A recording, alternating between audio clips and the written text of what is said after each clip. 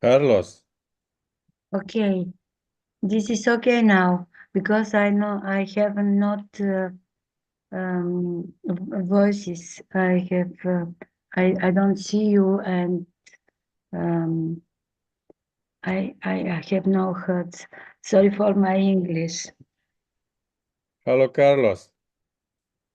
You are Carlos? I'm Gal now, but I see that Carlos is also there saying hello to him. Okay, but I hear you. I hear you well. if the conference is beginning, I don't know. I think that it will take few more minutes, but Milorad will moderate this discussion. So probably. Just be when informed that the conference will begin in a minute.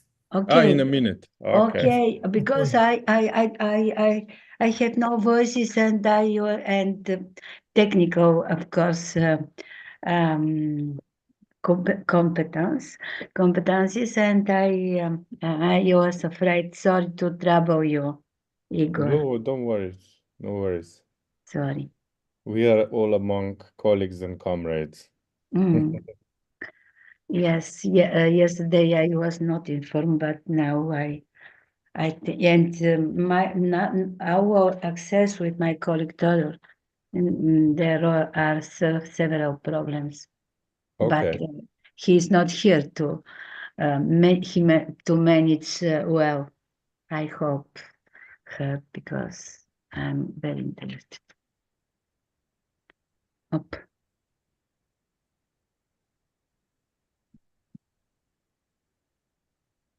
Of me.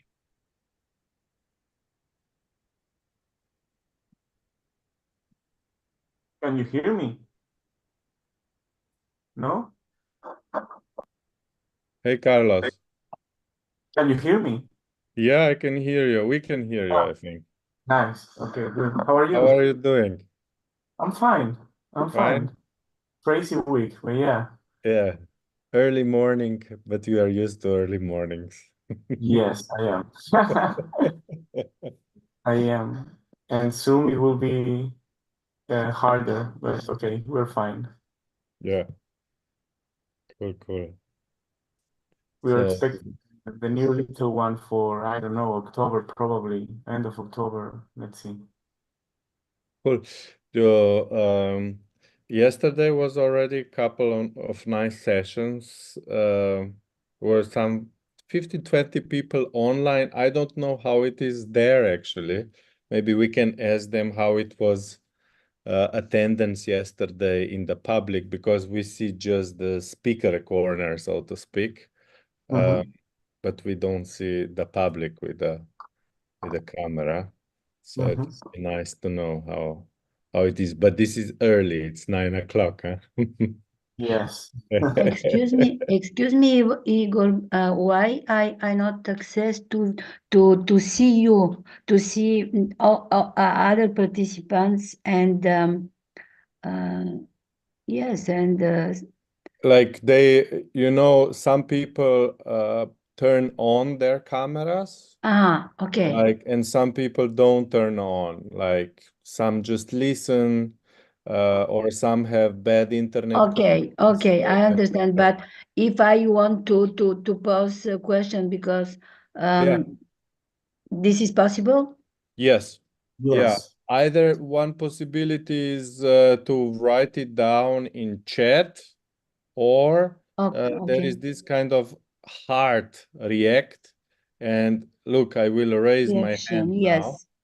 And Yes, I see the line with so this. that's basically what these two options. Okay. Yes. Okay. Yeah, I will take myself coffee, and then we will soon start. But this is possible to see the face of the speaker. Okay. Yes, I think you will see it automatically. Okay. Thank you.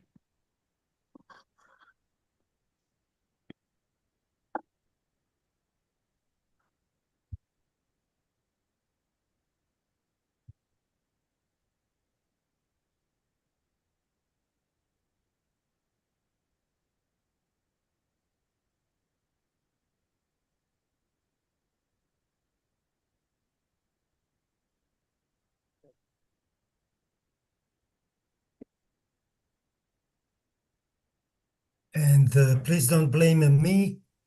The information that we will start in 10 past 9 was sent by chat from the organizers, so it's not my blame. But I'm sure they will begin soon.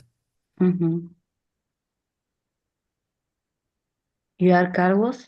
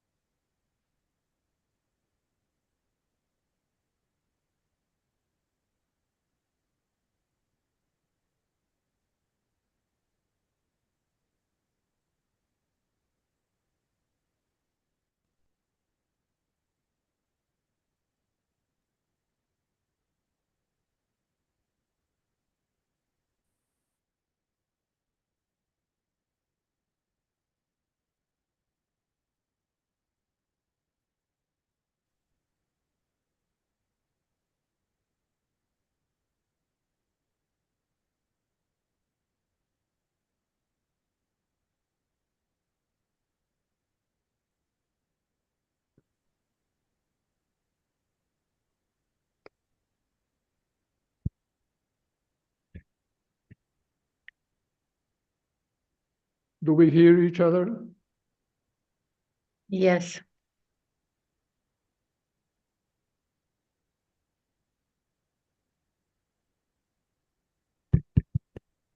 Yeah, now they should hear us. Yes, we hear you. But not see. Can I ask you once again, do we hear each other?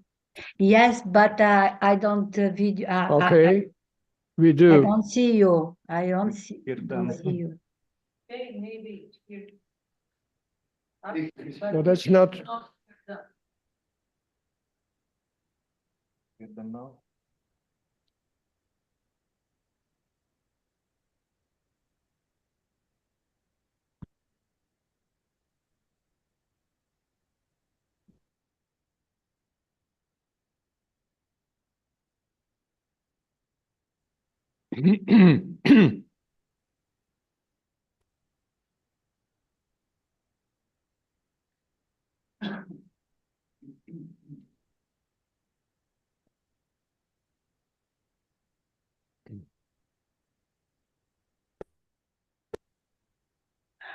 Super. Super.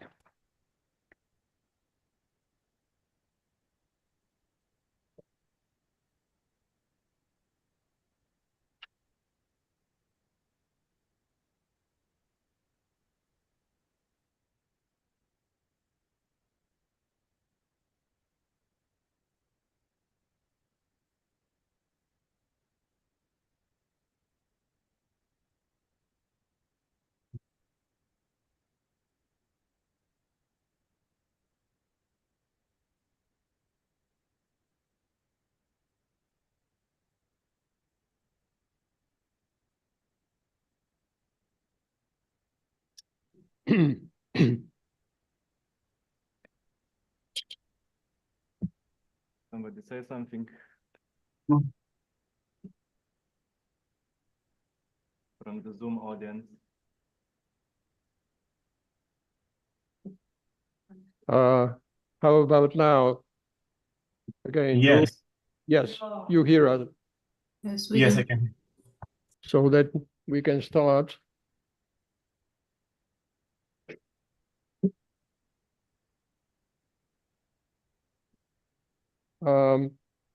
It's my great pleasure to announce and shortly to introduce our colleague, Carlos Gonzalez Villa, Associate Professor in Political Sciences at the University Castilla-La Mancha. His research focus is on political and social changes in Southeast Europe after the end of the Cold War, US foreign policy, and the global geopolitical transformations. He is the author of 3 books on these subjects, including Nova država za novi svetovni red, Mednarodni vidiki osamosvojitve Slovenije, published by Založba.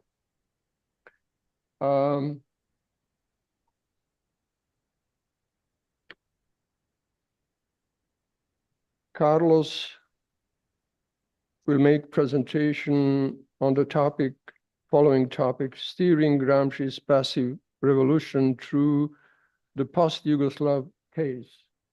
Carlos, may I ask you to start your presentation, please? Sure. Thank you, Miras, for your presentation. Greetings to all of you online or on site from Madrid. It's really a pleasure to participate in this event, though it would always be better to be inside, right? I would like to thank the organizers, Amelia, Gorazd, Alexandra. Thank you for bringing us together on this very special occasion that brings us together, as Rastko Močnik has been an intellectual inspiration for many of us. In my particular case, I have to say that his work and his advice has been critical in a period in which I have tried to provide theoretical consistency to what I have been trying to do in the past few years, to give a stronger theoretical underpinning to my research. The research I did for for my PhD. This inspiration, let's say, can be summarized in a sentence that Rastko wrote in an email he sent to me a few years ago. I think not without severity, when he told me, Carlos, it is important and productive that you take a class perspective and abandon the elite's terminology. I think this was key, because the jargon of institutional political science is a methodological straitjacket, and Rastko has helped me to escape from it. And I think that the ideas I'm presenting today explain part of this. So these ideas are organized around Rastko's short text that he published in a book edited by the Museum of Yugoslavia last year, in which a list of authors with different backgrounds discussed why it is important to continue working on Yugoslavia at this time in history and how to do so. So he made 3 concise points here. The first is that it is worth studying Yugoslavia because it is a location on which world historical processes overlap. Initially as space subject to exploitation, and after that as a place where a socialist and anti-imperialist alternative developed. The second point is simply, and I have to say that I found this one aesthetically beautiful, because as he says, it is our history. Salvador Allende in Chile, in his last speech, put it, history is ours and peoples make history, right? So this implies recovering a sense of national belonging and pride, remembering that Yugoslavs defeated imperialism and established the basis for a successful resistance against neocolonialism. And the third point would be that the analysis of Yugoslav socialist practices and contradictions provides a markers for organizing the exit from capitalism. So the following question is how to study Yugoslavia, and this one is answered by Rastko in a very suggestive way, which is by criticizing the depoliticizing individualization of predominant approaches in the social sciences, and he points specifically to the need to establish new scientific institutions from the perspective of the integral science as understood by Immanuel Wallerstein. So I believe that this text is a 4-way attack on the European Union's waterline. First, for 4 reasons, yeah. First, in the ideological dimension and politics of memory, specifically because Rastko mentions the European Parliament resolution of September 2019 that equalizes communism with Nazi fascism, and the study of Yugoslavia refutes this as a slander. Second, the economic dimension. The European Union was born with the aim of restoring capitalism in Western Europe. The creation of a common market was a way to secure the interest of major industrial powers like Germany and France. And summarizing the study of Yugoslavia and its dissolution and its aftermath helps to see this in a clearer way. Third, the geopolitical dimension. The European Union remains an artifact created within the framework of US geopolitics, and the study of Yugoslavia again helps to uncover this reality. And fourth, the scientific policy dimension. I'm quoting Rastko here. He says, the European Union science policy, which has been uncritically taken on board in peripheral European states, exerts a strong ideological repression on the social sciences. I have to add here that not only the European Union science policy, but also national scientific policies that replicate this idea contribute to the methodological and epistemological straitjackets I mentioned at the beginning of my presentation. So the study of Yugoslavia is very difficult in this scientific context, which only allows to approach the region and what is left today through the lenses of European policies, such as regional development, enlargement, security issues from the perspective of European Union nations, of course, revisionist memory, etc. So the main idea I would bring today is that the way Rasko tackles the problem leads to the concept of passive revolution by Gramsci, which is a concept that addresses the problem of dominant classes advancing capitalist restoration or transformation through the action of the state. In the case of the Yugoslav dissolution, it could be tempting to use this concept by saying that the Yugoslav dissolution was an addition of local passive revolutions in individual republics or regions. Yes, it seems clear that independence was driven from above by national dominant classes, which at a time of organic crisis found their instrument of ideological and moral leading direction in quasi-state institutions in the threat of the initiative of subordinate classes. All this in the framework of geopolitical changes driven by the consolidation of the neoliberal globalization in central countries. However, I believe that this approach limits the analysis. This characterization falls into formalism and theoretical fetishism, I think. By slightly changing the terms, for example, class or bureaucracy for elite, the explanation can easily be appropriated by mainstream politological approaches or even articulated as political program. This has been characterized by the concept of transitology that has been handled by Boris Budin and Gal Kiln. So there are authors who end up doing just that, depoliticizing the concept of passive revolution, to the extent that they claim that passive revolution is even a theory of transition, by establishing a scheme in which there is a starting point, a political operation, and an outcome. So I would say that we need to think about passive revolution in a different way, departing from Panagiotis Sotiris' perspective.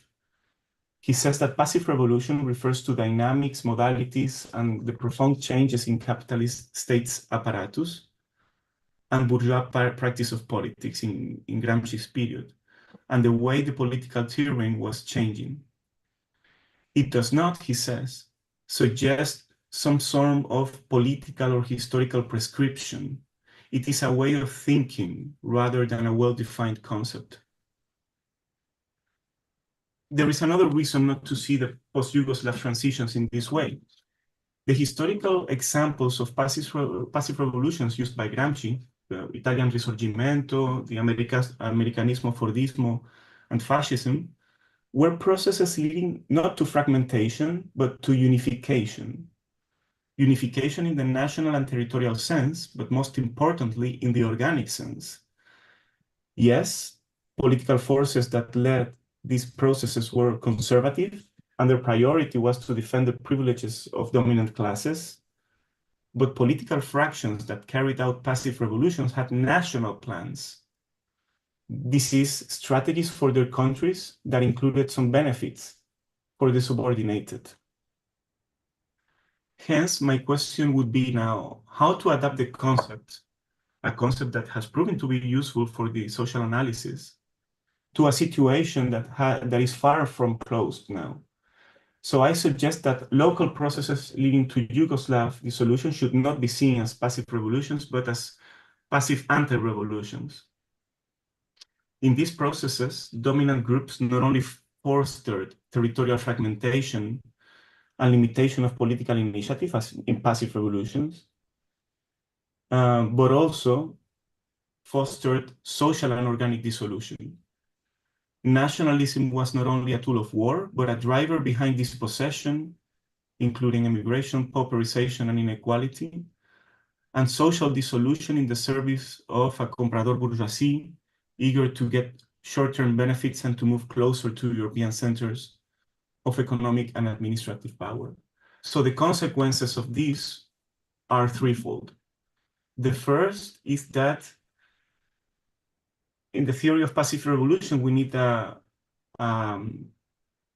entity, a legal political entity playing the so-called Piedmontese function, which in the case of Italian Risorgimento was important in order to drive the dominant social coalition the emerging liberal bourgeoisie and aristocracy. I would suggest here that there is an inverted Piedmont in the post-Yugoslav area, and this inverted Piedmont is Slovenia. In Slovenia led the fragmentation, and with long-term perspective, it did so, marking the rules of the game for articulating common interests for local post-Yugoslav dominant classes. All secessionist processes try to mirror Slovenia in some way, more or less successfully, more or less unsuccessfully. Also in the final objective of joining NATO and the European Union. Eventually, Slovenia became the arbiter for ex-Yugoslav republics in terms of accession, and soon with Marta Kos as commissioner for enlargement in a period in which it seems that there will be new accessions to the European Union at the end of this decade. Second consequence of why we should tackle the passive revolution in this way, as a passive anti-revolution. The Yugoslav passive anti-revolutions are such because they did not take place in order to lead a local transition towards national capitalism, but in order to achieve a short-term goal for dominant classes. However, there was an actual passive revolution taking place in Europe at that time. It was a passive revolution of Maastricht. The lack of ruling capacity of the Western European dominant classes in the context of rising globalization, the decline of competitiveness of Western European countries, technological lagging behind in front of the United States and at that time Japan, was compensated through a massive institutional reform of their states and the creation of the European Union with the Maastricht Treaty in 1992, all with the goal of boosting export-oriented national bourgeoisies. And the third point is that there was a role for peripheries in such European, German-led passive revolution, which is the displacement of externalities to the periphery, carbon leakage, extractivist stance on critical raw materials, the using of cheap labor, military bases, etc. So these countries in these European, German-led passive revolutions would be the countries led by the foreign party, as Gramsci posed. He said specifically, the more a nation's economic life is subordinated to international relations, the more a given party will represent this situation and exploit it to prevent the advancement of rival parties. Such a party, in reality, represents not so much the vital forces of its own country as economic subordination and subjugation to the hegemonic nations or to one of them. From the perspective of passive revolution, it would be negligent, finally, not to address the position of the left from a historical perspective. For the post-Yugoslav left, or whatever that means right now, it's not easy. It's not an easy task to define this right now. In Anti-Fascism Today, a recent text by Rasko, he talks about extra-parliamentarian forces. So for the post-Yugoslav left, embracing the notion of passive revolution certainly would not be revolutionary, but I believe, and this is an idea I would like to advance, would be positive. While dominant classes do not believe in their own countries' internal forces, the leftist assignment is to assume national reconstruction programs by invoking all internal social forces. Sotiris talks about this as a subaltern war of position,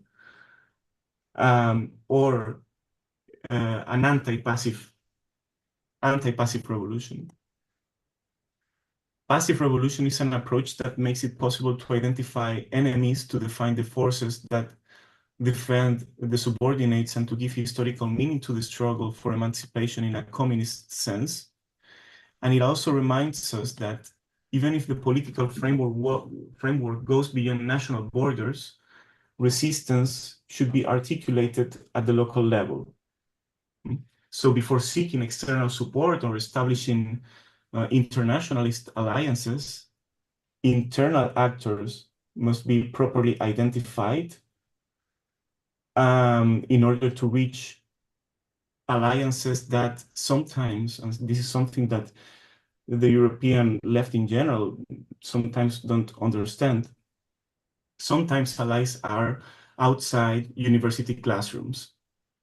And that is a reason why some critical authors with this drift of the contemporary left call this left Erasmus left. So a way of approaching this would exclude disgressive leftist position that are led by academic or intellectual and artistic avant-gardes that are more focused on their own position in the social structure than on social transformation. I believe there are no final answers here, but what it seems clear is what not to do at this historical moment. I think that defending democracy against so-called neo-fascisms is an incorrect approach right now. Democracy has brought economic impoverishment, nationalism, and war to this part of the world and to the peripheries in general. The current drift of the European Union with its reactionary parties and ideas of establishing new concentration camps for migrants should not shock those who know the recent history of this region. And this drift, moreover, follows democratic procedures and has strong social support right now. That is why the left must defend the popular sectors, whatever their origin, and not necessarily democracy. They must offer them a perspective of liberation and not a fairer Europe. I would like to remind that Marine Le Pen has already assumed the slogan that another Europe is possible, which reverberates the anti-globalization movement, another world is possible. And finally, my final point is that the left must be credible. And in order to be credible, it must be organized and it must be national. This is, they should not rely on political platforms that run on clicks and likes on social media, and they should not shelter under the protective command of foreign political party foundations. So thank you again, Milorad. I'm open to questions now or maybe later in the debate.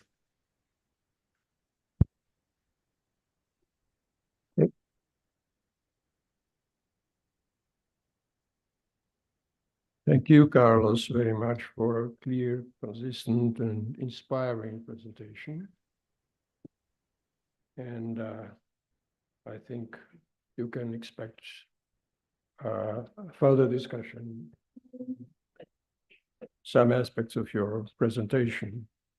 Now we have Dimitri Birac, our colleague from Zagreb, who graduated at Faculty of Economics at the University of Zagreb, and who was a PhD candidate at the Faculty of Political Sciences at the University of Zagreb, and who currently works as a researcher at the Archive of Serbs in Croatia, where Dimitri is one of the most active and productive researchers. Dimitri's topic is the role of the state in the historical break of 1989, 1991, the case of the Socialist Republic of Croatia, which sounds as a part of his PhD thesis. And we all are interested to hear him. Dimitri, the floor is yours.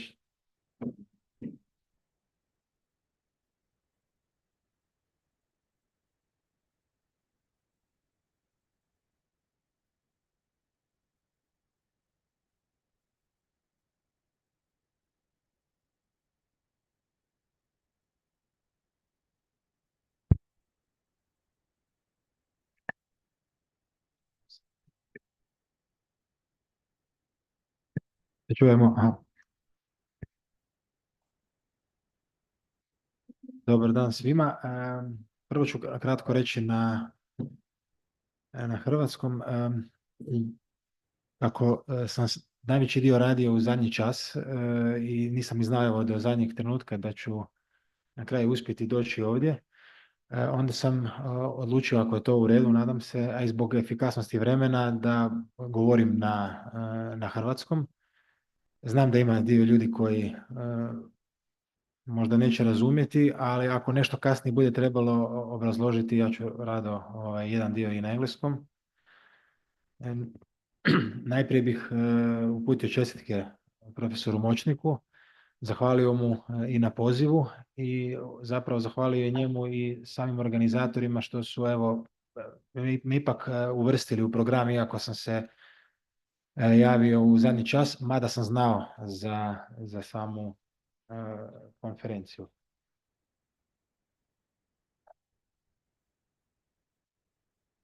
Ja ću krenuti, ispričavam se, imam 18 minuta, 15 do 18 minuta, pa ću ja onda probati se držati vremena. Moja tema, kao što je rekao ranije profesor Pupovac, je uloga države u povijesnom lomu, 89-91. Slučaj Socijalističke Republike Hrvatske. Neka problemska pitanja koja sam postavljao u radovima ranije, pa jednim dijelom svog doktorata, ovdje ću se dotaknuti. Koje je značenje tog procesa pretvorbe i privatizacije? Zašto se odvijao baš tim konkretnim putem? Odnosno, jesu li to bile neke anomalije ili je to jedna objektivna okolnost u datoj situaciji? Kako je hrvatska ekonomska misao u sklopu tada jugoslavenske ekonomske misli analizirala proces obnove ili restauracije kapitalizma. Početne postavke kako sam krenuo i slagati neku analizu i postavljati si ta pitanja. Prvo sam obradio naravno ovaj dio oko povijesnog loma, koji je zapravo od Koseleka termin, barem poznat po tome, gdje sam tu navodio, dakle, imao na umu kategorije kontinuiteta i loma. Dakle, s tim sam krenuo, s obzirom da jedan dio ljudi, analitičara, promatra procese krajem 80-ih i 90-ih kao neku vrstu loma, koji se dogodio. S druge strane, imamo kasnije u tranzitologiji nekakve tendencije da se nametne jedna vrsta narativa, da je posebno 90, da je to jedan prijelaz, da je to jedna tranzicija prema boljem, pravednijem, efikasnijem, ako hoćete, društvu. I kad se čitaju tekstovi kraja 80-ih jugoslavenskih ekonomista, onda se dosta, pa i politologa, onda se također vidi ta jedna tendencija da oni gledaju na način da neće doći ni do kakvog diskontinuiteta ili loma, nego da će to biti jedan prijelaz prema dalje. Dakle, najteža zadaća je uspostaviti taj adekvatan odnos između tih oblika lomova i imajući na umu kontinuitet. Ono što mi je bilo bitno naglasiti da se u tom razdoblju isprepleću tendencije nestajućeg i nastajućeg. Dakle, da nisu stvari naravno fiksirane, iako kao znanstvenik onda morate uzeti ipak jedan dio, obraditi ga, apstrahirati, ali tu onda često dolazi da se, neću reći zaboravi, ali da se ne obrazlaže dovoljno dobro ili dovoljno detaljno, da cijelo vrijeme imate na umu procese koji nestaju i koji nastaju i koji se isprepliču. Kaže Todor Kuljić, za Koseleka je značajna kategorija istovremenosti neistovremenog koja označava slojeve vremena uopće, to jest u vremenskom pogledu snage različitih izvora čije se oprečne logike i dinamike prožimaju unutar zajedničke strukture. I ovo je bitno, riječ je o neharmoničnom sapostojanju društvenih procesa različite starosti, koji se označavaju sa već, još ne i još uvijek. I to je osnovno iskustvo svih historija. Dakle, ovdje je najvažnije imati na umu moment prijelaza, iako to ne isključuje, kao što sam rekao, diskontinuitet, s obzirom da se gleda u širem smislu. Buhovski 90. kaže, to su ti trenuci zgušnjavanja povijesti, kada su tako nabijeni događaji, tako dinamični, da se u tjednima, a da ne govorim u mjesecima, stvari mijenjaju. Dakle, tu sam naveo da je potpuno moguće realno nešto što je vrijedi u januaru ili februaru 89. da se tumači na taj jedan način, sa različitim konsekvencama, da već u junu ili oktobru iste godine označava potpuno nešto različito, nešto drugo. A naravno to vrijedi i za tjedne i za mjesece i često se toga sjetim kad razgovarate recimo s ljudima, kada se oni prisjećaju, onda nesvjesno skaču iz 90. u 88. u 91. brkaju naravno i ljude, ne povezuju događaje, iako se njima to sve čini realno, što je time realnije što su proživljavali te događaje. Kako je to djelovalo i na jednom dijelu i naših tada analitičara, 89. već drugoj polovini, neki su pisali, partija može biti sigurna da u nas još nije stvorena realna socijalna snaga koja može tako lako preuzeti vlast, da bi nakon manje od godinu dana promjena se dogodila. Ili recimo, evo, Miršćev piše, bojazan od građanske restitucije je potpuno neopravdana, pogotovo u uslovima predominacije društveno-svojinskih odnosa. Slično je pisao i Marijan Korošić, znanstvenik Ekonomskog instituta, koji isto nije vjerovao da u sve ono što vjerojatno predlaže, zbog dominacije društveno i samoupravnih odnosa se neke stvari ne mogu odviti. Naravno, u 90. dolazi do još većeg ubrzanja i tada gotovo iz tjedna u tjedan se stvari mijenjaju. Ja ću sad, idem dalje. Drugi dio postavki je bio da sam proučavao sovjetsku debatu o industrializaciji 20. godina i kroz dva protagonista, Preobraženskog i Buharina, i oni su zapravo tu davali taj naglasak na prijelaznom razdoblju između kapitalizma i budućeg, recimo, društva, ne između kapitalizma i komunizma, i oni su naglašavali, dakle, da se radi o periodu koji više nije, a još nije. Dakle, imali su taj moment prijelaza na umu i tada je došlo do jednog odnosa i perspektiva širenja revolucije na razvijene zemlje kontra, recimo, socijalizma u jednoj zemlji. Konačna postavka, evo, i to je ovo što me inspiriralo, je bio pogovor od profesora Močnika, gdje je on zapravo objašnjavao, imajući na umu ove segmente, obnovu kapitalizma u Jugoslaviji, da je ona mogla ići jedino putem mehanizma nacionalnih država, pri čemu je nacionalna država imala dvostruku ulogu. Svojim nastankom kao buržovska država prekida samoupravne procese u društvu i kao nacionalna država provodi razvlaštenje radništva. Ovo su, po meni, nasilni i politički činovi par excellence. Naravno da su bili ratovi, da su bila pitanja koja su bila i nacionalno pitanje, razna druga pitanja, međutim, u ovoj prezentaciji, imajući na umu taj pogovor, sam odlučio se osvrnuti više na ovaj dio društvenih procesa koji je bio manje istražen. U tom smislu proces pretvorbe i privatizacije u Hrvatskoj, govorim sada za tada SR Hrvatsku, bio je i kasnije Republiku Hrvatsku sastavni dio procesa obnove kapitalizma periferije i ovaj najznačajniji događaj ekonomske i političke povijesti RH realiziran je procesom primarne akumulacije kapitala u kojem je ključnu i nezaobilaznu ulogu igrala Hrvatska država. Tih nekih stvari sad se ranije kolega dotaknuo Pijemonta i uloge.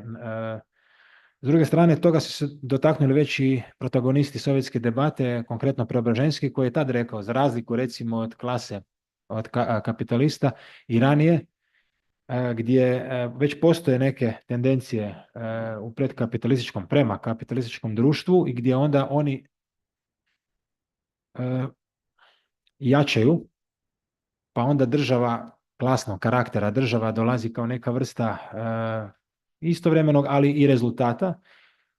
On tvrdi onda 20. godine mi, kao tada socijalisti, moramo sa državom upravljati procesima. Ovdje se slično jedan inverzni događaj odvijao, dakle ovdje nije toliko neka klasa ili kasta razvijala svoju državu koja će onda biti alat, barem u tim početnim godinama, nego su tu zapravo na ovom jednom političkom nivou situacija odvijala i gdje je onda država igrala ove dvije uloge koje je profesor Močnik bio spominjao. Ovo je samo kratak dijagram u kojem promatram prijelazni period, na koji način. Ovdje je kapitalizam periferije recimo do 45. do sredine ili kraja 40. i onda imate taj prelazni period, u tim terminima govorim, ne? Da nakon obnove kapitalizma se odvija jedan oštri pad i to je recimo opet, nije opet, mutatis mutandis, kapitalizam periferije, ili gledano recimo od 52. na razini Hrvatske, kretanje bruto društvenog proizvoda, recimo prelazni period, i onda ide ovaj pad i obnova kapitalizma, recimo, koja ide do danas, kapitalizam periferije. To se svodi, ja sam, tu sam naveo making capitalism without capitalists kao podlogu za to da država je taj akter.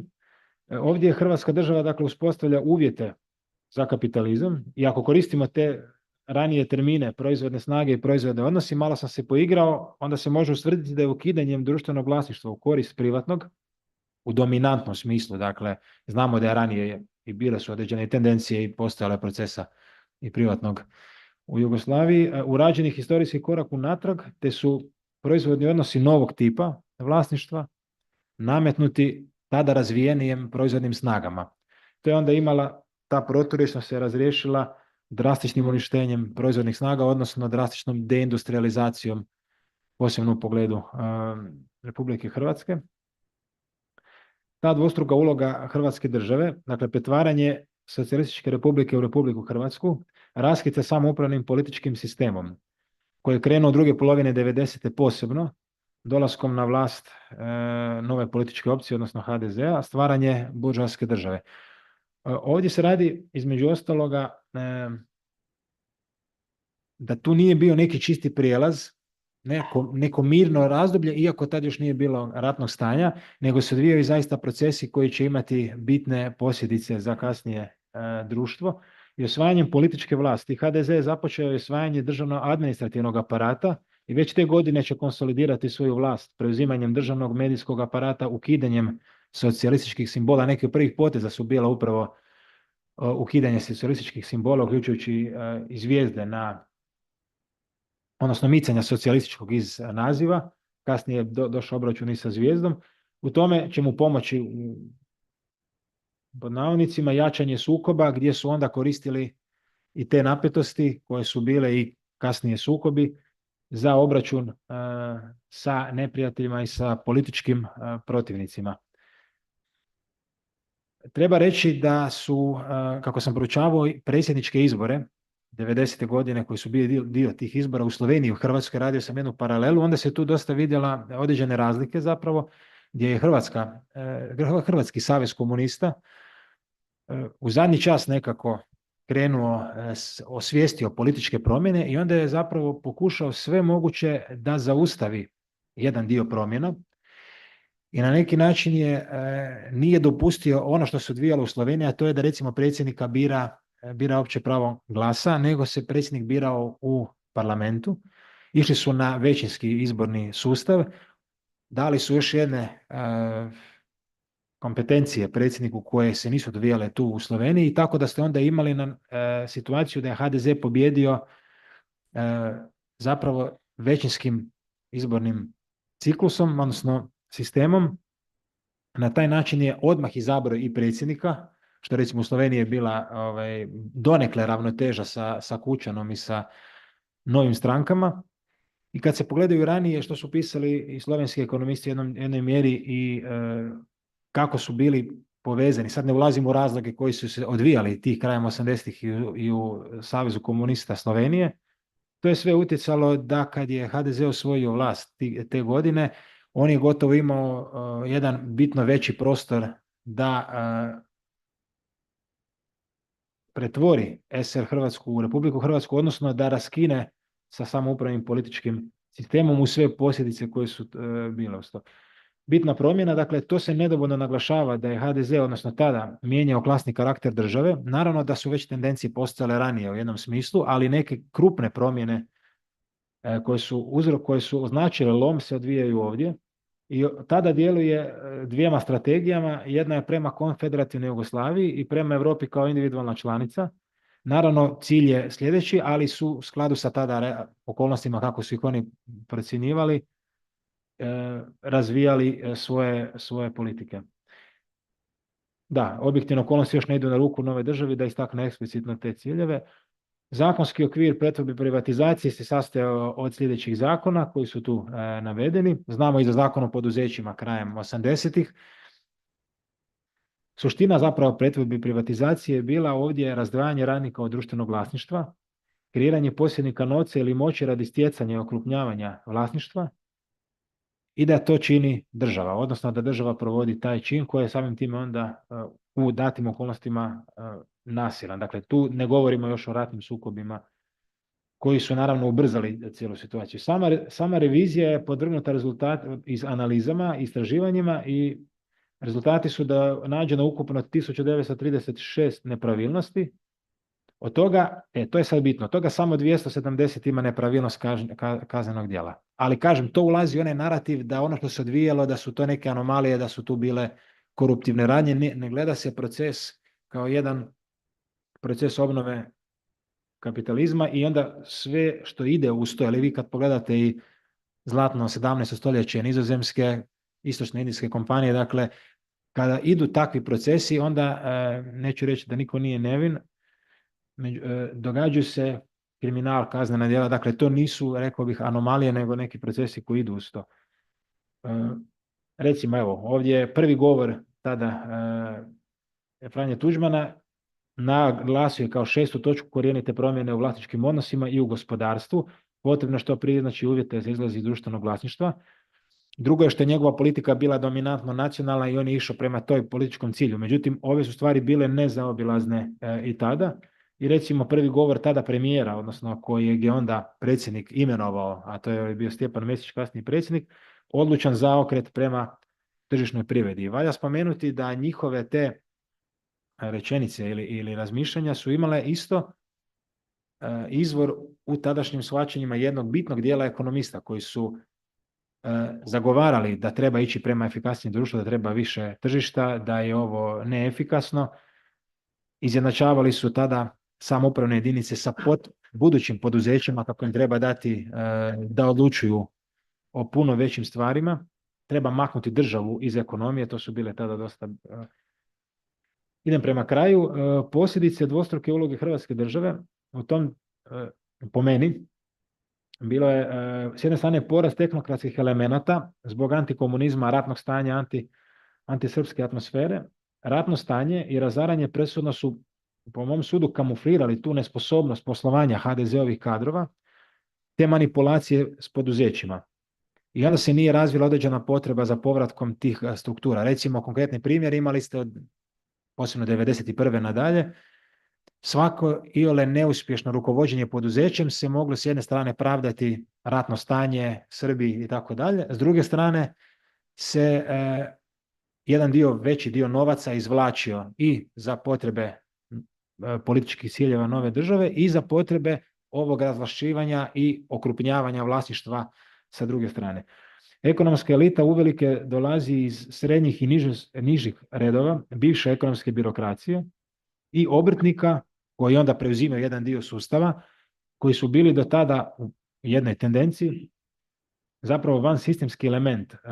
Ili su bili nacionalno orijentirani, pa onda su nakon one smjene 70. godina bili izvan sustava, ili samim time kad ste obrtnik imate da li je to mehaničarska radnja ili neke druge ili razni kooperanti, vi niste onda niste toliko vezani na sustav ili nisu članovi partije. Tako da su onda došli, možemo reći, na svoje kada se ta situacija odvijala. Dakle, ovdje je bitno napomenuti da u većini slučajeva ti direktori poduzeća koji je zagovarala jedan dio političkih struktura, ali ta onda struktura je doživjela poraz, recimo tamo negdje u ljetu 90. ili pred kraj 90.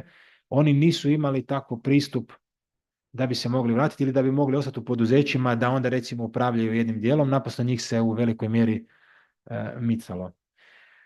Idem prema kraju, recimo imajući na umu prijelaz i ono što sam na početku govorio, klasni karakter, neki ekonomisti tada, to je 94. Rohatinski recimo i Santini su pisali, dakle, iako je tipična definicija tranzicije, prijelaza, nameće se zapravo pitanje iz kakvog socijalizma u kakvi kapitalizam, i to može biti samo prijelaz ekonomski manje propulzivnog u propulzivni, dakle i u onaj koji je već efikasni, dakle jedan optimizam se javlja. I ovo je zadnji slajd, ne moram ga onda cijelog čitati, poanta je samo da su zapravo ekonomisti su najviše i kada analiziraju unatrag, najviše fokusirali na ulogu države striktno kao ekonomskog subjekta, tamo gdje su trebali naglasiti najviše njen politički karakter i klasni karakter.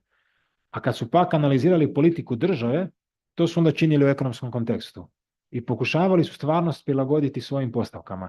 I u tom smislu onda imate njihove analize da država nešto radi krivo, da ne bi trebala to raditi, i da oni državu spoznaju kao subjekt kritikom, ali negativnom kritikom, pa njeno podržavljenje društvene imovine, njene pogrešne korake pod navodnike, uzimaju kao anomalije cjelokupnog procesa. Dakle, oni ne gledaju naravno kao dvostruku ulogu države, ne gledaju njenu presudnu ulogu, koja je politička, nego je gledaju kao nekog igrača ravnopravnog koji treba osigurati pravila igre kojima bi se onda trebali svi ostali ponašati, a sve u svrhu novog, boljeg, pravednijeg tržišnog društva. Zadnja rečenica, dakle, ono što je bitno je da država nije tu da bi učinila konzistentnom ekonomsku teoriju i njene modele, nego da bi realizirala, posebno u ovim okolnostima, novi, stari društveno-ekonomski sistem. Hvala još jednom na prilici, evo, da izložim. Ispričavam se unazad, još jednom što sam i govorio na hrvatskom, a evo, bilo je sve u zadnji čas.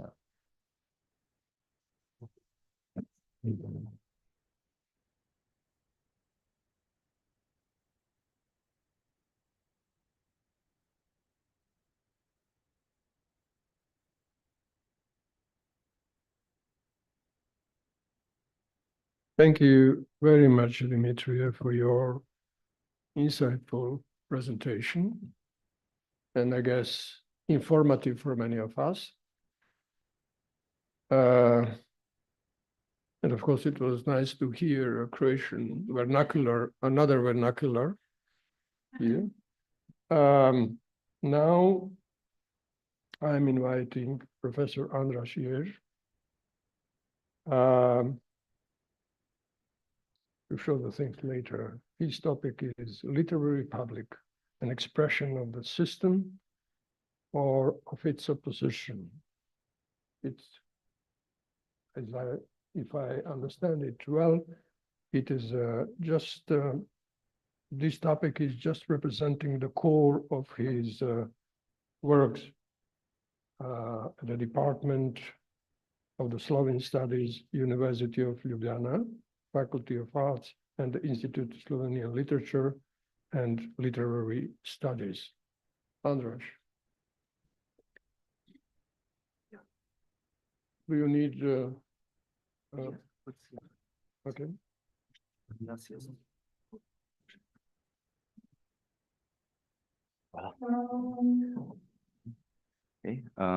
Thank you very much for this presentation. Okay. So, yeah, actually I made a longer study analysis or something, and now I will just present certain bits of it.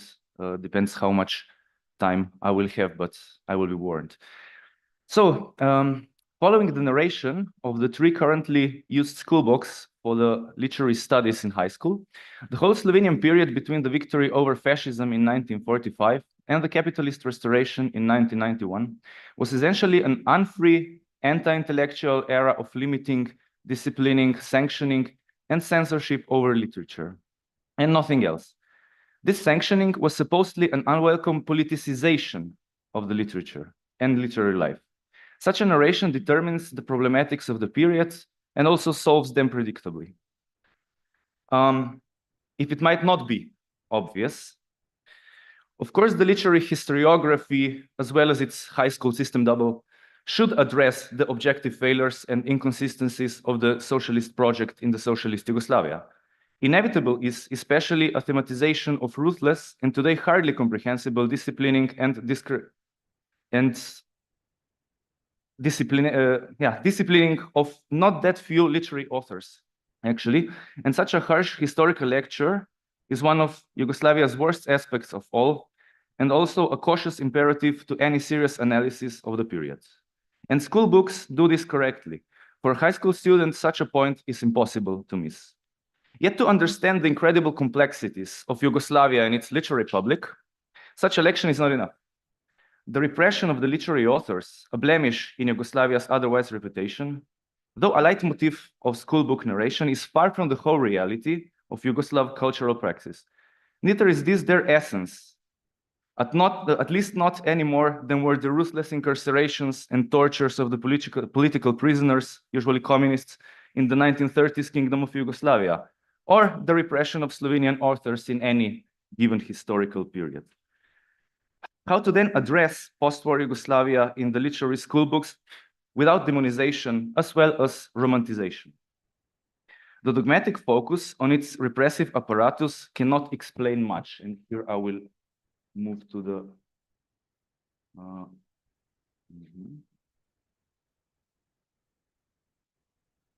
okay.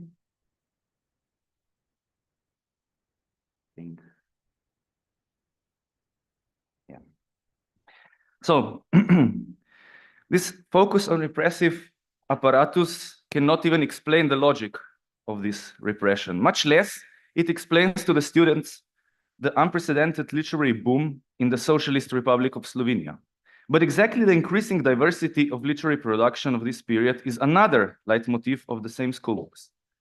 This renders the reduction of the socialist policies to repression even less reasonable, especially as no other description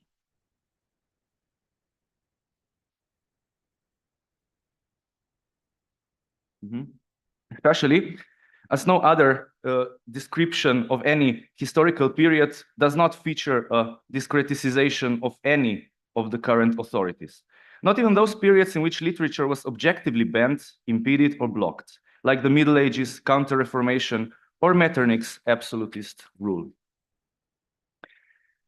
In judging the post-war state, let's not forget that authoritarian rule and repression of other suspicious literature were obvious and unquestionable for centuries, while the literary output in Slovenia was usually very scarce and duly uniform comparing to the literary production after 1945. How should a student, with his or her so-called cognitive and emotional structure, horizon of expectations, abilities, prior knowledge, etc., understand the instrumental hatred aimed at socialism in connection to such literary blossom? And how come that such an omnipotent and monolithic repressive state had zero success in suffocating the literary life?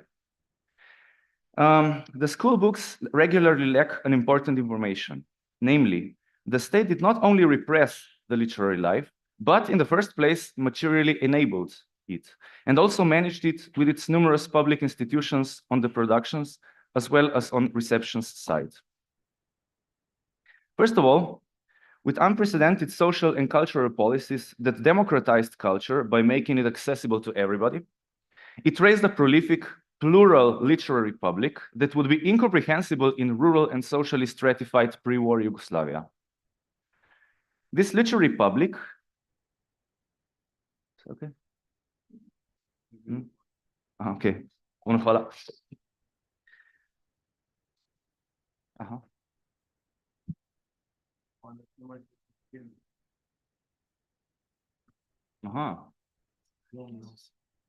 Kaj niste to videli? Kako?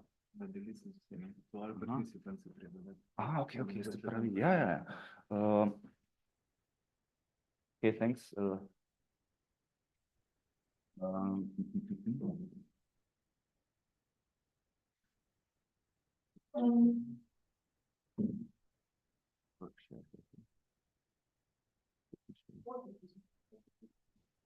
Okay.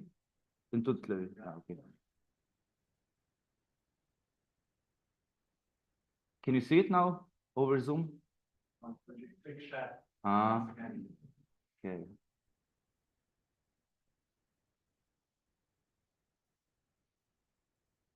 Okay.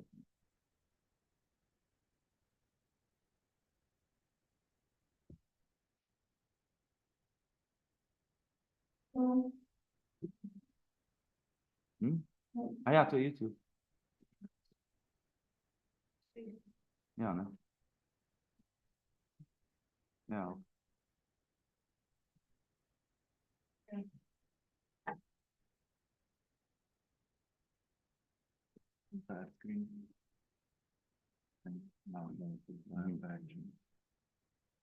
Okay, thank you for the information. Can you see it now?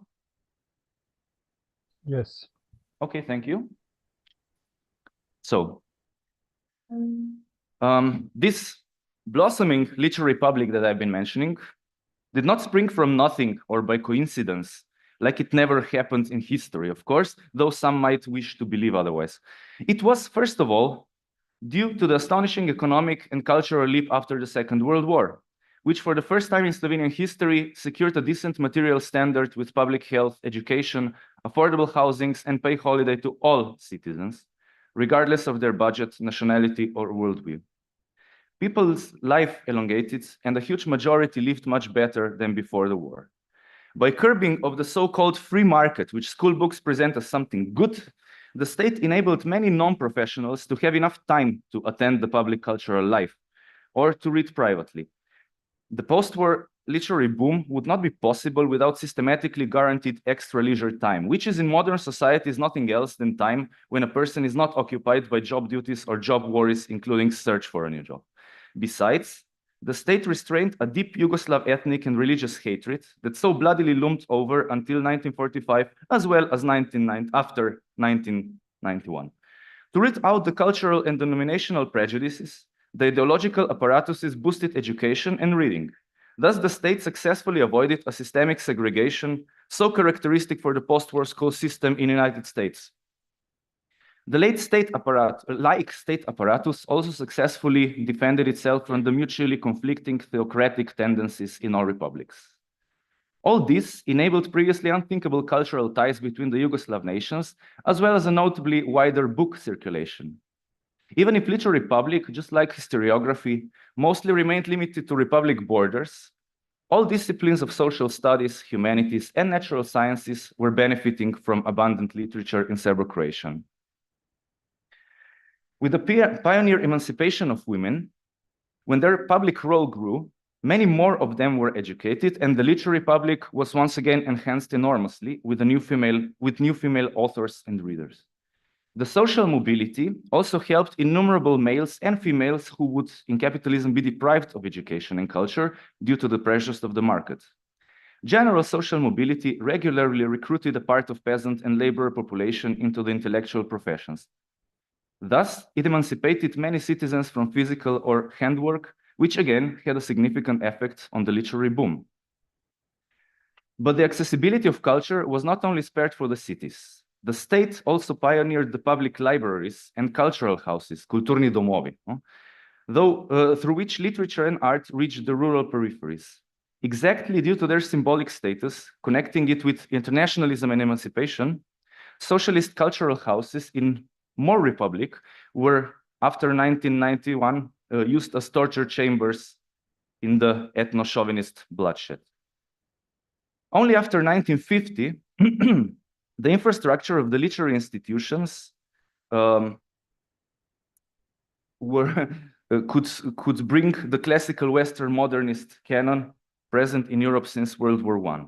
Apart from dozens of remarkable authors from the global north, the non-aligned movement introduced Slovenian readers to the literature of the global south, many of which were released by a publishing house from Nota Bene, Murska Sobota. In the whole century before 1845, the capitalist bourgeoisie, idealized by the school books, did not reach general social security nor culture accessible to everybody, especially not outside the cities or the big cities.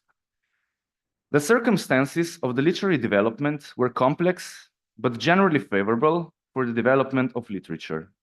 Even some of the harshest conflicts in the literary scene started publicly in the daily newspapers and continued in the large number of literary journals and academic books. An infamous pamphlet called Demokracija da, razkroj ne, so yes to democracy, no to decay, for November 1968 is often suggestively portrayed as an official statement of the state, and thus a reliable expression of its authoritarian approach.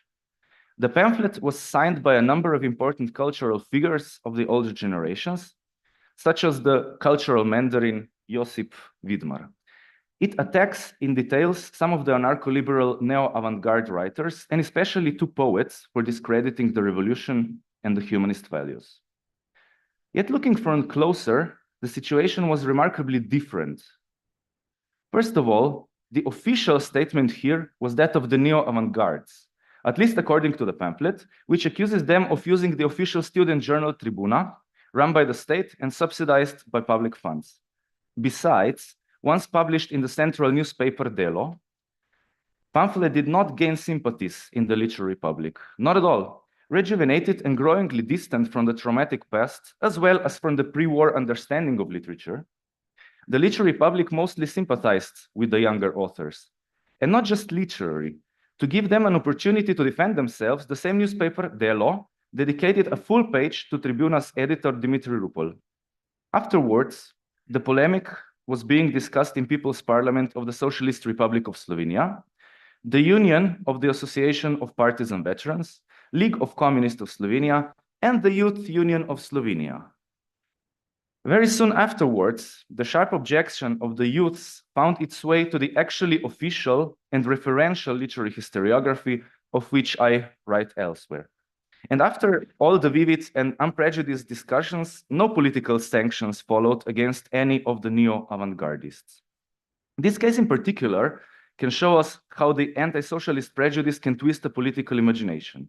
Josip Vidmar, that you can see on the left side, is regularly seen here as an epitome of the authoritarian Marxist-Leninist politicization of literature.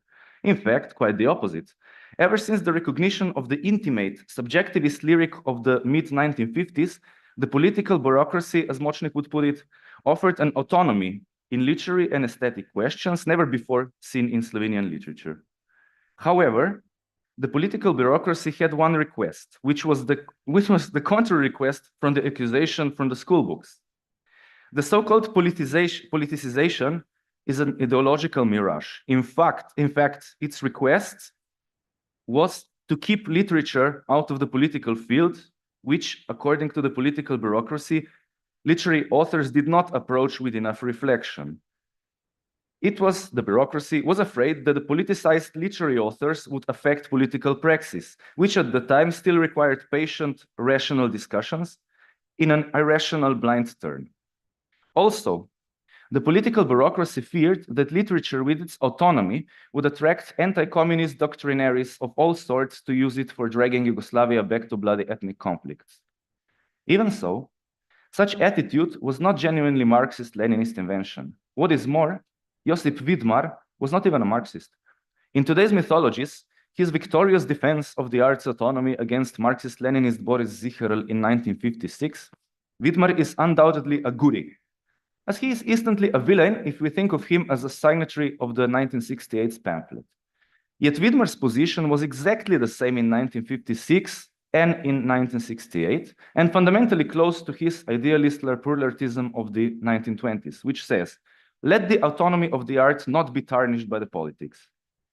Before and after war, this Vidmar's purist attitude became an intersection of the effects that were sometimes more and sometimes less likable. Can this already challenge our general, this can already challenge our general anti-communist prejudices a bit. If Yugoslav state was so politically monolithic, how come that the most important cultural bureaucrat and the most referential literary critic was not even a Marxist? In any case, in Yugoslavia, since at least mid-1950s, the harshest sanctions were not imposed upon the writers that fully dedicated themselves to aesthetic questions, and thus literature, visual arts, and music could freely develop formally. The most attacked were those that were drifting from the aesthetic questions to the political ones, or that had unluckily been understood as such, but not necessarily understood by the political bureaucracy, but by the citizens' public. Among such unfortunates was Vladimir Gajšek, you can see him on the right side of the picture, with his poem in the spring of 1965's official student journal Tribuna. The poem painted the Christian Holy Family in a very provocative or fairly vulgar manner. Clearly, his critics dismissed his Licentia Poetica as easily as the old guard dismissed that of the young pseudo-revolutionaries whom the pamphlet attacked, yet with two major differences. First difference, this time the poet was sanctioned by law. And second, this time he was repressed by a group of public that we usually posit on the other side of the Yugoslav governing dynamics. Namely, in the following issue of Tribuna, the students of Ljubljana's theological faculty protested against Gajšek's poem. They conveniently referred to the Yugoslav constitution. Sounds like a beginning of an affair. How did the anti-clerical, laic, and atheist political bureaucracy react? It firmly stood on the side of theology students, believing that no group in self-governing public should act disrespectfully against another. By the end of the same year, 3 bishops, who also found the socially disruptive message more important than the literary autonomy, through their attorney, sued Gajšek. Eventually, the poet was only clear of charges on the second process. Was this really the same communist state that, as we often read, treated all Christians as second-class citizens? To challenge our anti-communist dogmas even more, this disregard for a free literary expression happened at the height of the technocratic turn in the League of Communists, also known as the time of party liberalism. These two cases, so the pamphlet and the theology students' letter, address a short circuit between two different oppositions to socialism. Was revolution forbidden to attack because it was socialist civilizational achievement? Or was it, on the contrary, forbidden to attack because, just like the Holy Family, it meant something to Yugoslav citizens? Hence, the citizens that the political bureaucracy wanted to keep safe from the flames of their own compatriots' hatreds of different worldviews, the League of Communists tried everything to become, to put it with Močnik, a zero institution of the newly emerging society. It wanted to be recognized as an invisible structure serving people, a structure upon everybody would agree. Just like liberalist dominance did it so successfully in the colonial superpowers. Thus, just like the liberal governments, it would switch between different publics' existing wishes and needs instead of meshing them into a monolithic regiment.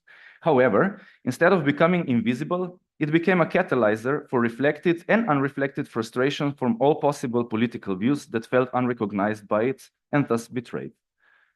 Thus, the League sometimes disciplined the more extreme individuals of not just different but opposing views, like different denomination, different worldview from ethno-chauvinists to Maoists and anarcho-liberals of different nationality. Yugoslav socialism is easy to hate in the times of the identity politics. Any worldview, religion, or nationalism can simply point out those convenient cases of repression that address its own identity segment and call socialism the natural ally of its competing identity. No? We should just read different nationalist pamphlets in ex-Yugoslavian countries. The Slovenian and Croat nationalist socialism was not just against them, but was inherently pro-Serbian. For Serbs, nationalist socialist utopianism was a perverse natural ally to the ungrateful Slovenes and Croats who were given so much by Serbs and then wanted to leave. And similarly, to religious people, socialism was an atheist assault of all the faithful. To atheists, it felt disturbingly exactly because it was acting just like another religion. To radical leftists, it was too native, if not purist, archaic, and patriarchal. To conservatives, it was almost too foreign, if not mongrel, ruthless, and feminized. To the artists, it was too rationalist and rigorous, for the pragmatic too dreamy and illusional.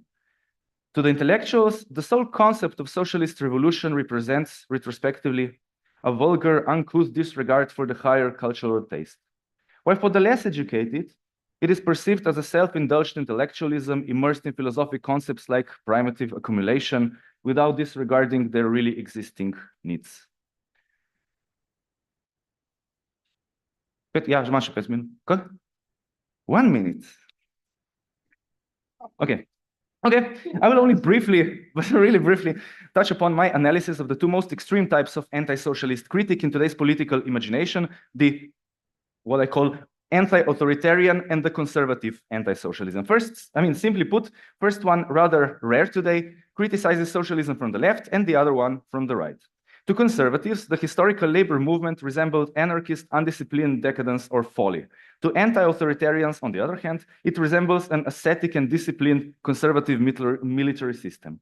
It is not unusual in the continuous struggles for the political imagination in which anti-communist propaganda won over different, completely incompatible groups like clericals, homosexuals, mujahideen, or anarchists.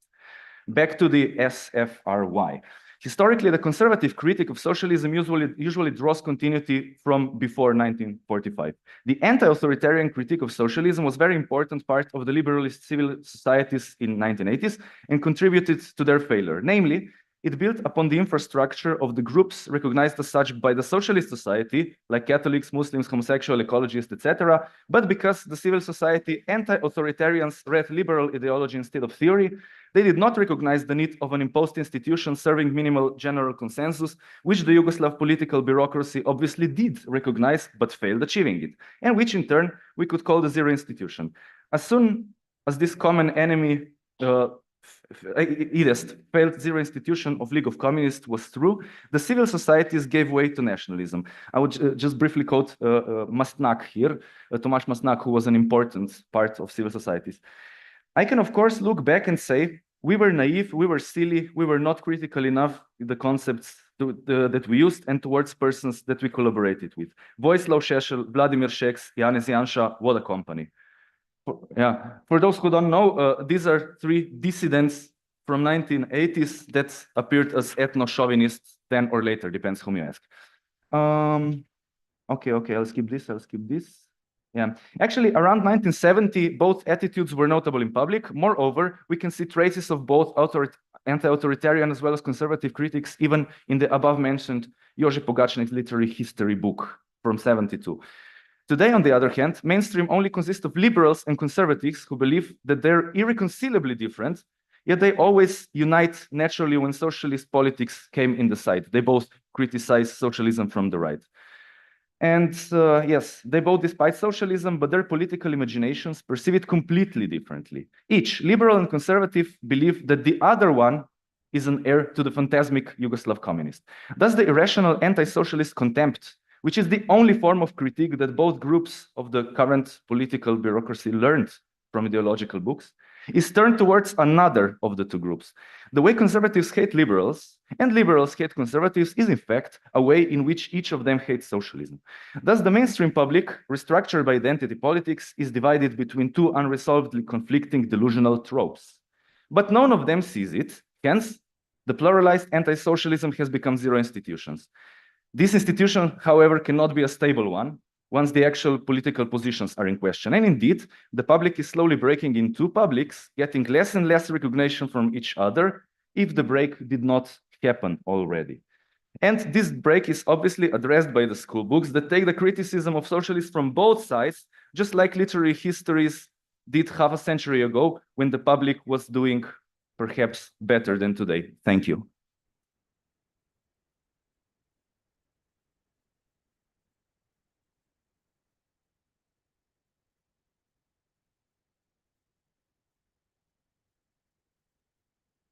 So we took plenty of our time for a great presentation. We just finished with Andras' presentation. Now we have 15 minutes for discussion. And short break for 15 minutes again. Exactly. So we already have two hands in the air raised. Please, Professor Nicola.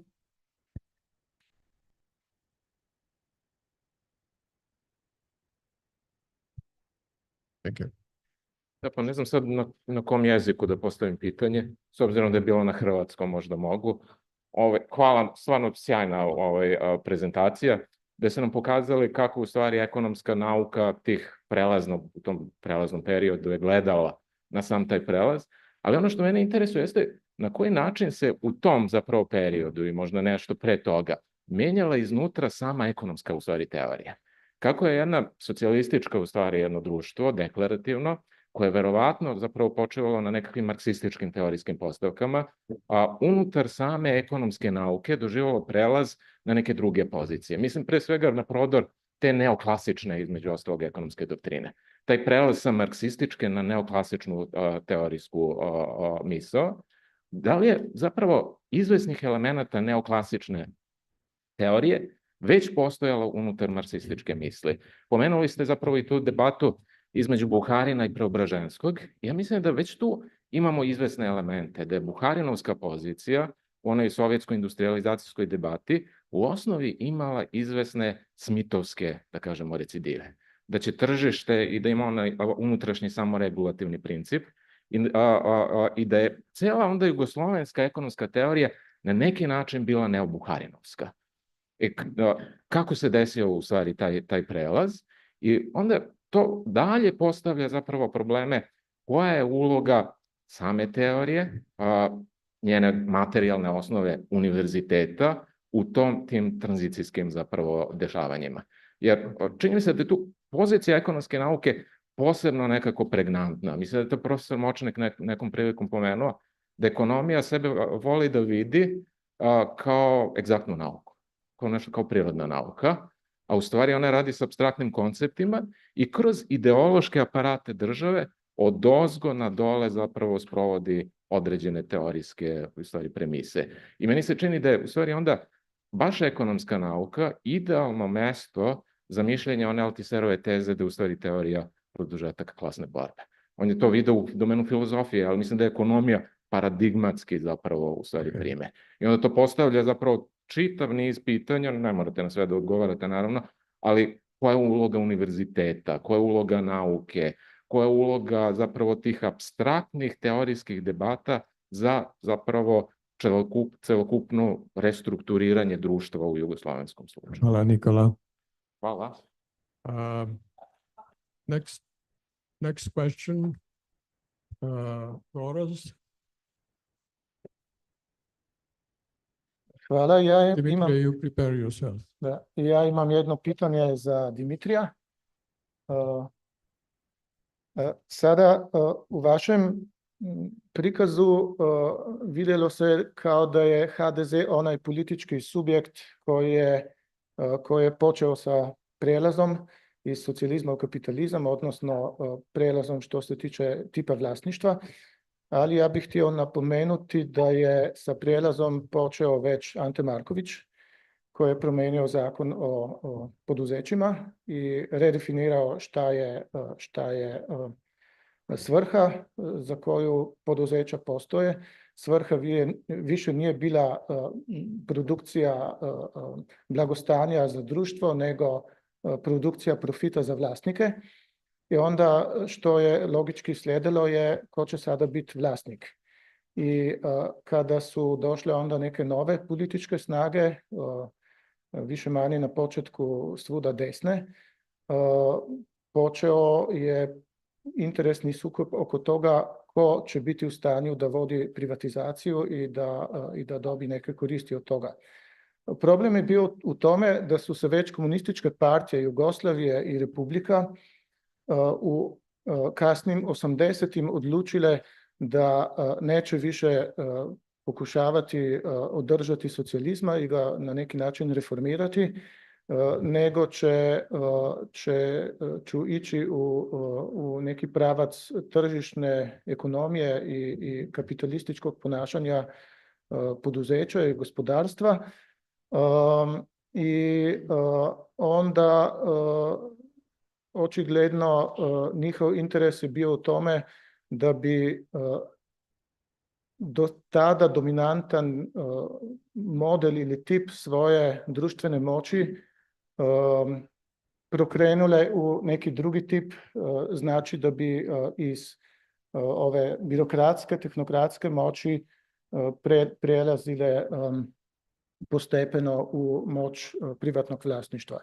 Tako da, iako je bio politički prostor u ranim 90-im, recimo kod nas, isto kod vas i tako dalje, svuda vrlo polariziran zbog ideološke teme antikomunizma. U biti ni jedna od političkih opcija u ono vreme nije bila antikapitalistička. I zbog toga je HDZ imao prosti put, jer mislim, sva razlika je bila ne u tome ko jeste ili ko je protiv privatizacije, nego koja klijentela, koja klijentelistička grupa će se tu okoristiti. Marko? Okay, thank you for the three great lectures. I have a question for Carlos and perhaps one for Andras. First off, Carlos mentioned a communist perspective on a certain issue. I'm wondering, and then finished off with proposing alternatives for the general left in Europe and the Balkans. So I was hoping, perhaps, Carlos, if you could elaborate on the difference between the two terms. Where do you see certain communist, future communist forces? Where do you see the left in relation to them, and so forth? And Andras, you referred several times to the role of the writers in this from falling out of this complex Yugoslav cultural space where the League of Communists was a zero institution. If you could perhaps reflect historically on the role of the writers in the breakup of Yugoslavia in the late 80s and the 90s. So again, a bit of a historical question. It's something that the professor has written extensively about, but I believe it would complete I mean, it would enrich the discussion. Thank you very much. Thank you, Marco. Rada? Yeah, I saw that. So next question goes from Rada. Rada, please.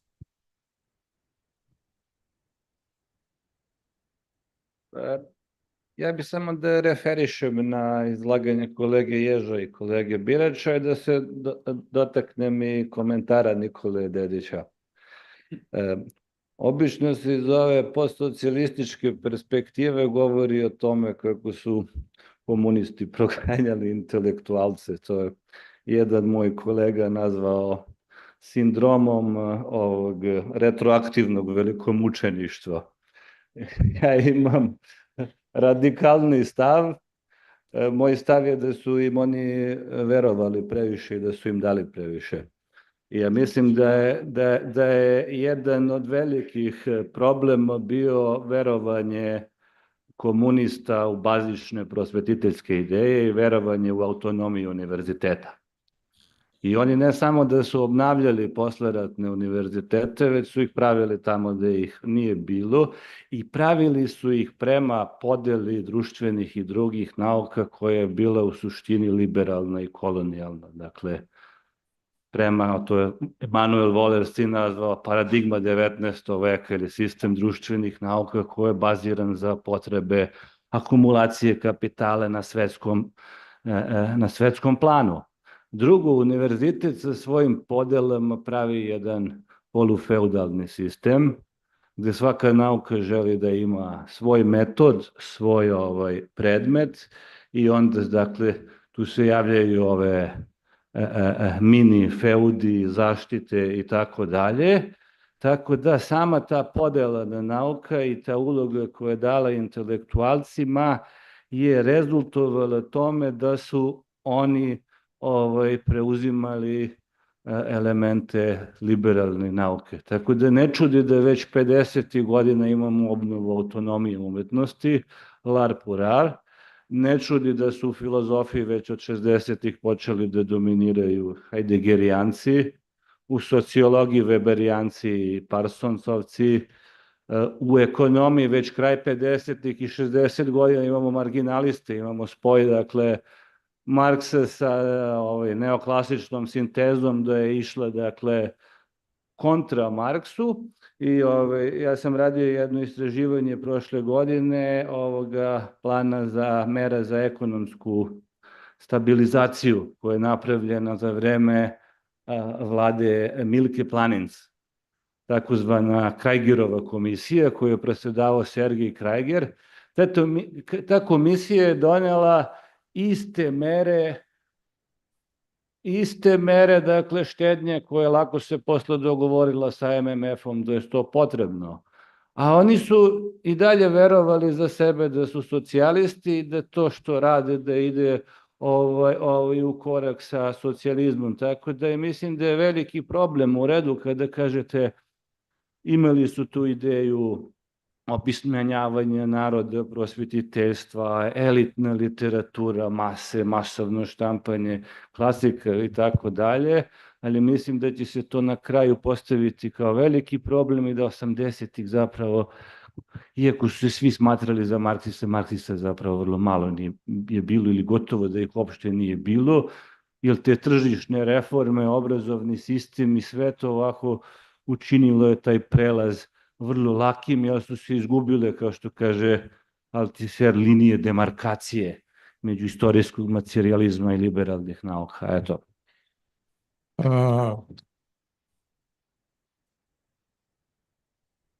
I'm not going to break this process of prevailing vernacular sober English.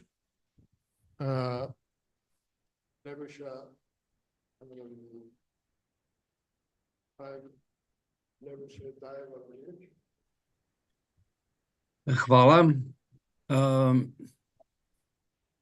A short question. In fact, it was for Dimitri, but anybody could answer.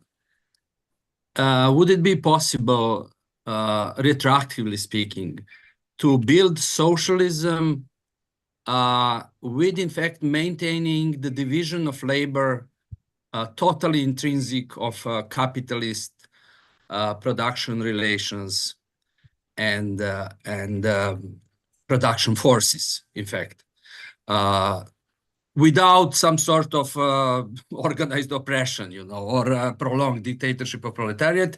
And wasn't that the main structural reason for unsuccessful, to say, project of socialism at European periphery? In other words, according to Dimitri's notion of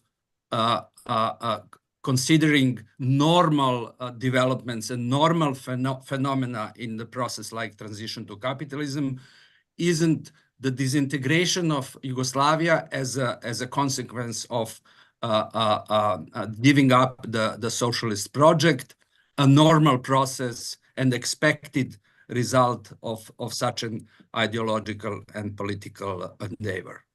Thank you.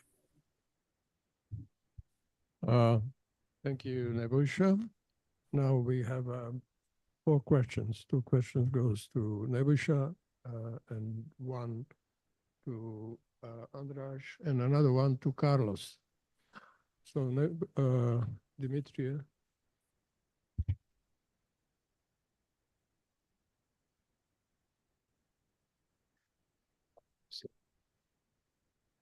Evo, hvala na pitanjima, zaista zanimljivim.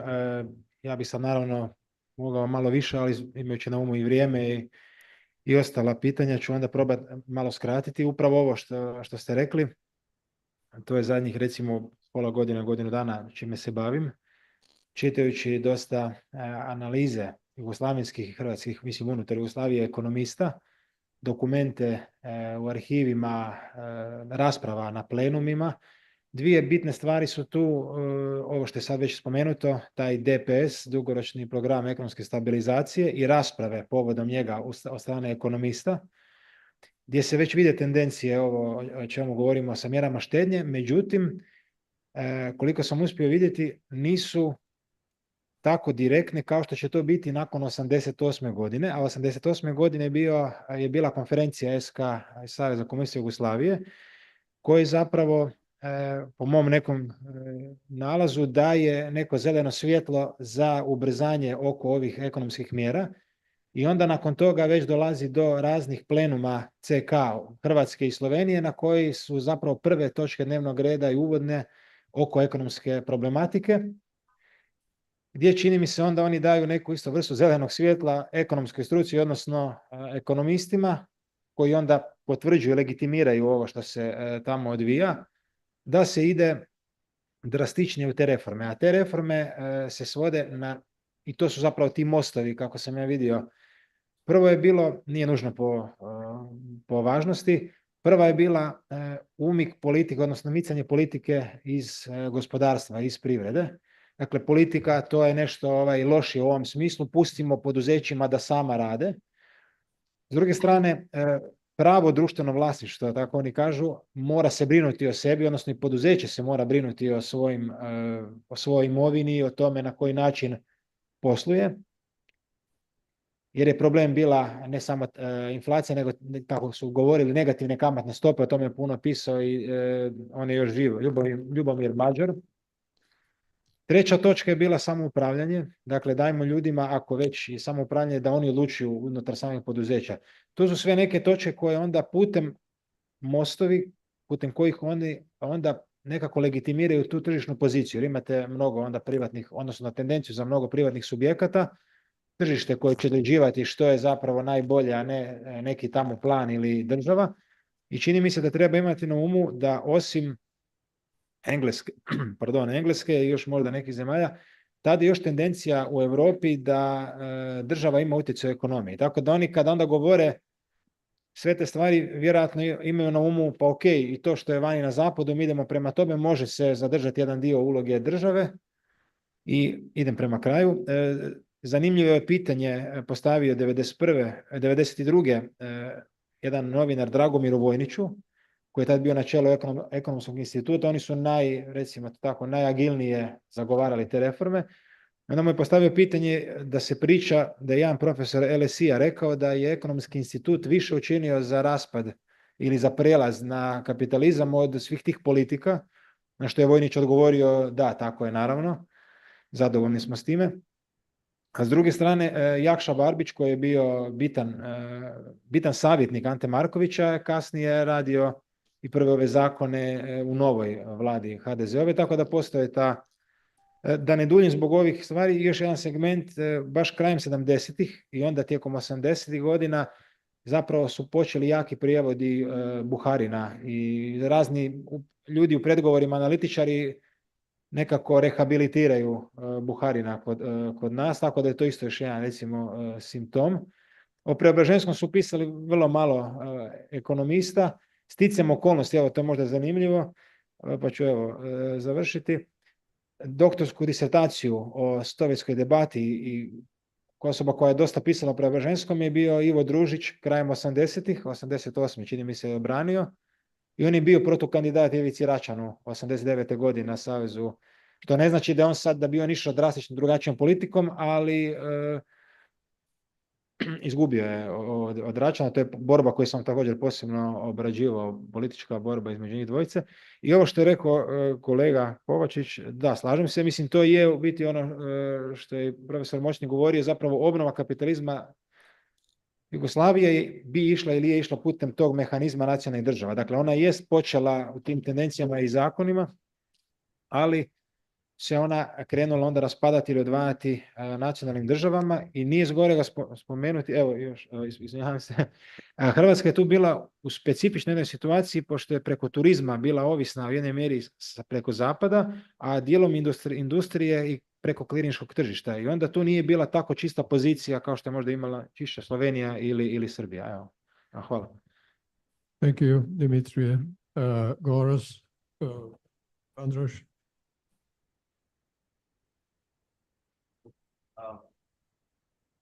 Very briefly, yeah. Yes, I mean the role of different literary authors or even cultural authors in general was unfortunately important in these ethno-chauvinist processes that were starting at that time. I would not go as far as some would to say like that this was, I mean, like the only role of formal culture or something was to dismantle Yugoslavia, no, but certainly institutionally we have some connection here between national literature, as Močnik wrote, and the national state as perceived by capitalists, no. And if we see, for example, the 57th issue of the journal called Nova Revija, or that document by the Serbian Academy of Sciences, or even if we see individuals like Radovan Karadžić or Pešor Dagaj.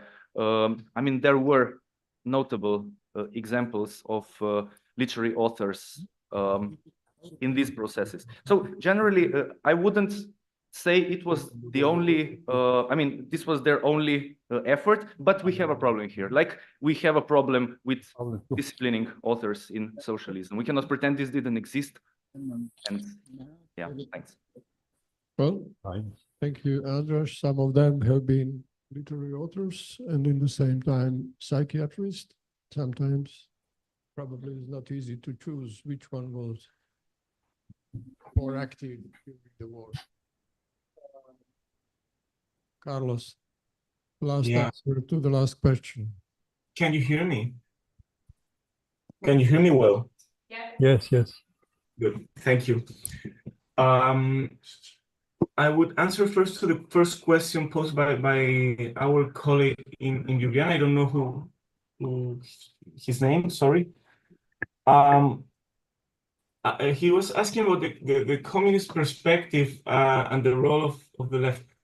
I would go a little bit deeper into not necessarily into what the left with a communist perspective is, but about what the left with a communist perspective is not.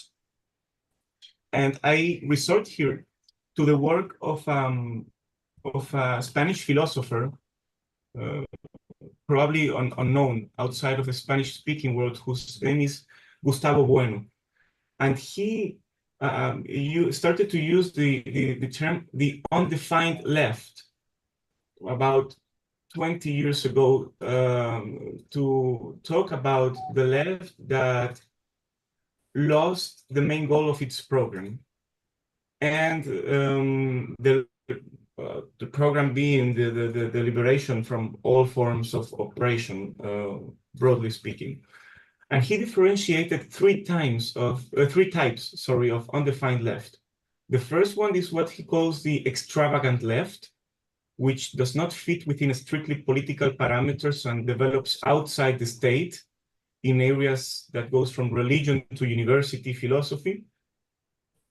Second is the disgressive left, which is led by artistic and individual avant-gardes within the framework of the politically defined left, but with going beyond these frameworks by also expressing themselves through philosophy, artistic, transcendental, meditation, ecological, ethical, cosmological, or moral ideas. And thirdly, the fundamentalist left, which is in its quest for ideological purity, abandons the criteria of political analysis and promotes the needs to educate in values. So these three types of left focus more on themselves, on their attitudes, on their presentation in front of society than on the final aim of the struggle. So from the Gramscian perspective, using the concept of passive revolution makes no sense without thinking about a communist perspective and at the end. But this does not necessarily mean that the left should embrace infantilistic attitudes of short-term revolution attempts. When he wrote about this in his final notebooks, when he was under a huge personal constraint of health and prison, he managed to pose the idea that the left should advance in the context of fascism, the idea of the Constituent Assembly, but always with the final aim of putting the dominant class in front of the mirror in order to discredit their positions. So only from the tactical point of view, the Constituent Assembly. This would be a good idea today if we think that defending democracy and the European integration would be a good idea. Well, only if it is. I'm sorry, I had a call here. I just. So this would be only a good idea from the tactical point of view. That's what I wanted to say about the communist perspective. And just if I might answer or provide some thoughts about Nebojsa's question. He mentioned that whether it is possible to build socialism, keeping capitalism, social relations, and production forces. This is the contradiction of socialism, right? That it is important to keep production forces, capitalist production forces, but without capitalist social relations. This would be the paradox. And in terms of the dissolution, well, the problem is that there were two models in Yugoslavia of production forces and social relations. And in order to reconcile them, you needed centralization and force. This is the main paradox, which was not easy to solve at that time. And maybe the only solution was the internal military intervention, but this was probably not very popular at that moment. So that would be it. Thank you. Thank you, Carlos. Andras has a short intervention, and the.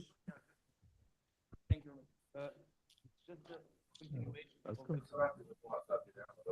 Okay. The continuation of this answer, maybe because I remembered for those who maybe don't know much about Yugoslav history. Still, we have to bear in mind that when socialists did take power in 45, actually there was quite a large number of the literary people, no? And also to mobilize people for the partisans. The literature of 30s and of partisan time was extremely important. But also on the counter-revolutionary side, at the same time, they also did their propaganda through famous writers. There were less of them, but still there were actually most of serious political happenings, events of the 20th century and earlier on are tightly connected to the literary streams, not just the conservative ones. Okay, just. Thank you. 15 minutes break.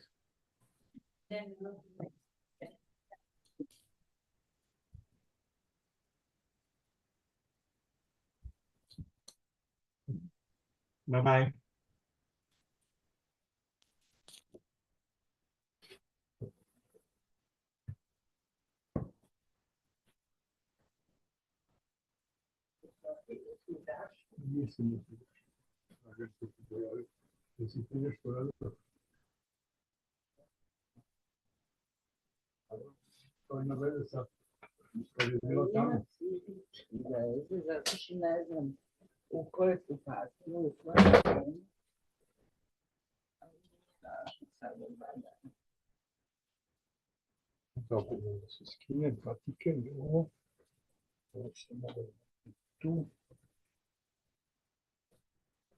Jako dobra dyskusja.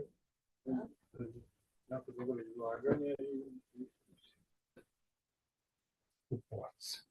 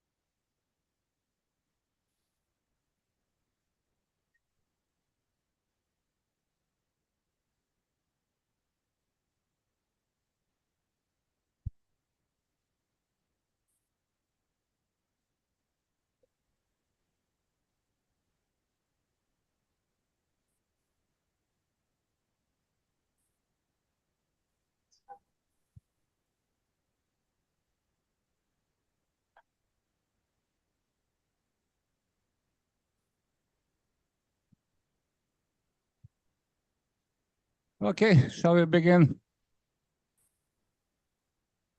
Okay. Let's start with today's second session. The topic of second session is the Marxist concept of social formation. This concept has a prominent place in Professor Močnik's theory. So the first participant is Marko Kržan. Marko Kržan got his degree in sociology of culture and Russian studies at the University of Ljubljana, and he obtained a PhD in sociology at the University of Ljubljana in 2016. He worked with Professor Močnik on EU research project Profane Citizenship in Europe, as well as his assistant at the Department of Sociology. And he was also an advisor on the United Left Parliamentary Club in Slovenian Parliament. And he's a freelancer working as an editor, translator, and publicist. His fields of academic interest include theories of language and ideology, theory of value and social structure, and most recently contemporary imperialism, which he studies from a Marxist perspective. So the title of Kržan's contribution is Rastko Močnik on Capitalism on a World Scale. Okay, Marko, the floor is yours.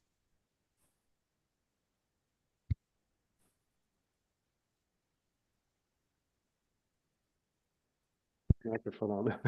That's what I asked. Dear colleagues, when I became Professor Močnik's student in one of these lecture rooms, he was teaching us how ideology functions through discursive mechanisms. However, we know since Marx that the method of reducing ideological phenomena to social facts to which they belong is not sufficient because it is arbitrary. So this so-called analytical approach has to be complemented with dialectical or synthetical approach, which shows us how and why social facts reproduce ideological phenomena. So it was quite natural for Professor Močnik to devote much of his attention to the study of capitalist social formation. And since capitalism has been a worldwide phenomenon since its beginnings, to study capitalism on a world scale.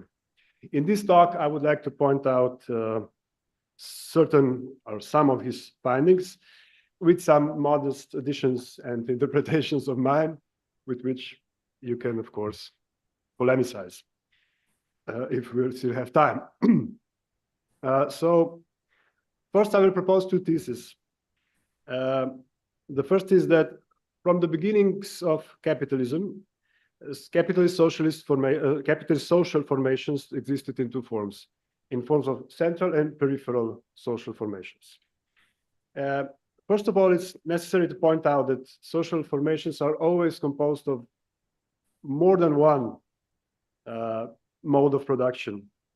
So, for instance, even in the most pure capitalist social formations in the center, you have capitalist mode of production coexisting with petty commodity production in agriculture, for instance, in crafts, artisanship, and with what I call statist, or with French word etatist, relations of productions, which are especially strong in the sphere of education, in the sphere of healthcare, social protection, but also in sectors such as public utilities, for instance. Secondly, in every social formation, there is a mode of production which is dominant insofar as it determines the reproduction of the social formation as a whole. So this is, of course, why we can speak of capitalist social formations, even though sometimes in quantitative terms, the other forms of productions are actually more pronounced, like it was the case in the pre-war Kingdom of Yugoslavia, or like it was the case in the pre-revolutionary Tsarist Russia, etc., etc. And thirdly, and this I think is the main thing, the main difference between central and peripheral social formations is the fact that in the center, the dominant mode of production is domestic capitalism, whereas in the periphery, the dominant mode of production, the one that makes possible the reproduction of the social structure, is foreign capitalism, or the capitalism of the center. This, for instance, explains why you could have capitalism. If you can speak of capitalism in British colonies, let's say in India or in the Caribbean area, despite the fact that there was virtually no wage labor in those countries. So the British relied on pre-capitalist mode of production, like serfdom in India, or they invented new non-capitalist modes of production, such as was slavery in the Caribbean or the United States. Now, this makes me, now I can come to the second thesis about social formations. This is that this division between central and peripheral social formations is an enduring condition of capitalism on a world scale, which shows us that, for instance, a little bit of empirical evidence of this. You know that very few peripheral social formations have transformed into central formations. For instance, or what I would call capitalistically developed countries. And you know that all of them are rather small countries considered from the world scale, like South Korea, Taiwan, or there are even city-states like Singapore, for instance. So, and on the other hand, you have entire continents such as South Africa or South America and Africa, excuse me, where there are no central social formations at all. And Latin America is here especially remarkable because you know that former European colonies there have been politically independent, so to say, for about 200 years now. But they, of course, none of them developed into what could be properly called central capitalist formations. So we are dealing here with a permanent characteristic of capitalism, which indicates that it is one of its fundamental or structural features. This feature, and this is one of my additions, I know that Professor Močnik will agree with this proposition, but I think he will, is that this feature is reproduced by the processes of accumulation of capital, which are based on super exploitation of the working peoples and of natural resources of the periphery. To put it very bluntly, even if we take into consideration the differences of productivity of labor, the working people of the periphery are working significantly more and for lesser wages and in worse conditions. That is and with less social rights. That is the norm in the so-called center. And complementary, the natural resources of the periphery are disproportionately channeled towards the center, where they are consumed either collectively or privately. And they are extracted in a way which is, on one hand, much cheaper in the periphery than it would be in the center, and in the ways which are often more environmentally and health harmful than it is in the center. So naturally, one asks, how is it possible that this condition can endure during decades and even centuries? And I think the answer is because the countries of the center are able to maintain 5 monopolies on the world scale, which is first monopoly of technology, especially high technology, monopoly on the financial system. Evo ovome Sao, izvinjavam se, kakva je situacija? Koliko para? Dobro, doći ću ja u toku dana, samo sad nešto slušam neku konferenciju, pa čim bude pauza dolazim. Okay, I will try to speak louder. I'll try to speak louder. So, five monopolies. Pa do kad ćeš biti? High technology, second, finance, third, means of communications in a wider sense, so logistics and communications, ideological apparatuses, access to natural resources of the planet, and military power. Now I think we come to the concept which is crucial for understanding capitalism on a world scale, which is the concept of imperialism, which according to me means a set of economic, political, and ideological processes by which the center maintains those five monopolies. So in the second part of my talk, I would like to address the question of how this is relevant, the concept of imperialism is relevant for understanding contemporary societies, because it is sometimes, considered that imperialism is something is a notion which refers to the past. But as you can see from my very short definition here, that imperialism for me, at least, is on the one hand narrower than imperialism in the common sense of the word, and wider than what Lenin defined it. It is narrower because it is based on the capitalist social formations. It is bound to it. So it excludes phenomena such as ancient empires of Rome, Persia, and so on, and also phenomena such as so-called Soviet Empire. But this is also wider because it includes not only classical imperialism, of which Lenin was and his contemporaries were writing, but also the early capitalist colonialism and also post-colonial world system after the Second World War. Of course, such a general concept has to be further specified to be used in concrete analysis of social formations. And as Professor Močnik especially emphasized, we need to determine the adequate time perspective, adequate temporal perspective.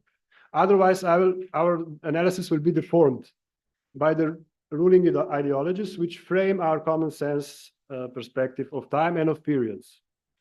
So in other words, we have to look at long-term processes which determine the social structures itself, not only the events of the everyday life, but these long-term processes that determine the social structures. And I think we can discern the most important of those processes, of course, there are many of them, if we look at the imperialism from three perspectives, which I will now introduce. First perspective will be the viewpoint of the relation between the central and peripheral ruling classes. So the ruling classes in the center and in the periphery. Secondly, the relation between the viewpoint of the relation between the ruling classes of the center and the subordinate classes of the periphery. And the third viewpoint is the viewpoint of relation between the countries of the center themselves, or the ruling classes of those countries. So from the first viewpoint, you all know that in classical imperialism, which lasted, let's say, from 1871 to 1945, without complicating things too much here, the peripheral countries were mostly colonies or semi-colonies. In a long and sometimes interrupted process, which began after Napoleonic Wars in Latin America and continued in Europe and in the Middle East after First World War, and then in Asia and Africa after Second World War, almost all of those countries became independent states. However, as witnessed by the history of Latin America and other colonial nations, and as was theorized by dependency theories, which Professor Močnik always spoke highly of and used in his work and his teaching, decolonization did not bring about true independence. So what does this mean? The five monopolies of the center were not abolished, and they did not wither away. They only changed their form. And this form of the process of reproduction of this type of dependency might be called neocolonialism in a very, very broad term, which also accompanies countries such as Slovenia, Serbia, etc., which never were formerly colonies, but still in a same economical, very similar economical and political position. And the second thing that can be discerned from this viewpoint is that capitalism on a world scale reproduces a dependency between the ruling classes of periphery and the center. This stems from what I said earlier, from the definition of the peripheral social formation. Because since reproduction of the peripheral capitalist formation does not depend on the local capitalism, but on the capitalism of the center, the ruling classes of the periphery are actually function as intermediaries, as proxies, or as we Marxists would say, as compradors. This is also an important thing to note. However, to proceed with the second viewpoint, the relation between the ruling classes of the center and the subordinate classes of the periphery. If we look from this point of view, we can discover that there is another social force which is opposed to the compradors, and another social process which is opposed to neocolonialism. So this force are popular classes of the periphery, and this process is anti-imperialism.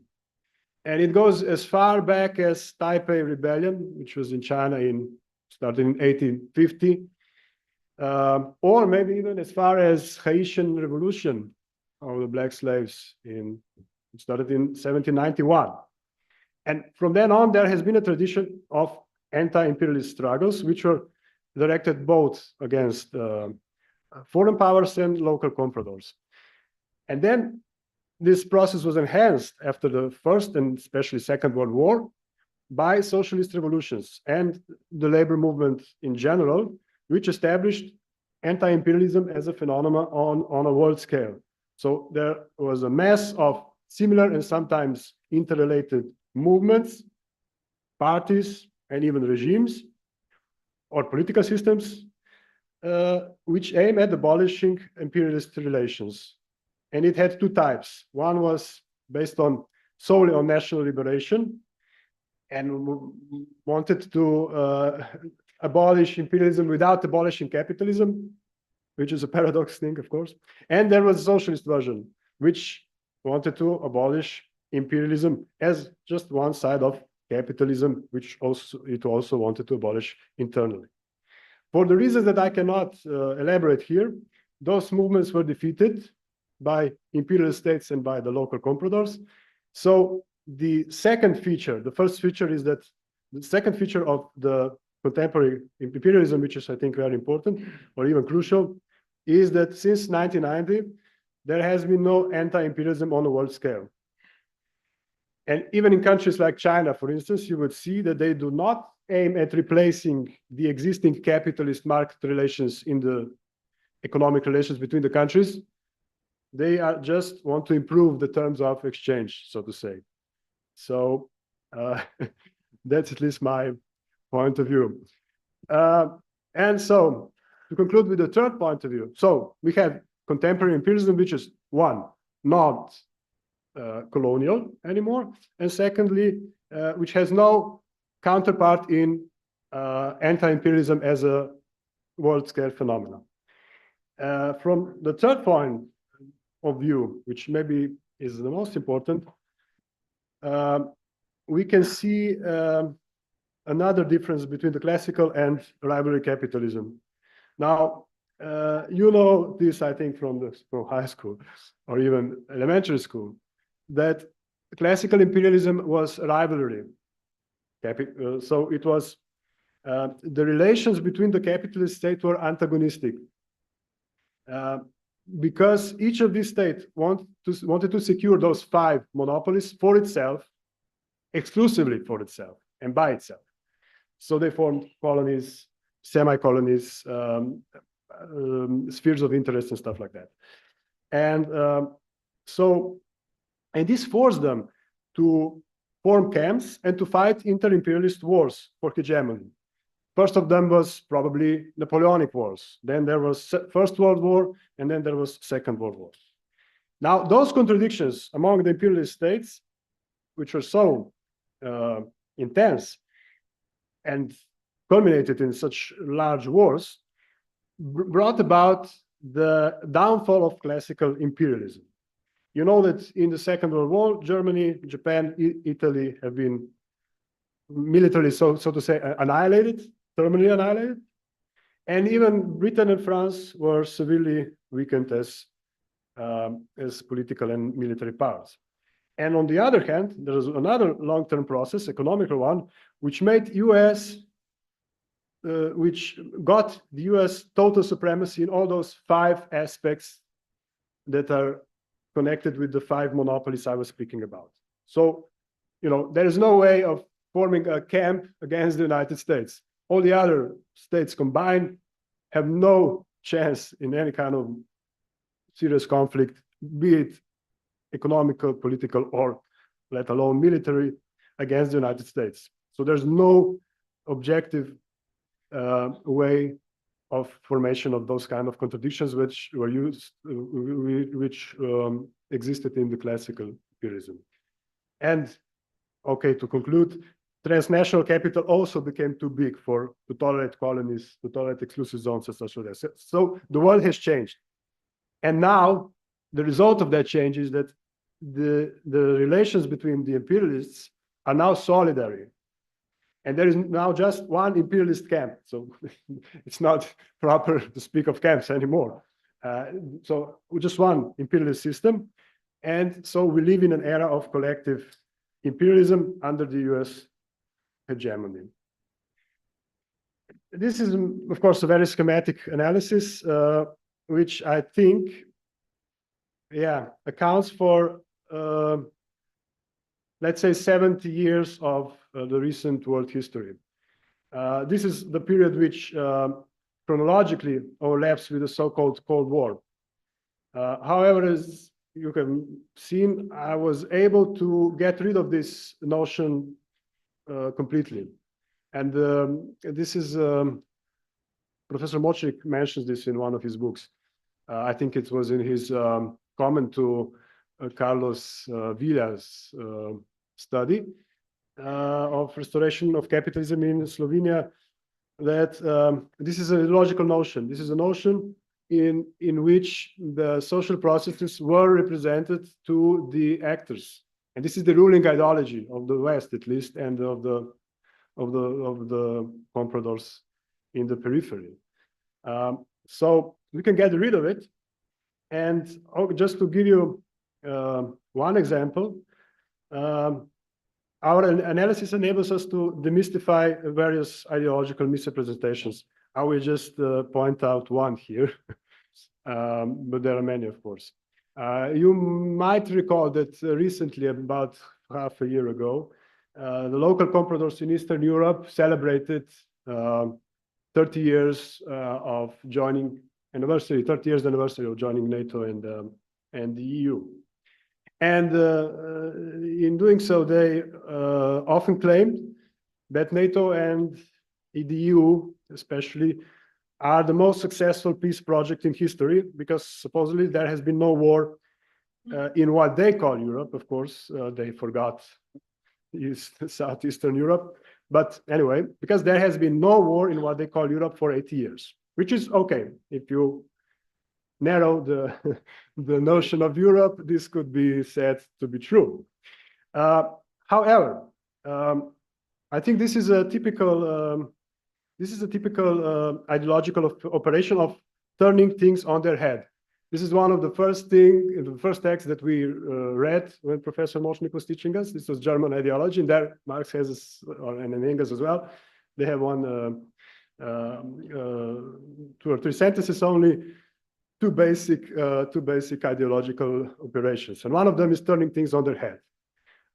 So, because from our analysis, it stands, you can see that it was not the wisdom of the founding fathers of the EU that pacified the imperialist state. It was the unprecedented economic rise of the United States and military destruction of European imperialist states. So it was not the EU or NATO that resolved the contradictions between the imperialists. It was the forceful, spontaneous resolutions of those contradictions in 2 world wars, at least, that made possible and useful the creation of NATO and the EU, which are, from this time perspective, institutions for 2 of the institutions, there are many more, for managing of collective imperialism. And of course, it has to be added that although the imperialists stopped fighting themselves, they never stopped waging wars on the periphery. I'm sorry to have to conclude with this. Let me just use 2 more minutes of your precious time to wrap things up. Now, I hope I have shown that our analysis, which is based on the notion or concept of social formation, can give us meaningful insight into long-term processes and help us explain the world we live in. Now, what I have said could, of course, very extremely schematically account for, I would say, about 75% of the global society. So it means it leaves out a certain important part of it. However, as Professor Močnikovi used to say, the theory becomes productive when and where it doesn't fit with facts. If it doesn't fit with facts, you have only 2 things to do. You can, of course, drop the theory if it is inadequate. Yeah? Or if it is adequate, you can develop it further. Marx would say make it more concrete in order to account for what supposedly doesn't fit. And I'm talking here about certain countries that are, of course, part of the world system.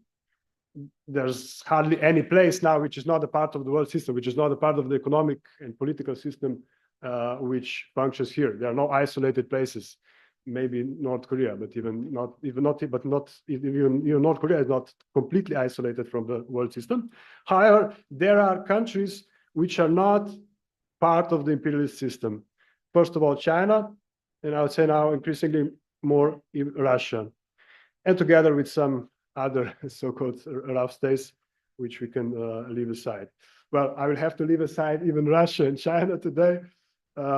Let me just point out that those of you who are interested in Professor Močnik's thinking on China and Russia have the opportunity to read his latest papers in Boret's journal.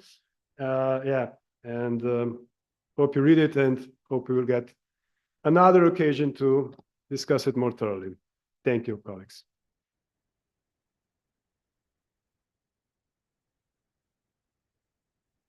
Thank you, Marko. Maybe we will have time to elaborate more on Russia and China in discussion. And Marko already elaborated very clearly the concept of social formation, as well as the distinction between central and peripheral capitalist formation. And our next speaker is Milan Popović. Milan Popović graduated at the law school of the University of Montenegro, and he received the PhD in 1991 at the law school of the University of Belgrade, and the title of the topic of his PhD thesis was Immanuel Wallerstein's World System Analysis, and he was working at the law school of the University of Montenegro since 1977, and he used to be a visiting research associate at the Ferdinand Brodel Center, as well as in many others countries, and he has a pretty much impressive record. He published 23 books and hundreds of articles. So the lecture of Professor Popovic is titled Capitalism, Fascism, Capitalism dash Fascism, and Socialism. So, Professor Popovic, I leave screen to you.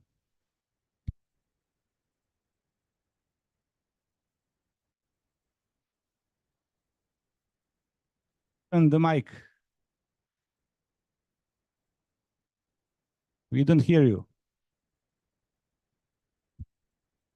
Check, sad ćemo da vidimo. Mogu da ga pitam.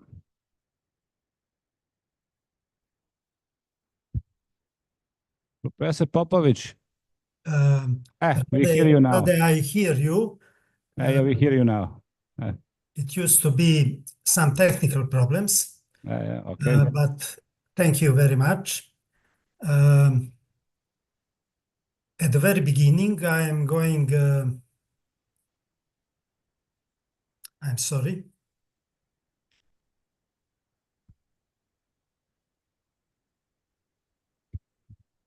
At the very beginning, I am going to express my feeling or perception, which I have got during yesterday and today.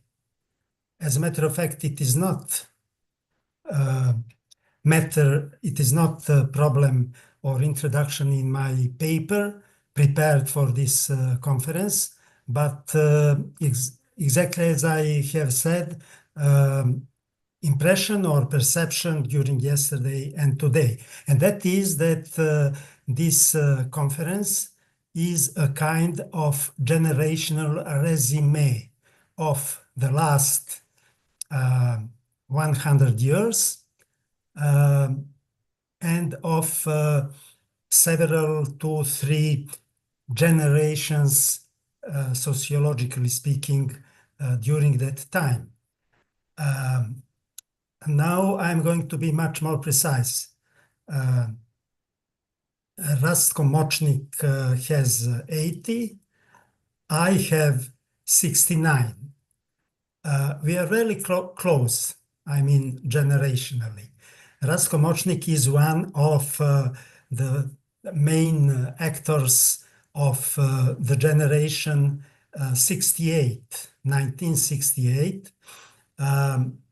In that time, he was 24, if I am good in mathematics. In that same time, I was 13. But I remember Rastko Močnik's first appearance in our country somewhere in the mid of the 1970s. After that, we were very close, not only professionally, but also as friends, or to be more precise, as active citizens. I suppose what I'm going to say about myself is very close to Rastko Močnik, but okay, I'm not going to make some mistake.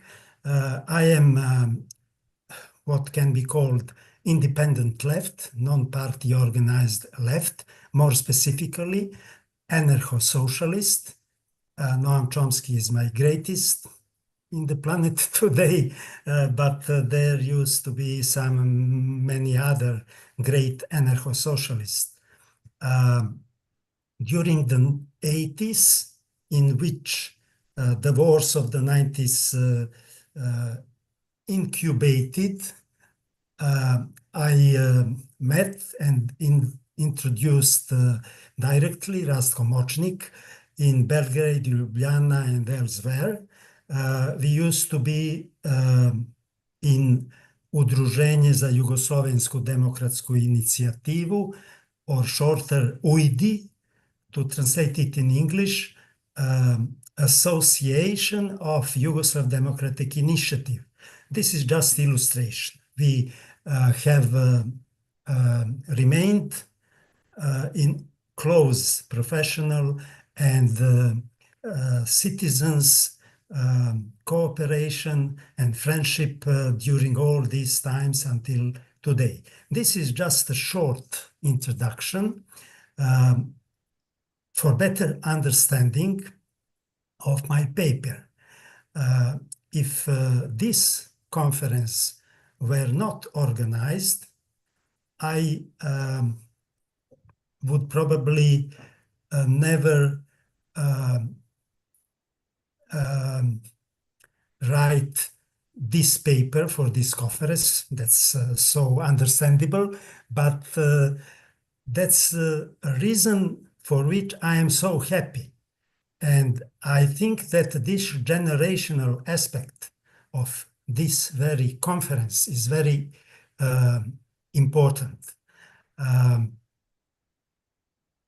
Thanks to this conference, preparing my paper, which I'm now going to present more closely, I have concentrated and selected the two most important influences of Rastko Močnik on my own professional and political development. The first one was in the first half of the dark 90s, 1990s, of course.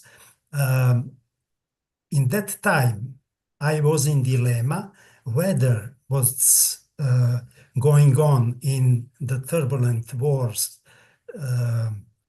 violence societies of our ex-country, whether this is transitory, turbulent problems.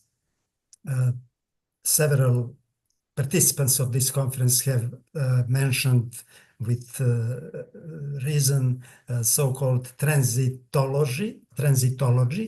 As you have just heard from Rade Pantic, I have never been transitologist. On the contrary, in 1991, the end of March of 1991, Belgrade University was in strike because of the famous so-called 9th March demonstrations of students and citizens in Belgrade, but defense of doctoral thesis was liberated for this strike. So at the end of March in 1991, I have got a PhD at Belgrade University, which main focus was, and Rade rightly that emphasized, war system analysis of Immanuel Wallerstein. So I was not in the mainstream transitology pattern, but I must admit that as a citizen, I had, in that time, I had hope that this will not be a real fascism and retrogression, but transitory turbulence. It was my citizens' hope. Now I understand it in that way. And for that reason, in 1991, 1992, in only a year and a half, I trembled about this question. For example, in 1992, in Belgrade's Naša borba, I wrote a column in which I explained that this cannot be fascism because of world system analysis. The main argument was semi-peripheral countries have not capacity for fascism.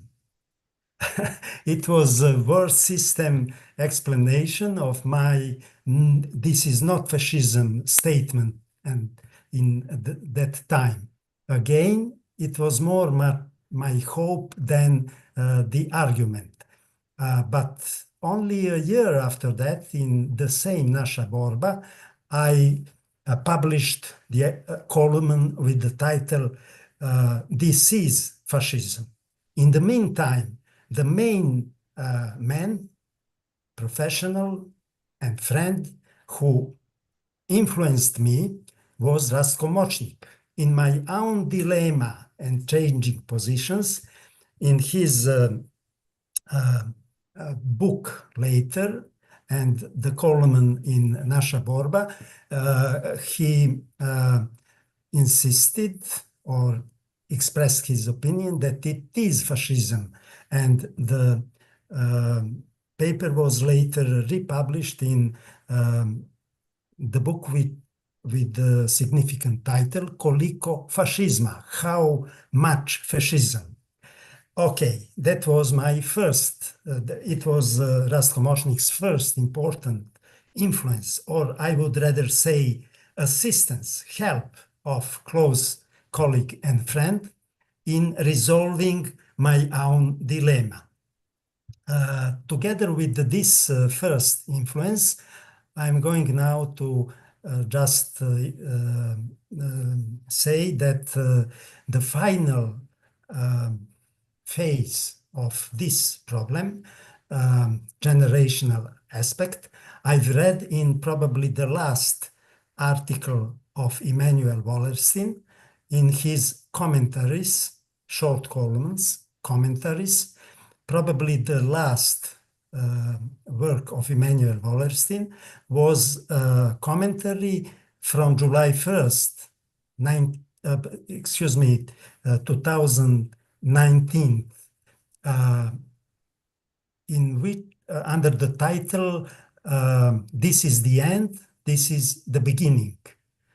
As one of the main representatives of the generation of 1968, professor at Columbia University at the very moment, engaged on critical side, of course, Immanuel Wallerstein firstly admit, not defensively, but scientifically, that the most of the progressive achievements of the generation 1990, his generation 1996, are destroyed or abolished by the ruling capitalist class action, etc. But at the same time, encouraging the new generations with a very simple and correct argument. This is the end of our generation and our struggle and fight for more justice and freedom. And you, as a new generation and generations, are now in a position to fight for more struggle, for more freedom and justice. The second influence of Rastko Močnik was at the beginning of 2020s, during postgraduate digital course in which I firstly engaged in this format, I mean digitally, Zoom application. I'm still digitally semi-literate, but anyway, I am functioning. It was at the beginning of 2020s, during the course, when I realized at the very beginning of communication that the most, if not all, of the participants, namely not only Rastko Močnik and Rade Pantić, who were leading these communications, but the majority of other participants, among them was famous Dragomir Olujić, called Oluja. I would say I was surprised that the most of them have had much more positive opinion about what I called the so-called socialist societies, And, you know, if it was argumentation of the old cadres of one party, League of Communists of Yugoslavia, etc., I would probably pass, not thinking about that, but to hear so many people for whom I have, and today I have great respect, it pressed me, and I thought about their argumentation. And under that pressure, and there was also, of course, that kind of pressure of Rastko Močnik himself, I finally concluded that they are partly, at least partly right. Second method for this revision, how to say, my own revision, was 30 years behind us.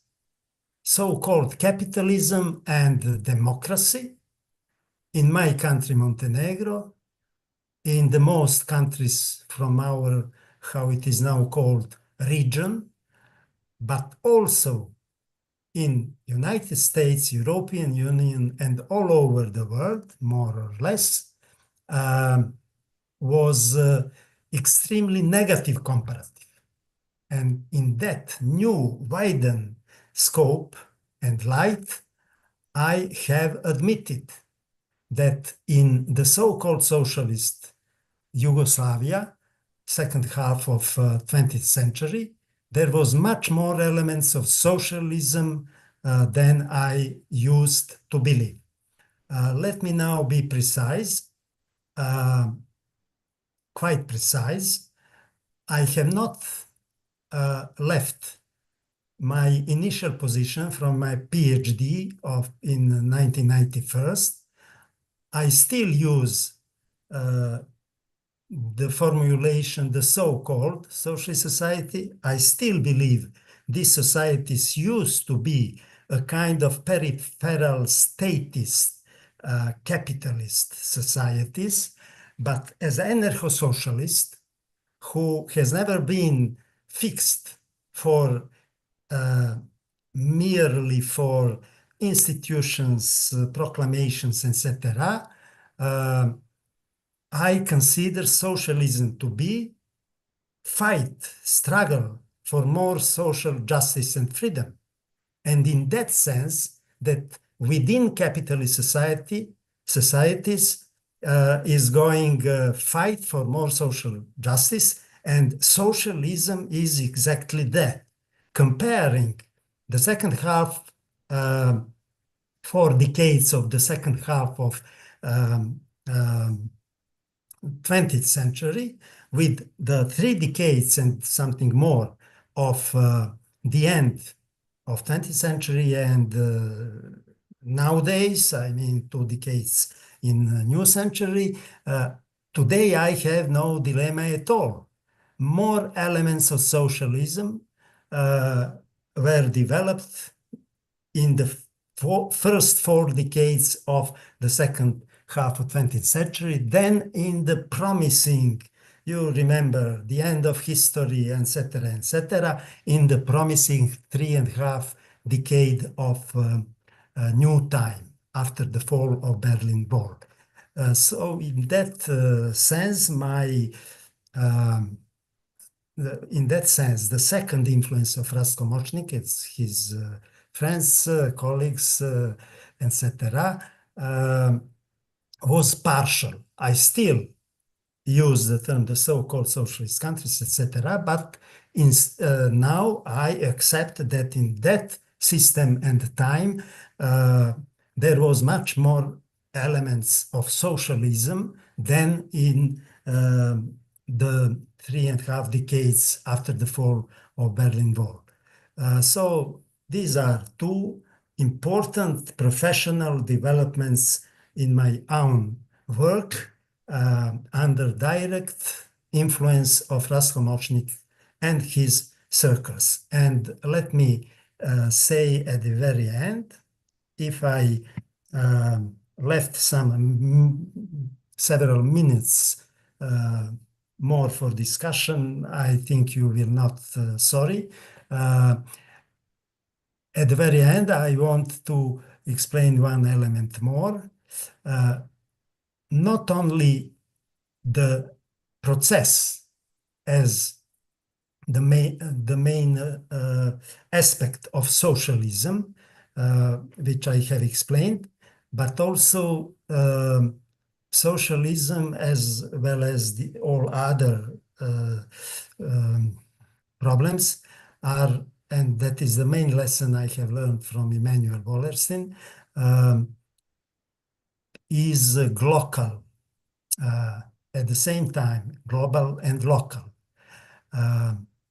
Now, retroactively viewing, I want to express only the two things. Maybe they will not be directly linked to my previous presentation, but anyway, the first is that I now believe the main mistake of myself in the 90s about fascism was a kind of, we can see that now, was a kind of underestimation of the speed of historical time of this historical system. In other words, I didn't predict that capitalism and its basic element, the difference between center and periphery, can be weakened, almost crushed in only a couple of decades. If you see carefully, you will see that the difference between periphery and center today in the world is much lesser than it was only a couple of decades ago. United States with Donald Trump, fascism, etc., similar elements in Europe, not to speak about our small post-Yugoslav entities. For that reason, I have constructed, maybe somebody else have done it earlier, but in my knowledge, I have constructed. I would like if somebody else know better, just tell me not to repeat this mistake, but I think that my original contribution is this category capitalism-fascism. The idea is that capitalism is at its end, it's going away, and fascism is much more often and structurally linked with such capitalism. So it is now, today, capitalism hyphen or dash fascism. And the second impression with which I will finish is Rosa Luxemburg impression, how to say, category picture is Rosa Luxemburg.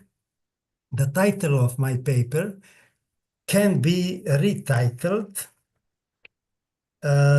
from capitalism, fascism, and socialism, can be retitled as capitalism, fascism. Let me.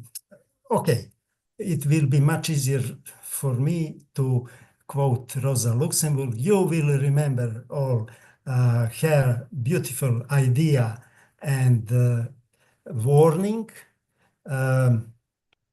socialism or barbarism. In the meantime, we have only progressed into retrogression, to say it ironically, because today the alternative to socialism is not only barbarism, but it is apocalypse. You remember the critique of so-called apocalyptic tone in the 90s. Unfortunately, it was wrong critique. Today, the whole capitalist world system, including ex-center and ex-periphery, are at the very brink of nuclear and ecological apocalypse. So that is also one relatively new, important experience of our generation. Okay, that's all for in this presentation. I will very gladly answer or make clearer some of my ideas from presentation, and I'm eager to hear that if there exists. Thank you very much for your attention.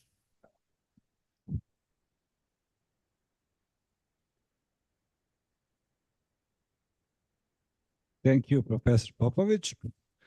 Our next participant is Gorazd Kovačić, who is actually our host here at the Faculty of Arts, where he works as an assistant professor of sociology. His research focuses on economic and political sociology, theoretical sociology, political theory, and studies on political ideologies. His doctoral thesis dealt with Hannah Arendt's concept of society. He headed the trade union of higher education at the University of Ljubljana for 7 years and National Umbrella Trade Union of Higher Education for 3 years. Okay.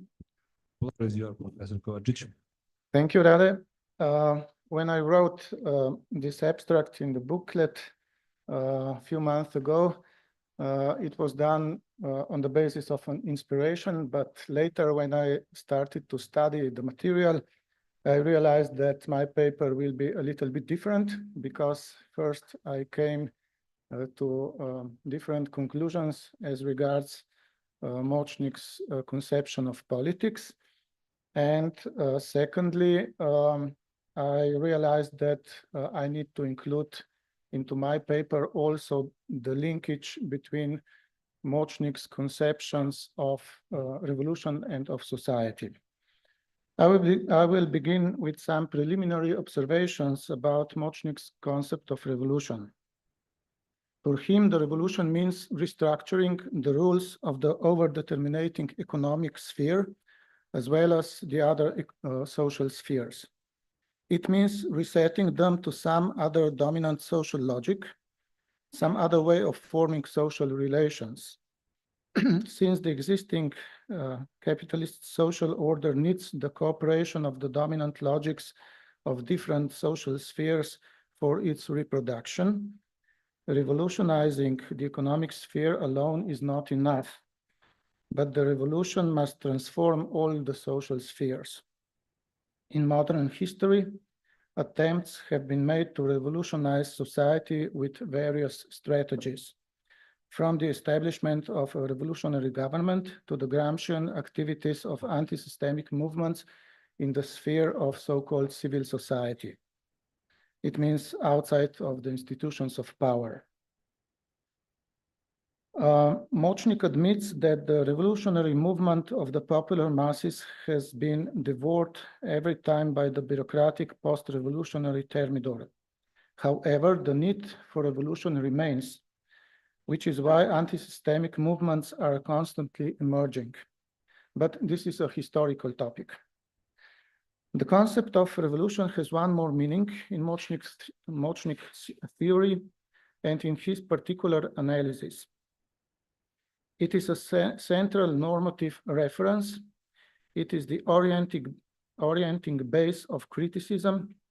It is an epistemological point of view, and it is also a constitutive concept for a wider spectrum of Močnik's concepts and theories.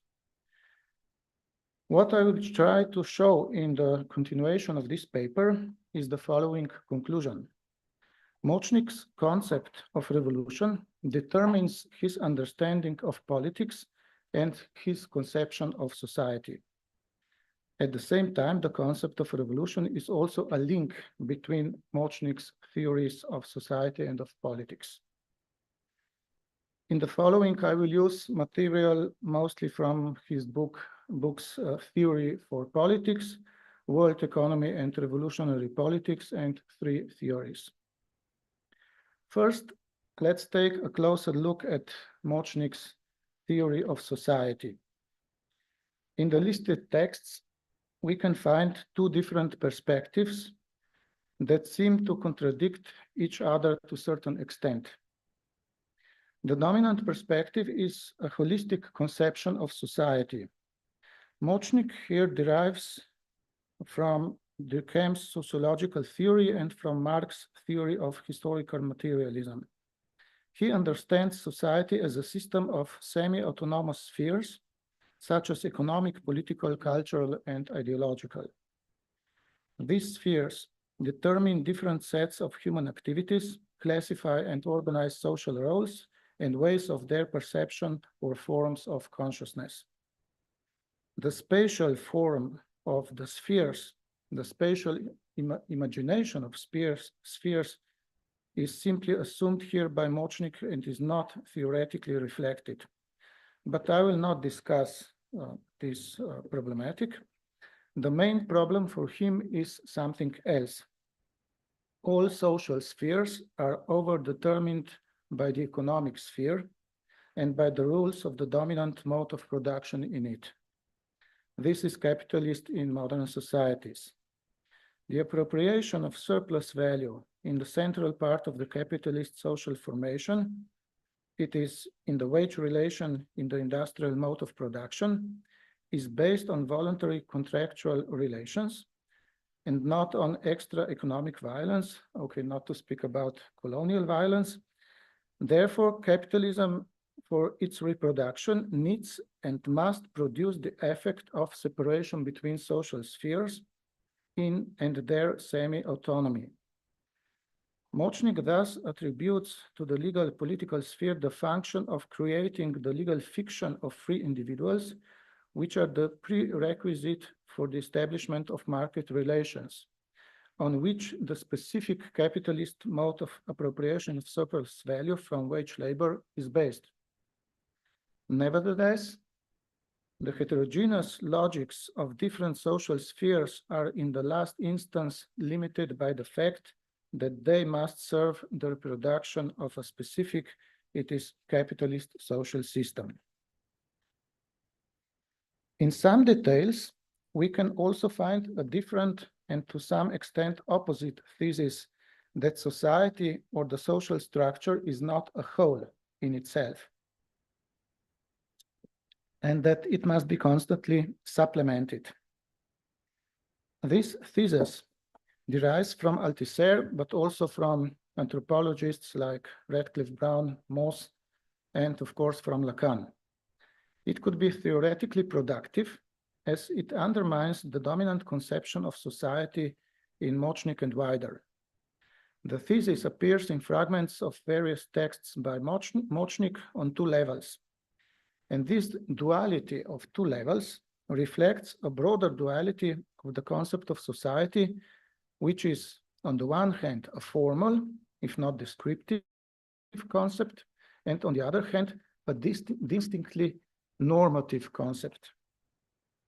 In some places in Močnik's texts, the incomplete social structure is presented as a purely formal phenomenon.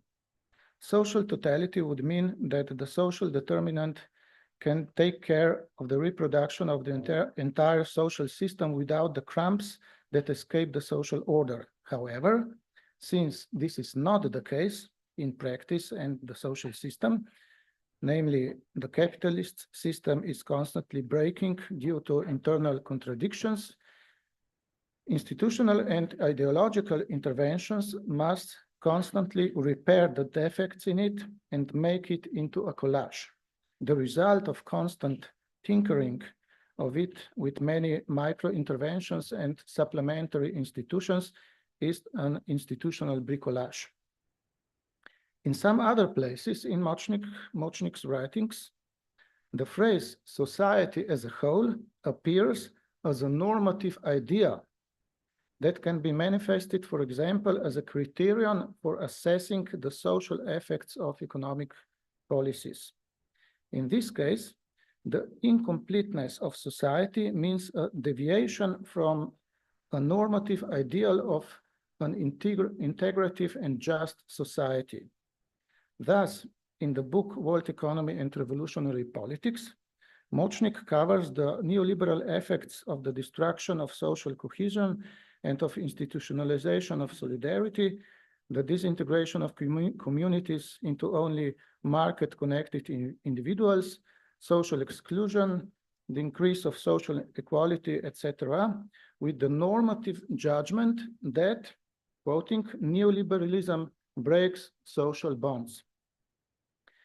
From the perspective of the descriptive concept of society, such a statement is exaggerated or even meaningless, since neoliberalism obviously does not break social bonds at all and in general, but only replaces some previous bonds with new market ones. The statement is understandable only if the concept of society is here understood as normative, considering the context and intent of this statement. Theoretically, even more challenging is one of Althusser's theses related to the problem of the unattainable social whole in the functional sense, which Močnik mentions several times. He says that society is not a theoretical concept at all, but rather the notion of society, which we understand as a kind of a totality, is only a product of the ideological effect of society, or the effect of the social whole. The key questions here are, first, who or what produces the social whole effect? Second, what function does this effect have? What interests does it serve? And third, how does someone or something succeed in producing the effect of a so-called social whole? A clue to the answers to these questions can be found in Močnik's text Tolerance Under an Intolerant System, published within the book Theory for Politics. He says that society consists of several instances, in each of which class structural tensions arise, and the class struggle is displacing and condensing of these tensions.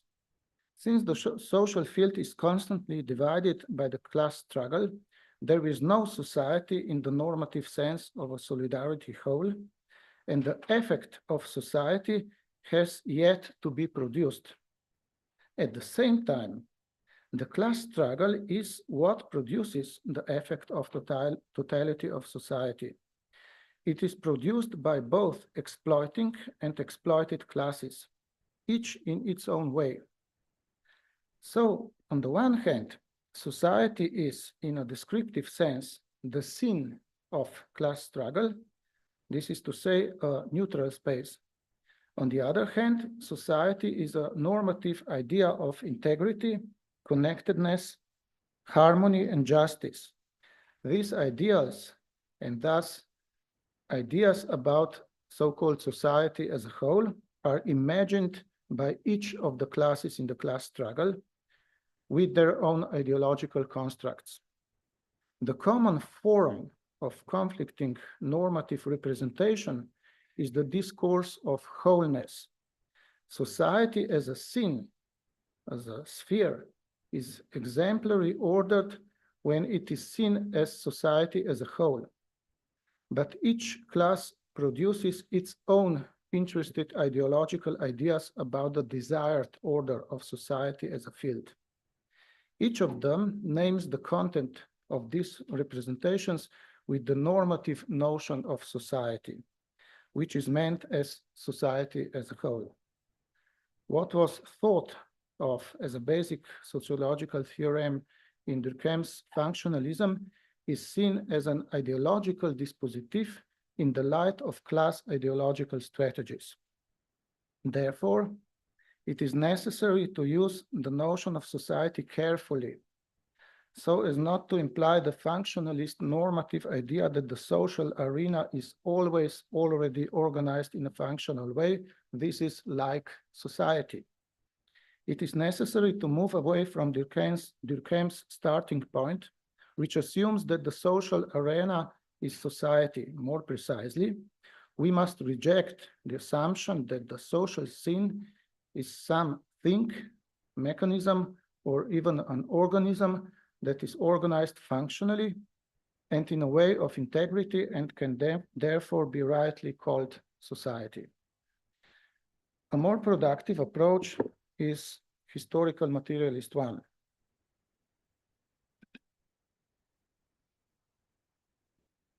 On the one hand, it arises from the fact of class struggle. On the other hand, it explains the division of the social scene into various spheres as a specific historical form of its organization that is functional for the system of exploitation of wage labor. On the third hand, it is able to understand the discourse of the wholeness of these spheres or wholeness of society as an ideological investment of opposing sides in the class struggle. One of the sides says that it just wants to achieve the state of society as a whole, which expresses the goal of eliminating contradictions between and within social spheres through revolutionary stitching. The other side in the class struggle says that the existing society is already organized as a whole, since everything in it is supposed to be in its functional place. And with this discourse, it wants to ideologically divert attention from the existing contradictions between spheres and between parts of society. In the case of the anti-systemic class struggle, the ideological discourse of society as a whole is an expression of the goals of the revolution, namely achievement of a total social transformation and the revolutionary elimination of contradictions between parts of society. Insofar as Althusser aims at the normative concept of society with the phrase, the effect of social totality, this phrase of him is an expression of the program of total revolution. Only a total revolution can totalize a society that is previously dismembered, disintegrated, atomized, in short, unsocial in the normative sense. It can only be constituted into a complete society by a revolutionary transformation of the existing society. In short, the anti-systemic normative notion of society as a whole is a revolutionary notion. In the case of the pro-systemic class struggle position, its ideological discourse of society as a whole is an expression of the supposedly harmonious arrangement of the present society, which, despite the existence of inequalities, differences, and contradictions, nevertheless functions as a whole in such a way that it is capable of systemic self-reproduction, until it is violently interfered with by anti-systemic forces such as war or revolution. That is, the pro-systemic normative notion of society as a whole is counter-revolutionary.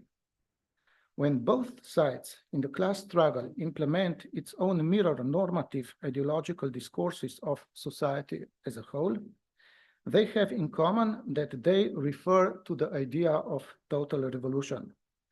Although they refer to it from opposing perspectives, it seems that the idea of a form of totality as regards society is somehow linked with the idea of a total revolution. Now let's review also the second part. This is Močnik's conception of conflicting approaches in his writings. In his book, Theory for Politics, we can read the following statements, 4 statements about the characteristics of the field of politics. First, the field of politics in modern capitalist society, at least in the center, is organized as a political sphere comprising the bourgeois legal system and the bourgeois institutions of so-called democratic representation. Second statement, bourgeois legal order is constituted on the basis of the assumed legal fiction about the constitutive role of abstract individuals who are free and equal. It grants them a series of rights. This is a functional prerequisite for establishing market relations. Third, in addition, the bourgeois legal and representative state also has an ideological function. It causes such a transformation of the social consciousness of the subjects that they see themselves as individuals who, as such, are thought to be independent from the social structure, from class positions, and from social relations with others, and therefore as actually free and responsible for themselves. The ideological effect of transferring the individualistic legal political fiction into self-consciousness upgrades the separation between people, which is already an effect of market competition, into an ethical program of dismantling solidarity. Social relations of subordination and domination are presented as relations between persons who have their faults or merits. Social variety of social relations of exploitation are perceived as interpersonal intrigues and their consequences as a variety of personal biographies and careers. In short, the ideological effect of the bourgeois rule of law is to complicate the formation of class consciousness in the exploited classes. And the fourth statement by Močnik in the book Theory for Politics is the following. The bourgeois state also acts as an apparatus of coercion that imposes capitalist social relations on people, individualizes them and throws them on the market, and forcibly breaks their solidarity networks and solidarity consciousness. It also expropriated them in the transition from self-management socialism to privatization processes. So there is a certain violent activity by the bourgeois state. In the book Theory for Politics, Močnik does not exhaust his description of the political field only with a description of the bourgeois state and professional and alienated political representation. There is also some space in it for the dimension of political action, with which different groups try to assert their interests or beliefs in the political sphere. However, the political action of the popular classes, insofar as it's not naive or in its goals or strategies, is essentially limited to action for revolution only. Even in this soft part of the political sphere, the whole field is determined by the revolution, counter-revolution, or pro-systemic, anti-systemic axis. It is again clear that the revolution is Močnik's central social and political concept and his main normative orienting base. His presentation of politics and the political sphere in the book World Economy and Revolutionary Politics is different. Theory for Politics is written as a theoretical critique of the capitalist system, and therefore, in relation to the political sphere, it mainly discusses the political system, its structural position in relation to other social spheres, and its functional subordination to the reproduction of the capitalist system. On the other hand, the book World Economy and Revolutionary Politics is written as a popular historical materialist explanation of the capitalist system and its particular effects with the aim of political agitation. Since the addressee of the book is those who might be the bearers of revolutionary politics, Močnik addresses them, among other things, of social life. On a much larger scale, larger scale, political activity is presented in a way that is closer to the Republicanist tradition. It is as action as intervening in the run-of-the-mill social order, and as its interruption as shifting the topics of public debates through which the public reception of social problems is formed. All these ways of possible engagement could also be accessible to political non-professionals and therefore also to subordinated groups who can develop various forms of anti-systemic politics. In the chapter, The New Role of the State, some sentences are downright affirmative of the very form of political action made possible by bourgeois institutions of political representation. Moreover, they do not treat the political sphere as a sphere designed to deter revolution, but affirm it as a sphere of revolution.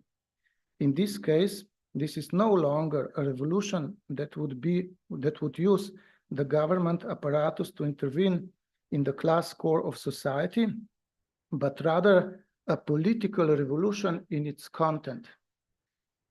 I will not quote these sentences because of our lack of time, and I will conclude.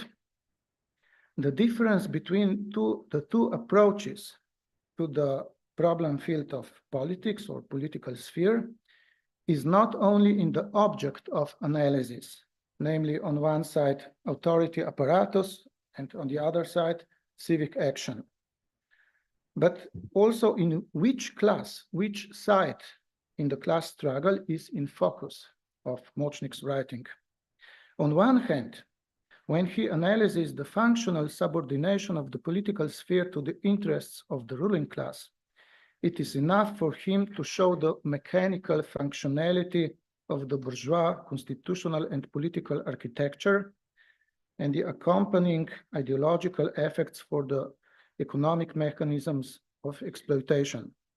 However, he does not put the question whether and how the ruling class also acts politically in terms of creative transformation of public space. This mode of participation in the political field is reserved only for those who have no other option for political engagement, since they do not have access to political apparatus, or these are too rigid to implement revolutionary politics through them. Thus, it is no coincidence that he sees the only available space for the political activity of anti-systemic groups in the sphere of so-called civil society, namely cultural action and ideological struggle.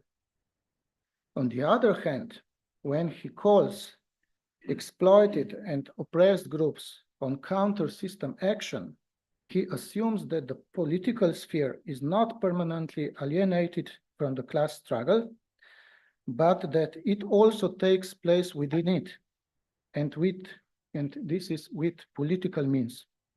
Oppressed groups constantly invent and exercise new political practices, and ruling groups actively engage to prevent, block, and exclude them. The conservative effect of the political apparatus is only the result of the political engagement of the ruling class in a certain historical period to acquire a political monopoly, desocialize public policies, and harness the political apparatus to administrative, technocratic, ideological, and repressive servicing of the reproduction of the system. This historical phase occurred after the oppressed groups, through their political activity, had already gained a share in the political apparatus and influence on public policies.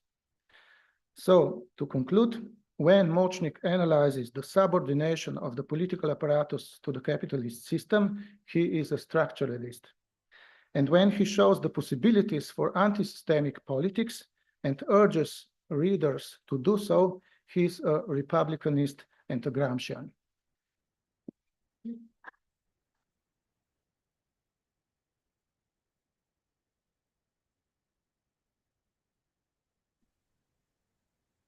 Thank you, Professor Kovačić. Our next and the last participant in this session is Boris Buden. Boris Buden is a writer and cultural critic based in Berlin. He studied philosophy in Zagreb and received his PhD in cultural theory from Humboldt University in Berlin. In the 1990s, he was editor in the magazine Argzin in Zagreb. Among his translations are some of the most important works by Sigmund Freud. His essays and books cover the topics of philosophy, politics, cultural, and art criticism, and he has participated in various conferences and art projects in Western and Eastern Europe. And Buden is permanently fellowship at the European Institute for Progressive Cultural Policies in Vienna, and teaches at various universities in Europe. So, Boris, the screen is yours. Thank you, Rade. One question: have you prepared the audio clip? Say to you. No worry. No, okay, because I will close my talk with an audio clip. So let me first of all thank you for the invitation. It's pity that I could not join you because I participate here in Graz, and I'm talking from Graz, from a hotel. I'm participating in the opening of the Steirische Herbst, which is a huge exhibition, Styria Autumn. And the title is very, very saying, which is a horror patria. It's about nation and nationalism. And the topic of my talk will be, it will hardly explicitly fit into what you guys have been discussing in this panel, but there is still possibility to create a connection, maybe in the discussion. I will address something that is actually a very traumatic experience.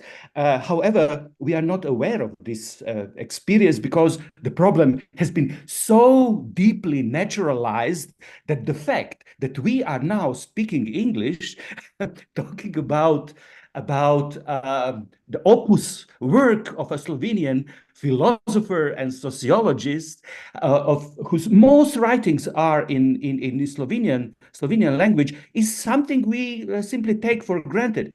Well, there is a text of Rastko that explicitly addresses this problem, and I will rely in my talk on this text, not to simply criticize, but to the position of Rastko's.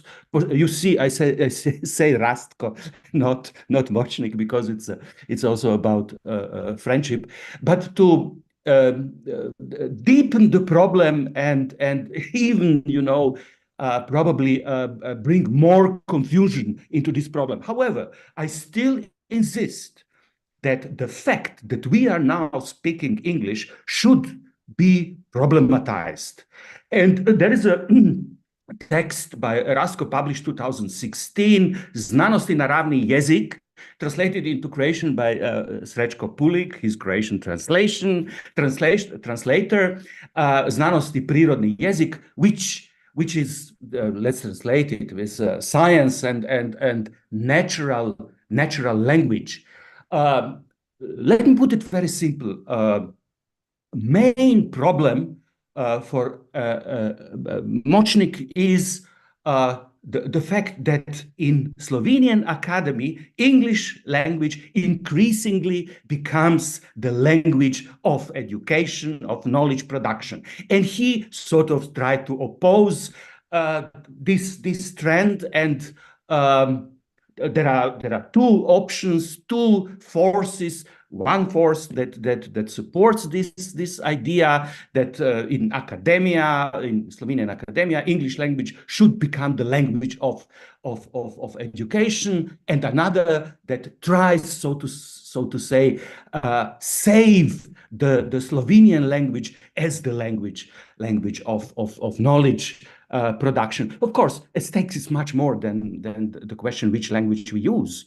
in theory production and thinking. It's the problem of the fate of the Slovenian culture, and last but not least, of this, the very survival of Slovenian nation itself. To put it very simple, the question Močnik asks is whether it will be possible to think in Slovenian language. Or to put it very simple, again, Rastko thinks in a very good and important tradition that language is, of course, not a tool used to express thoughts, but it cannot be separated from thinking, so that language and thinking are so closely bind together that a language that has lost possibility is of no use in theory production simply changes completely its character, its social role. To put it very again, if a language retreats from higher discourses of knowledge and education, it will lose, and this is the Rastko's explicit phrase, quality of theoretical conceptualization.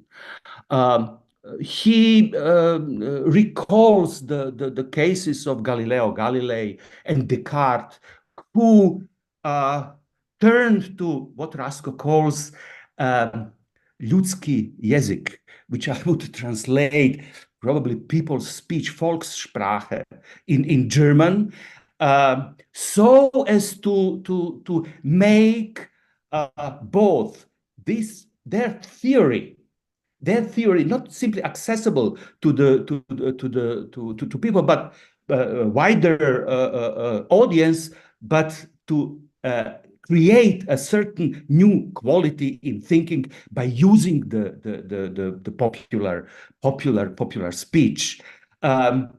In this idea, actually, Rastko follows a tradition of, say, Humboldt, who also understood the thinking and language as being closely connected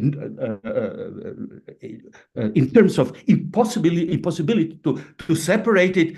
And the difference is, of course, that Humboldt understood the problem of creating, or he used the notion Bildung to describe how a popular language acquires, he would say, a classical quality, ability to be used for thinking, for higher culture, etc. So this is what is actually at stake. The notion German Bildung, formation, education, etc. But if the Slovenian language retreats from higher discourses, if it becomes a language without a scientific speech, Slovenian nation will become a community without scientific thought, which means that nation will lose ability to think in its own nation. We are talking about cognitive regression, about cultural decline, about provincialization of both language and community. And Rastko explicitly says it's about a restoration of a neo-colonial status of Slovenian nation, language, culture, etc., etc. This is generally the position of Rastko, and he aligns with those who try to save Slovenian language from the hegemony of English language. And I support him in this very clear position.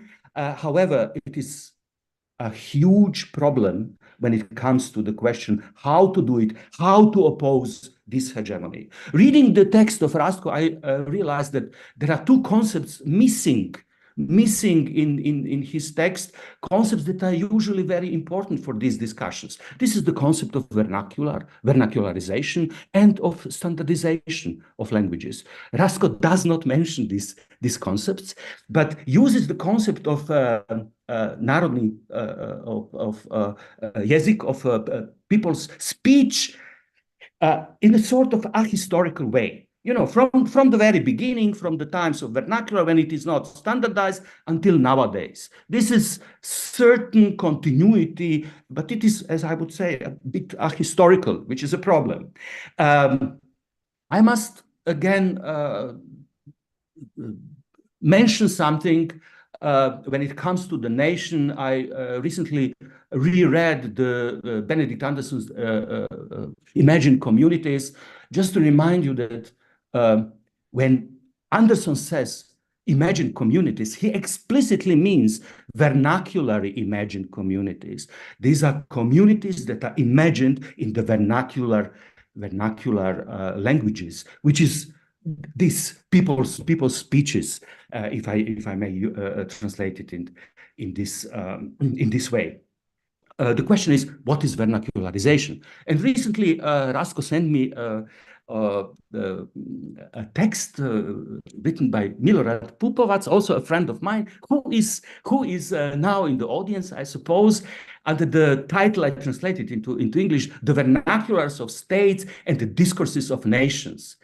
Why is it interesting? This text, it refers to this discussion, you know, in our region, whether we speak 4 different languages or one language. It is very, very concrete statement by Milorad, but he uses also theoretical concepts and also the notion of vernacularization. He relies on Burke's concept of vernacularization and differentiates two sort of vernacular revolutions historically. The first one is with the grammaticalization and the spread of literacy in the age of Renaissance, when, you know, we have one language of culture thinking, which is Latin, and the vernaculars that growth beneath the Latin and starting to play more and more important role. And the second revolution is the one that implies the territorialization of language, governmentalization. This is I don't know I don't know whether Burke uses this notion, but Milorad for sure. Standardization. This is the emergence of popular languages, national languages, script, text, short. This is what Anderson calls the emergence of the print capitalism. The problem is, for me, that the first revolution, these are vernaculars, you know, in the late Middle Ages and the beginning of Renaissance, that Pupovac understand this in terms of polyglossia, of say, plethora of different vernacular languages in relation to the one single, supposedly universal language, Latin. So Latin above, vernaculars below, but in terms of polyglossia. The problem is whether we can think of these vernaculars in terms of a separate linguistic unity. And this is an open problem. I will address it a bit later. Both Anderson and Pupovac agree that vernacularization is sort of still alive. And to quote Anderson in his afterword, he wrote 2006 on imagined communities. The quote is, "The force of vernacularization, which in alliance with print capitalism eventually destroyed the hegemony of church Latin and was midwife to the birth of nationalism, remains strong half a millennium later." So we have this situation in which it looks that the vernacular languages, and Rasko actually struggles to defend the vernacular language against the hegemony of English. But the problem is, of course, how do we theoretically understand it? In the case of Milorad, he understands vernacularization also in terms of modern vernacularization, in terms of generating from interaction of individuals, both real and virtual. So the basic unit is an individual who interacts in terms of communication with other people. So it's a communicative interaction that creates a social character of language. Of course, I think Milorad understands a language completely under the paradigm of communication, but I think probably that Rasko would agree, which is this structuralist legacy. But this structuralist legacy is hugely problematic. When it comes to the ranking of languages, with the idea that they are commensurable, that we can measure languages and rank them, in Milorad's view, the ranking depends on something he calls the communicative power of language, which is very Foucauldian, you know. So the distribution and redistribution of communicative power is what creates the importance of language. A language with a higher level of communicative power is, of course, stronger, but another one who loses this power is weaker, which is in this case Slovenian, etc.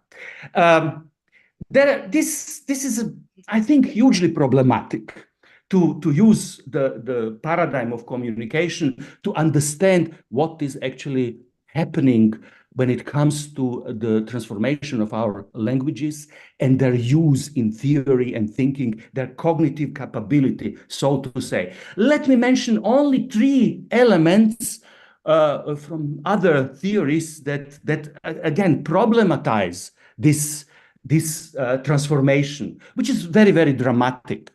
One, probably you don't know, Jürgen Trabant, one of the leading German linguists and theorists of a German romantic theory of language, especially Humboldt. He claims that German language today is in the process of a rapid revernacularization. He understands this process as precisely losing the cognitive and cultural quality of language, which now he says for German language, and you know, we are talking about language spoken and understood by probably 100 million people in Europe. He calls this language a disappearing, eine verschwindende kleine Sprache, a disappearing little language like Breton or Occitan. And then he simply addresses the problem which I have been sort of living through in Germany, teaching last 15 years in Germany and Austria, almost exclusively in English. I would say in 95%, that the German language has retreated from all higher discourses, not only in education, but also in finance, in politics, in culture, in contemporary art, so that what we have now in Germany is what Trabant calls neo-medieval diglossia, you know, above English language in all the higher discourses and for everyday life, a revernacularized German language. And there is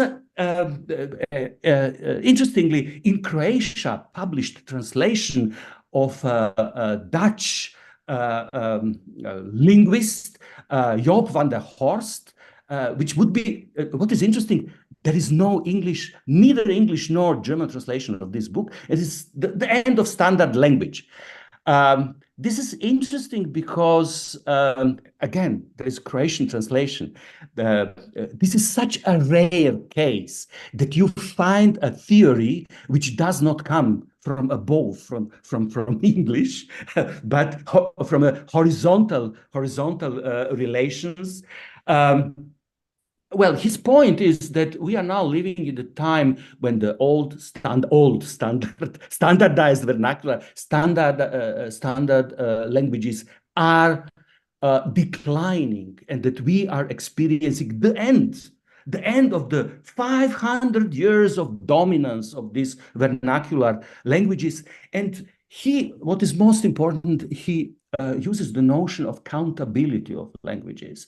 So he say, and this might be for Milorad a moment to understand the critique of the notion of polyglossia applied to vernaculars.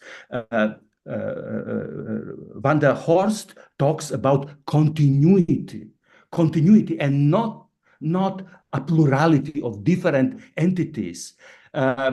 So to quote it, our linguistic praxis is genuinely fragmented, divided into many different, clearly separated linguistic entities. This is the case of standardized languages. This is this 500 years of languages which are countable and clearly differentiated one from another, which the idea of possibility to draw a clear boundary between languages, to separate the inside and the outside of language, and to imagine the contact between languages in terms of translation as a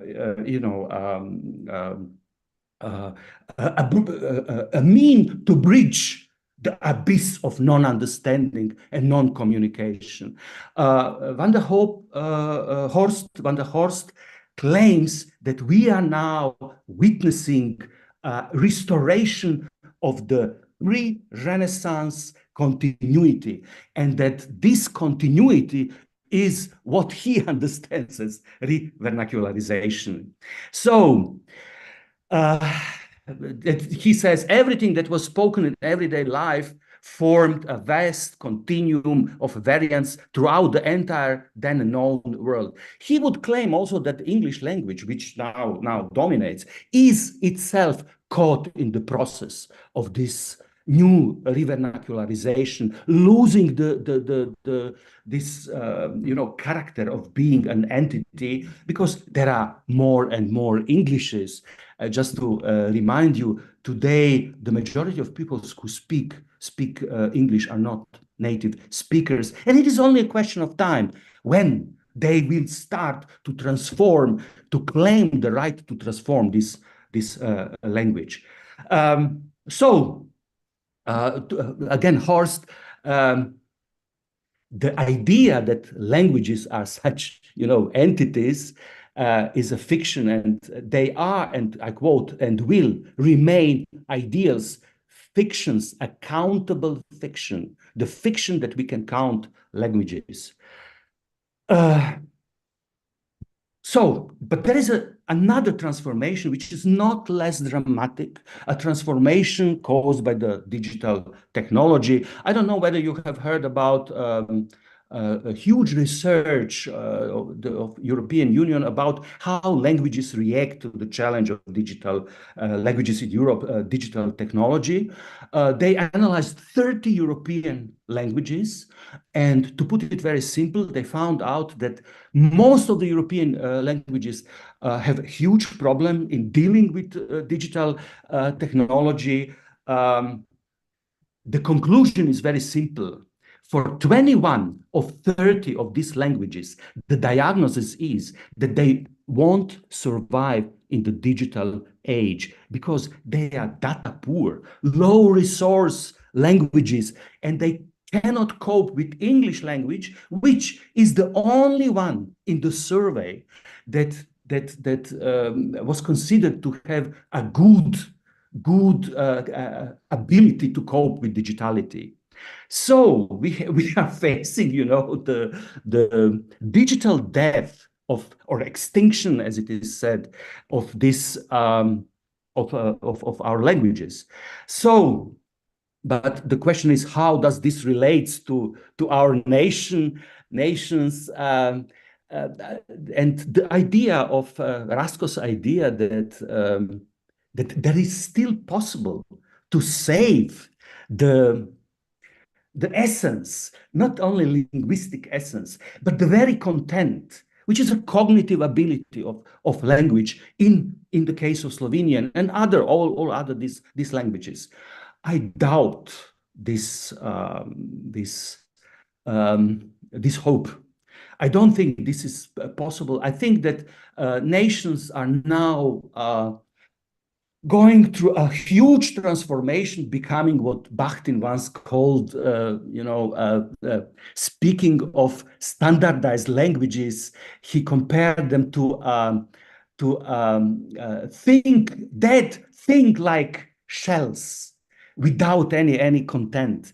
And probably the nations today, nation states, the only function that has still the only moment that still functions is their role in the reproduction and managing of the global capitalism, without any possibility to restore this idea of cultural cognitive capacity of languages and nations that might take part in a knowledge production on a sort of equal footing with other nations. I think this is over, and then we are now coming to this problem of digitality.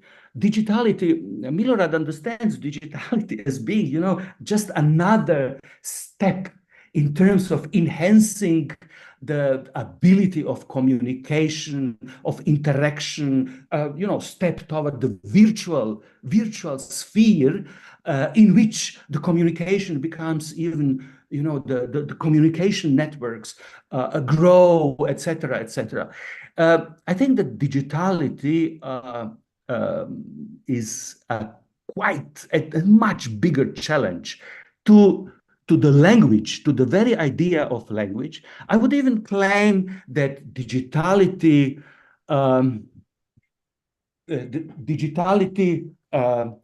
limits or shows us the limit of the very idea of language, and the very idea of capacity of language, of capacity of theoretical conceptualization, which is what is at stake in Rasko's understanding. I think the problem is the idea that there is such thing as language, and that the linguistics is a discipline that has its object, which is the language. And I think that the digitality puts in question this idea. We thinking of the vernacularization and standardization, we think always of in terms of the move from the voice to the script, to the sign, to the written sign, and the differentiating phonemes and graphemes. This is very structuralist, the structuralist approach. The primacy of the voice, the primacy of the phonemes, historical primacy, of course. The digitality creates a new situation in which this relation between phonemes and graphemes no longer function. The sign that is, in fact, that generates the digital.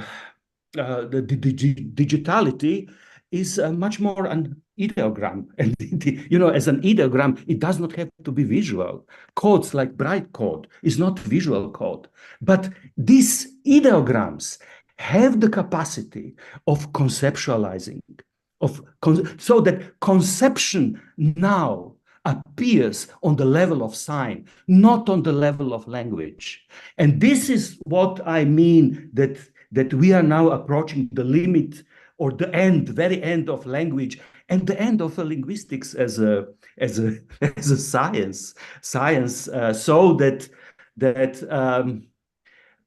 when we speak of digitality, we must know that digitality is a translation, and it is much moreover, it is a translation from English language, or to put it more precisely, from the English alphabet. Shannon translated English alphabet, introducing the 27th sign, which was the space, introducing into the alphabet and translating it into the numerical code, so that today we have, in fact, to deal with digitality as being entirely translated from the idea of alphabet. However, alphabet is very, the idea of script and the idea of the universality of the alphabet as a script, the universal script, is actually very, very local. It is totally logocentric. It is totally phonocentric, but there are other experiences. Chinese and Japanese language, for instance, understand the notion of civilization. The word for civilization, the sign for civilization, when Ming is. It translates into it is literally translated into illumination through written text, or the text shines forth. It is the text, it is the script that is primal, and not the voice, not what we call language. So, and it is beyond the digitality, beyond the distinction between ideography and pictography. So ideography defines a mode of abstraction that addresses the conceptual aspects of material science, regardless whether these signs are written, printed, muted, indexical, numerical, optical, etc. So let me conclude with a present which my wife Hito Steil created specially for Rastko, which is a 3 minutes audio clip, and it is a sort of conclusion of my talk, addressing both moments, digital and vernacular. And I would simply say today that how I see the challenge, the end of language, the end of linguistics. And I'm speaking, from the position of translation theory, not translation theory within the so-called translation studies, which is still, deeply embedded into cultural and linguistic tradition, but translation theory that puts in question the very idea that there is a such thing as language. This translation theory is crucially important for understanding digitality. And I rely very much on Lydia H. Liu's Freudian Robot. Probably some of you, the book. So now, please, Rade, let us listen to the clip, and I will few words comment. The song, second song, please go ahead. Pod zvijezdanim nebom, uz more plavo, priča o ljubavi, vječnoj i pravoj, Rastko moćnik, srce mu zdravo, dvije ljubavi pronašao je pravo. Prva ljubav Grgur Friedrich bješe, Rastkovo srce njemu se smiješe, al sudba krene, put nepoznat daje, srce mu novo ljubavi snage daje. Grgur Friedrich bio prvi san, al Karlo Marx je ljubav vječnih dana. Rastko, sudbina ti je znana, u Karlovom srcu vječna je stana. Karla Marx, njegov dragi vječni pratios, zajedno u sreći zvijezde ih prate, njihova ljubav vjetar pjesmu nosi na vječnoj stazi ljubavi bez kose. Grgur Friedrich bio prvi san, al Karlo Marx je ljubav vječnih dana. Rastko, sudbina ti je znana, u Karlovom srcu vječna je stana. Zora svane kad sunce plane, Rastko i Karlo uzdignute glave, njihova priča u klapi živi, ljubav njihova vječno će cvijeti. Grgur Friedrich bio prvi san, al Karlo je ljubav vječnih dana. Rastko, sudbina ti je znana, u Karlovom srcu vječna. So there's only few more words. This is the newest version of artificial intelligence from June this year. The input was a few sentences in English about Rastko, Hegel, Marx, about emotions. And the task was to produce something very vernacular, which is Dalmatian klapa. So the Dalmatian klapa this is completely artificially created a vernacular present for Rastko's 80th birthday. The digital technology now, the latest version of artificial intelligence, works with a context window of 20,000 words, which might be used as discrete unit of meaning, 20,000 words. I'm not the one who believes in a simple progression of the digital and technology and some sort of communicative paradise that it will create. I'm simply addressing the radical character of the transformations which we have to face, so as to understand how to deal with the problems of today's world. Thank you.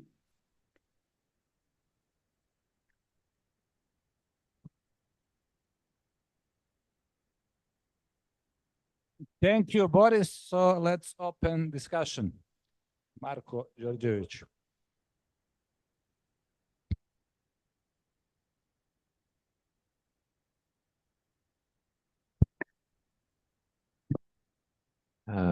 Thank you for the great lectures. My question is for Marko Kržan. Well, there are two questions. The first part is political, the other is theoretical. So how are China and Russia not a part of the imperialist bloc? I won't go into too much detail. I'll just take a very popular subject in Serbia and a very pressing one, the question of mining of lithium, which I'm pretty sure most of you have heard something about.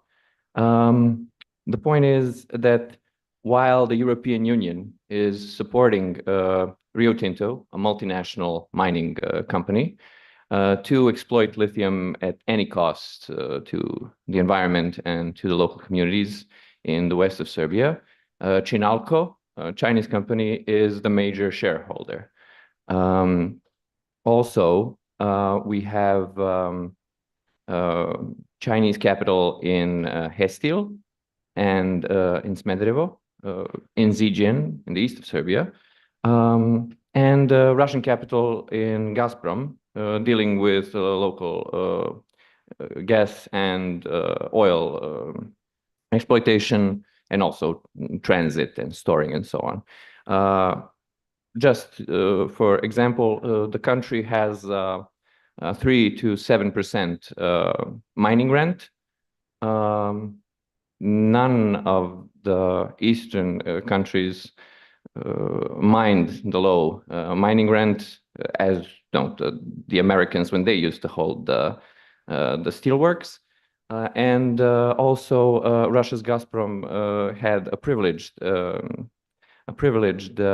contract with the government of Serbia to exploit gas and oil at even a lower rent, which was 3% instead of the usual 5%. And of course, you have economists that did the calculus as to how much money was lost there, but I don't want to vulgarize this as in who will give more. There is enough vulgarization going around in Serbian media. I'm just asking, how is this not a part of the imperialist bloc when we concern these economic practices? And I'm taking exploitation of mining ore as just like a common example. The other question is more theoretical, and it concerns perhaps another Chinese company, which is Linglong. They produce pneumatics, tires, and they've just officially started working. But my question is there a relative technological monopoly as opposed to an absolute one, which the West and America as a hegemon still holds? Because what can we say theoretically happens when a company when a country which is still a periphery of the capitalist system, even though the richest one, which is China, in my view, what happens when it moves its dirty technologies to a periphery of the world, but it doesn't have the absolute technological monopoly, just a relative one. So it uses cleaner technologies in parts of its country, but moves the dirtier ones to the periphery. Also, how can we think of this practice? I'm asking this question, even though I should be a bit clumsily, but I should be more informed because Professor Močnik and Rade Pantić held a great seminar about sub-imperialism. And I'm guessing the answer to the question was already there, but I think it should be posed. So thank you. Shall we take a couple of questions or answer one by one? Maybe it's better one by one. Okay. Answer. Connect the question. Yeah, connect the question. Yeah, go to the podium. Yeah. It's just because my question is so similar. It's so similar to Marco's question. I have the same question for Marco Krjan. So basically, in his book Neocolonialism: The Last State of Imperialism, Kwame Nkrumah writes that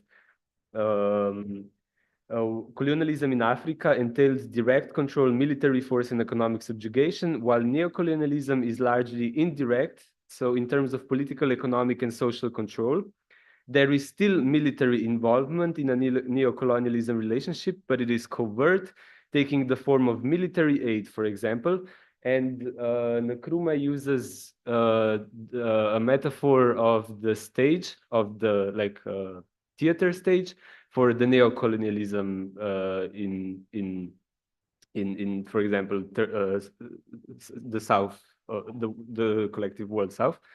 Now the question now that rises with this is if China is a neocolonial state or not. So most of I mean, a lot of African theorists, for example, in this case it's Africa, it can also be Serbia, like Nyerere, Nkrumah, Waldenbelo, think that China is not a neocolonial state because it does not have this military presence. It does not give aid through its own institutions. It offers aid through the government. So it gives aid to the government, which then spreads it around. And also it has these politics of non-interference, for example, and etc. But on the other hand, a lot of African countries are experiencing debt traps by Chinese, also state-owned enterprises and private enterprises. There are also some military stations, Chinese very few. I think there are 4 in the world. It's Cuba. In Africa, there's only Djibouti, but it's still a military post. So this is a question that is like, is this non-colonial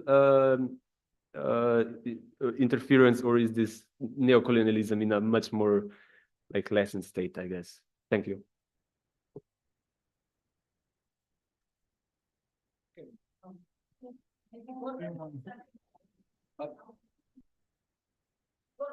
We said one by one, so Marco now is going to answer. And Gordon, is your question connected to China and imperialism? No, my question is not related to China or Russia. Okay. Then let Marco first answer, and then you have Thank you. possibility to ask. Okay, thank you. Yeah, thank you for your questions. So try to give you a short answer. When I defined imperialism, I said that this is accumulation. It is about accumulation of capital by extra exploitation of the working people and the natural resources of the periphery.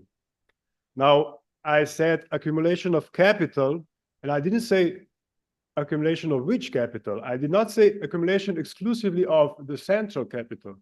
I think one of the features of the contemporary imperialism, of the collective imperialism, is the fact that almost any capital which is large enough can be included in this extra exploitation, except if it is politically prohibited. For instance, Russian capitals are now more or less, I would say, excluded from exploitation of many countries, many peripheral countries. Maybe not by explicit sanction of their governments, but by the complications which were made by the American sanctions and secondary sanctions. So this is one of the differences between former types of imperialism, where there was exclusive right for super exploitation for the capital of a particular imperialist state or imperialist power. Now, with regard to China, I hadn't had time to elaborate on China, but you might recall, or not probably, that I said that in every social formation, there exists a mode of production which is dominant because it determines the reproduction of the whole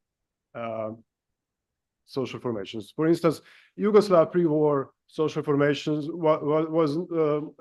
Yugoslav social formation pre-war, capitalism was weak, especially in some parts. There was practically no capitalist relations in strict sense. But anyhow, we had problems like agricultural overpopulation, the improper, insufficient industrializations and stuff like that, which was a direct cause of the fact that capitalist mode of production, not local, but the let's say European, was determining the conditions of reproductions of everything, of every mode of production, and thus also for the peasants. So, well, I should be more specific. There are actually, I think, social formations in which there is not one dominant mode of production. And those social formations are transitory social formations, such as, for instance, the so-called real existing socialist societies, where we had at least, well, we had two, at least according to Preobrazhensky, two modes of productions which were competing and which had the possibility to more or less autonomously reproduce each other. No, not one. They were coexisting in a way. Yeah, that makes them transitionary. If there was a dominant mode of production, this would mean that the transition was over. Yeah, so my thesis, and well, I happen to be one of those people who, although I'm no expert on China to be sure, that from what I do know, I think that China is still such a traditional social formation in which, of course, capitalist social relations are much more developed than they could ever be in the Soviet Union, or even in times of the so-called market socialism in Yugoslavia.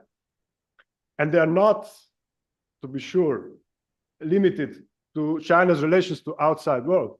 They are deeply embedded within the Chinese social formation. But still, I believe that there is another autonomous social force type of relations, which I would call statist or etatist. Although it has its official ideology is socialist, but its actual form is, I would say, statist. When we consider the impact of Chinese firms and companies and also the state in its foreign mostly economic relations, we should, of course, ask the question, whether these activities relate to the so-called statist mode of production? Are they a part of its reproduction, or are they the part of reproduction of the capitalist mode of production, which is also a possibility? I think probably the latter is mostly the fact, yeah. But it cannot be answered generally. So yeah, that is basically my take, and that is also the reason why I think that China is not a sub-imperialist state. It could become one if capitalist relations would become dominant, and if the restoration of capitalism would be completed. I cannot, of course, prove this to you, not only because I don't have time here, but also because I'm not an expert, as I said. But okay, there is one indirect proof. If you make a comparison of, on the one hand, India, where there has not been a socialist revolution, so India's capitalist, I think there's no doubt about it. And then Russian Federation, which abolished capitalism as much as it was possible in this 20th century, I would say, and where capitalism has been restored. I think this is also non-disputable. And then you have China, where I think it was not. And you look at the socioeconomic performances of those three states after 1980s or 1990, after the big change in the world system, and I think you will find a totally different trajectory. And this, I think, proves that there hasn't been, at least not yet, restoration of capitalism in China. So if it is not a capitalist state, then, or social formation, then it could not be imperialist in this way. Unless it, participates in normal, let's say, imperialist super exploitation. Yeah, so I don't know if I still have time for Russia. Professor Močnik made a very good, very interesting economic analysis, which proves that Russia is not imperialist. First of all, because its economy is the textbook case of periphery. It is a big exporter of natural resources, basically, and cheap and some cheap labor, super exploited labor as well.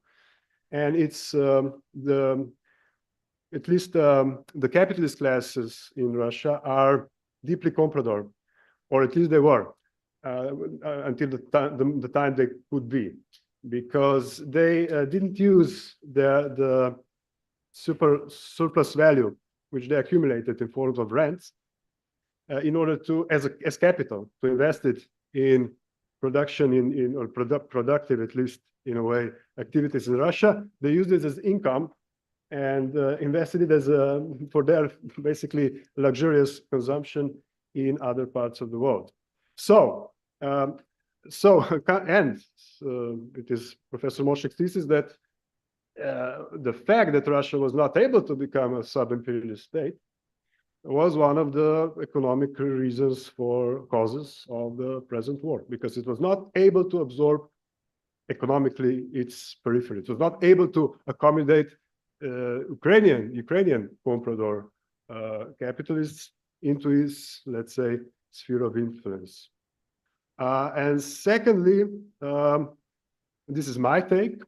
So Professor Močnik has and Rade also, you have economic argument, which I think stands. But I have a military political one. If you take 200 years of recent history, modern history, after Napoleon at least, up till now, you would see that in the system of what I call classical imperialism, Russia functioned as a factor that was instrumental or crucial factor in this system of rivalries. Russia was like the element, the factor that was tipping the scales in the inter-imperialist fights for hegemony. Think of Napoleonic Wars, when Russia saved British hegemony from Napoleon, from the French attack.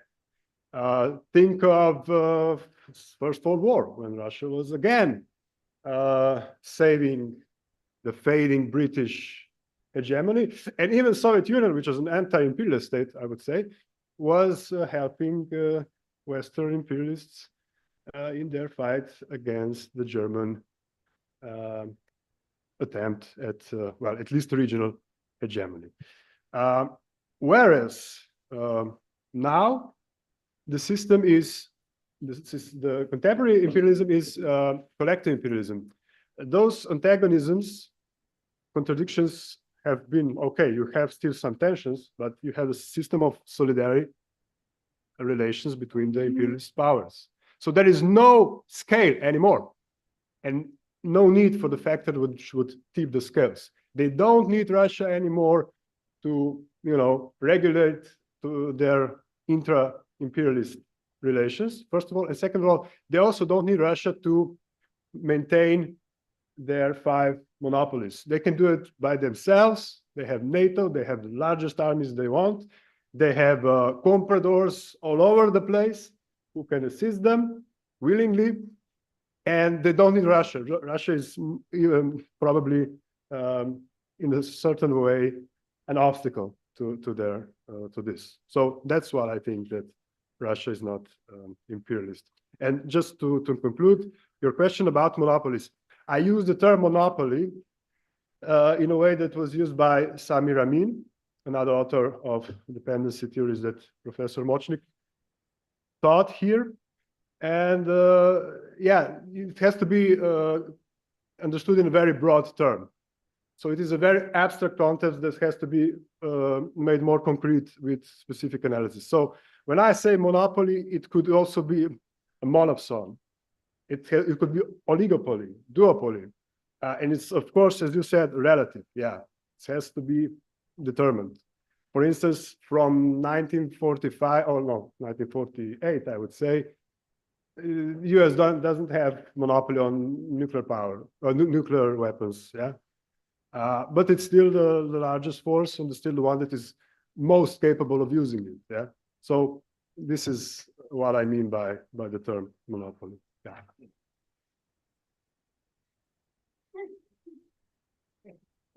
Now it's your turn to ask a question. Gordana, can you hear me? Yes. It's your turn to ask the question, please. Thank you very much. First of all, regards from Belgrade. I'm Gordana Jovanović. I'm a psychologist by my background, but I feel more and more uneasiness being psychologist. So I tend to say I'm not a loyal psychologist. Congratulations to Rasko. especially for remaining also politically young. And I wish, Rasko, you remain politically young, which means leftist, and I wish you still many, many years of remaining young and with some supporting experiences in the war developments. I was inspired by a lecture Boris gave. I don't know whether he is still present. I have not read Rasko's article, Boris, you refer to, but of course I trust your interpretation. And this inspired me to make a reference to socialist Yugoslavia. Well, to my experience in that time, the most scientific and philosophical production was not in foreign languages. I mean, there were productions and publications, but the most were in, well, Serbo-Croatian, Slovenian, other languages. But I wouldn't say that those productions were less theoretically valid or on a lower level. On the contrary. And then the question is, how can we understand that just over a few decades, language, one language, but not just Slovenian language. You mentioned also the case of German language.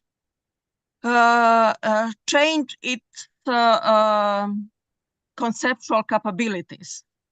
Obviously, it is not achievement of the language or the failure of the language itself, but I would say of the regime in which language functions. And I mean, the case of German language is even more striking or traumatic, if you want. I mean, the language, so differentiated language to express philosophical thought, is disappearing also in philosophical context. I mean, as a language of communication on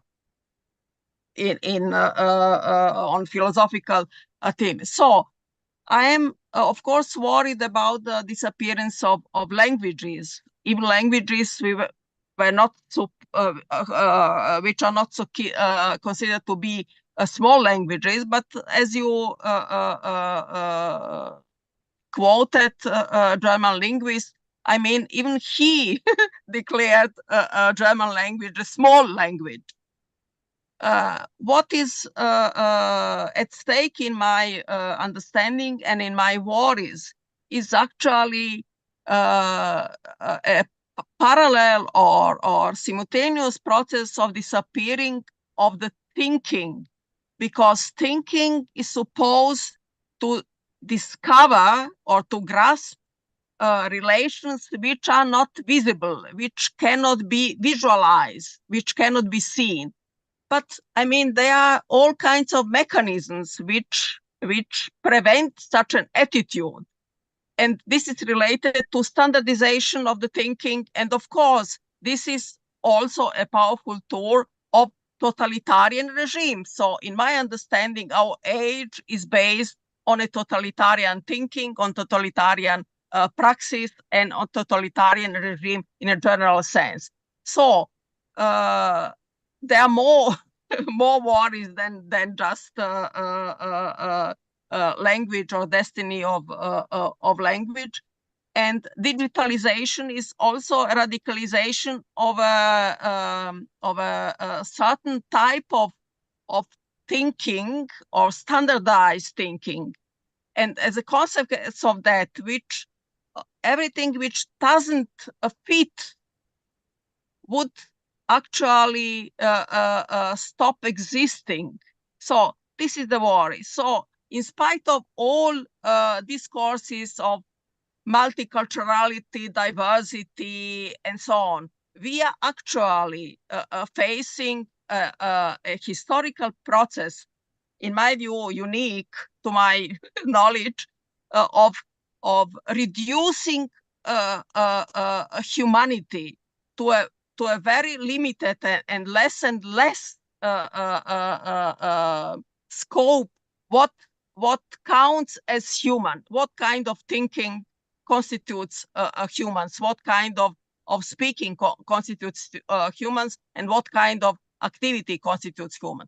So I've been even more and more worried. But anyway, thank you for your inspiring lecture, and thank you for giving me opportunity to attend this conference Boris, by technology. Professor Pupovac wants to add another question, and then you can answer them both. And Professor Močnik too.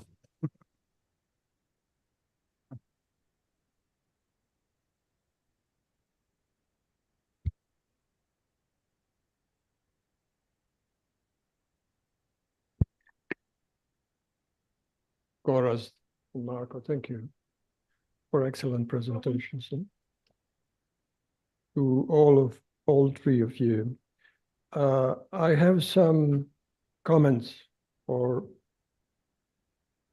some little contributions to the Boris presentation. First, I will start with additional arguments to Rastko's article. Why languages like Slovenian or other should be defended in a context of globalized dominancy of one or possibly more than one language.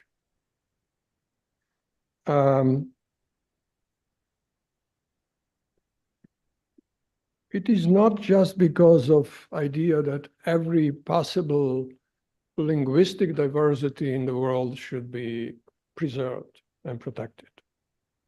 That's not possible with the biodiversity, and I'm sure that is not also possible with linguistic diversity. But wherever it is possible, due to the equality among communities and capacities to share what is common in different linguistic realities, I'm advocating for that. And dominancies like this one, English one, is not forever. Historically, we know that. And that's the reason why I think if we are talking about social equality, then we have to think in the mind also the linguistic equality. We cannot provide the possibility that everyone in the Slovenian society will be perfectly bilingual in Slovenian and English. That's one reason. Second reason is, of course, Slovenian community. I'm taking Slovenian because Rastko was writing on that. The same might be with the Croatian or any other. Should be in the position to acquire the knowledge and the good, as it is the case with the others. The second is the question of the vernaculars and the lament of Professor Trabant. I guess, Boris, you were speaking about his last book about German and the position of the German language. I understand that lament, but I'm sure if someone from the English language community, from the English England or from the US or from Canada, where the English is a native or the first language, might lament about the destiny of the English language, who is becoming strongly vernacularized in the various parts of the world. And that process is going on. And might be similar to the vernacularization of the Roman languages. Maybe not. And maybe yes. What is happening in Africa? What is happening in a certain field of the human activities? It is a process of vernacularization within the English language. When I'm speaking, Boris, about re-vernacularization in the case of the post-Serbo-Croatian or new Stokavian area, I'm talking about a specific phenomenon. From where one standard vernacular is alienated from the community of its speakers and taken from the linguistic community and the political community and proclaimed and put on the status of the vernacular of the states. And that's a way of manipulating with a metalinguistic knowledge and creating a power from which members of the speech community or linguistic community not necessarily have to have something what is good for them. That's third.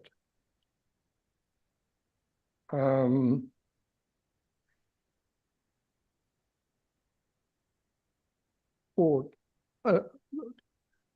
In the same time, we see the process of new vernacularization due to the process of digitalization or cognitivization of the linguistic realities and communicative tools and the communicative modes. That's true. If we look at the social networks, we see the process of vernacularization. If we look at the changes in the political speeches and the political languages in our societies nowadays, we see the vernacularizations. The way of emotionalized languages is close to the typical vernacular types. In journalism, we see vernacularization. And that is what I see in most cases as a positive trend, not negative as it is the case with the re-vernacularization in which vernaculars are taken as a tool of power by the states and by the nation.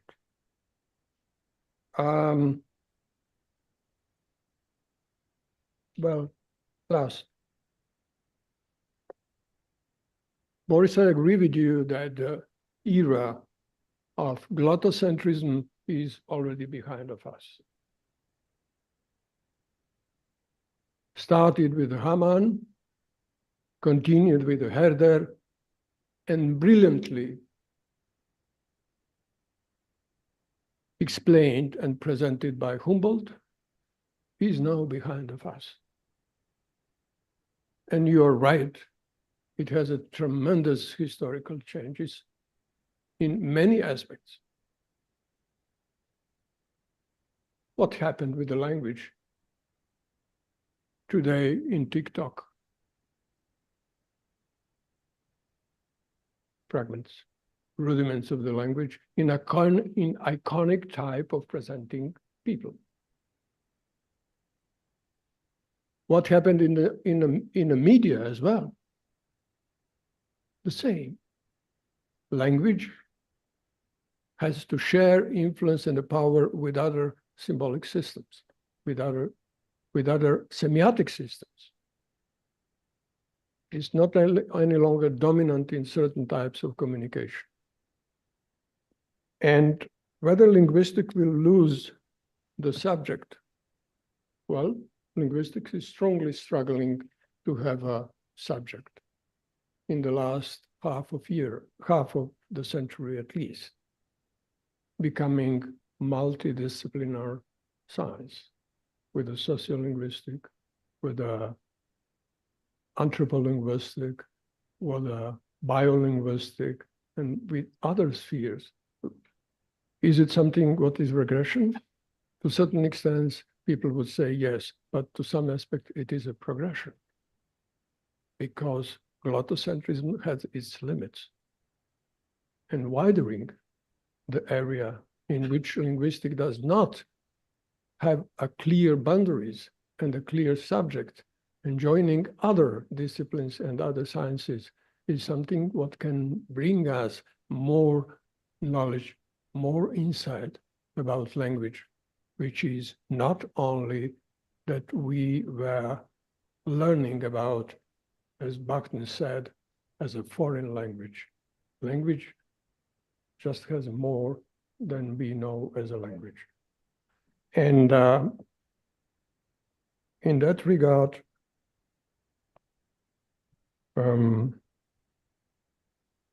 I think we have to support or at least follow the process of vernacularization that I'm ready to recognize as a progressive process and differentiate that from the processes which are regressive in some aspects.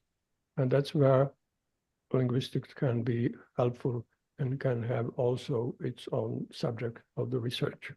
Thank you. Professor Močnik.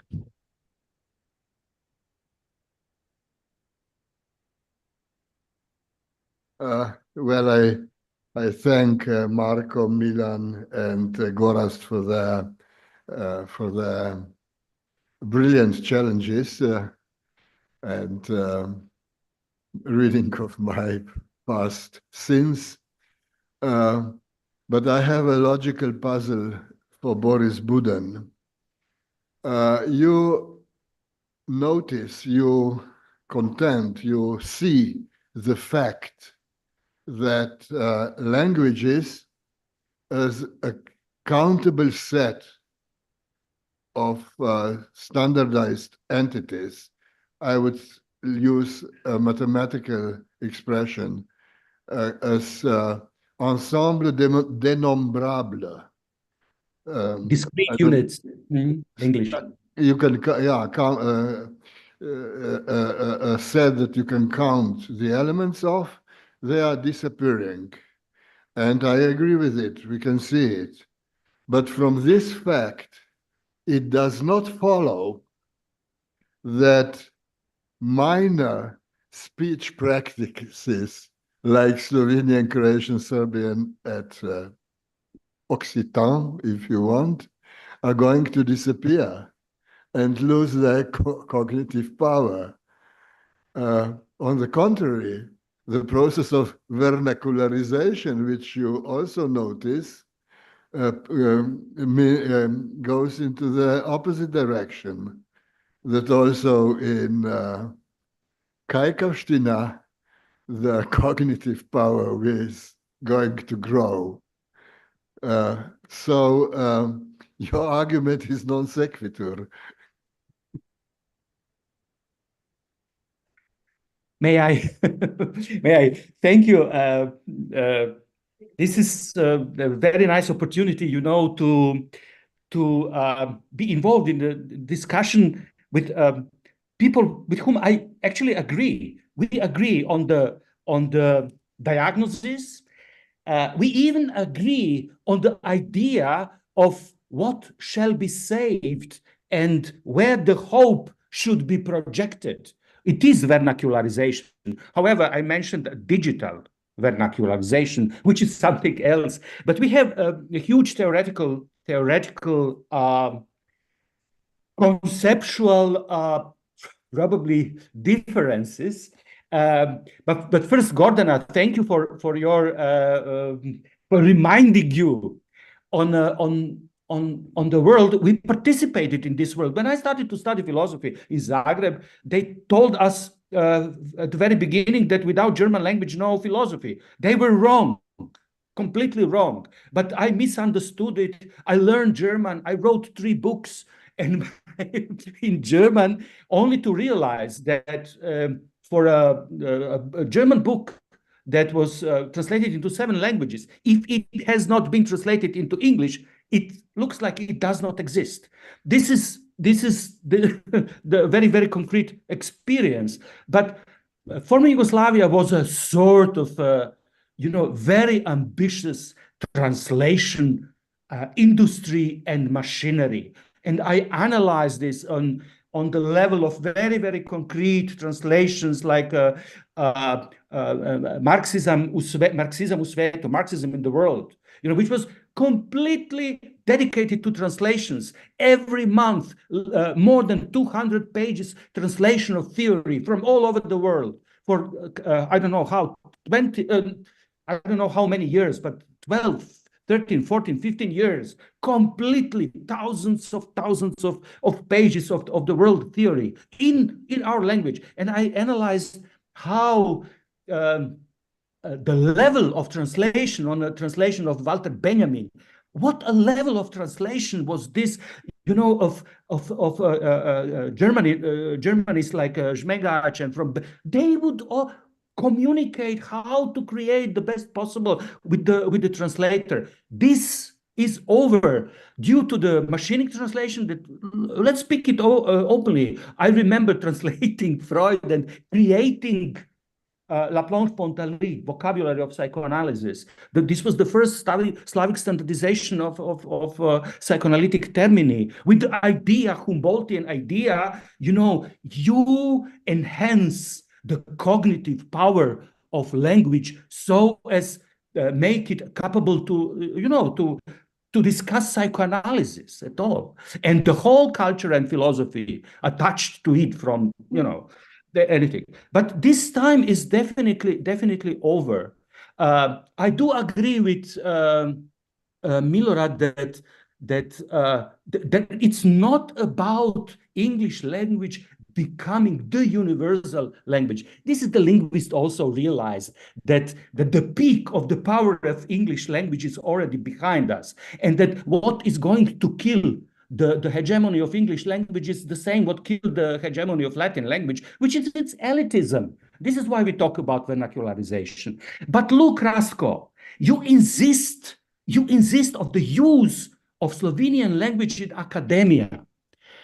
But why don't you ask that vernacularization might put in question the idea of academic production of knowledge as being the production of knowledge?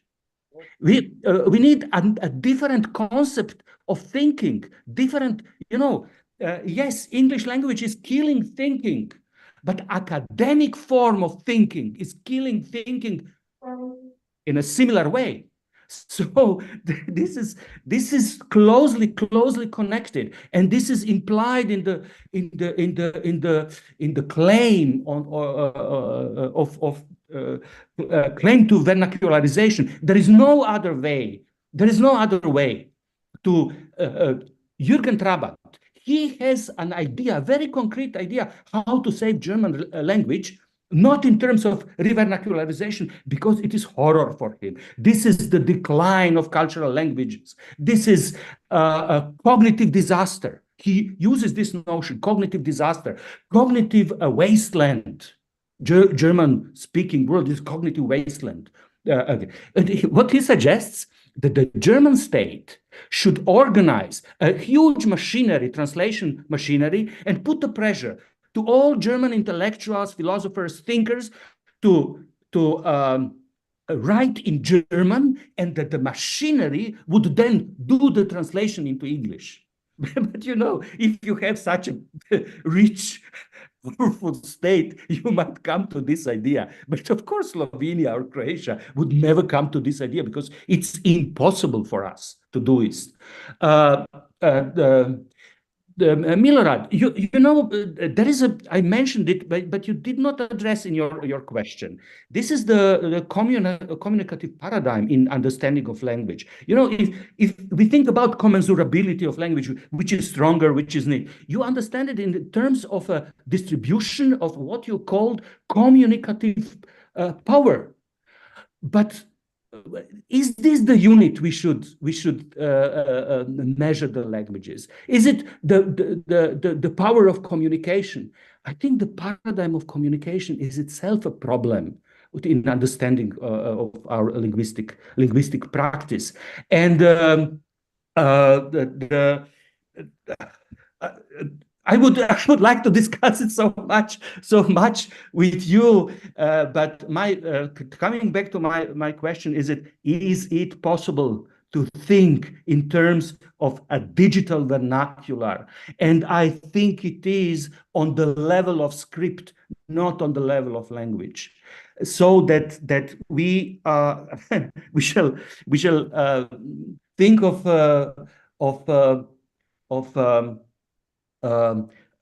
moving the cognitive power. Rasko uses the notion of cognitive power, moving it from the level of language, from the level of voice, from the level of the idea of la langue. Let's say it openly. It's the idea of la langue, of the entity, moving it onto the level of ideogram, of the sign. But what are the social political consequences of this? I have no idea, but at least I'm just trying to ask the question, being fully aware that such a small states and nations have no capacity even to think in the way Trabant thinks. Oh, let's organize translations. There must be some other level. And again, we should rethink what does it mean, and especially from the position of left, to understand that production of theory might go beyond the academic production of theory, just to remind us that these guys, theorists, we time and again refer to, like Marx, Engels, Lenin, Gramsci, etc. They were not teachers. There was this one English liberal philosopher. Who is this guy Marx? He was not even a professor. So maybe this is even more challenging but this is, yes, Kaikavština is a form of cognitive articulation. You are absolutely right. Okay, thank you, boys. Nebojša, can you be quick? We are already, and the time is already I can. so if you could be quick. Just to share my experience from the Marxist Education Project in New York, with which I read again political works by Marx and Engels, published by Verso recently, and depriving anybody to use them without their book from open source. Well, my experience is, when I read, say, Communist Manifesto in English, I don't believe a word. It's just pure idealism. When I read it in French, as much as I can, I half believe it.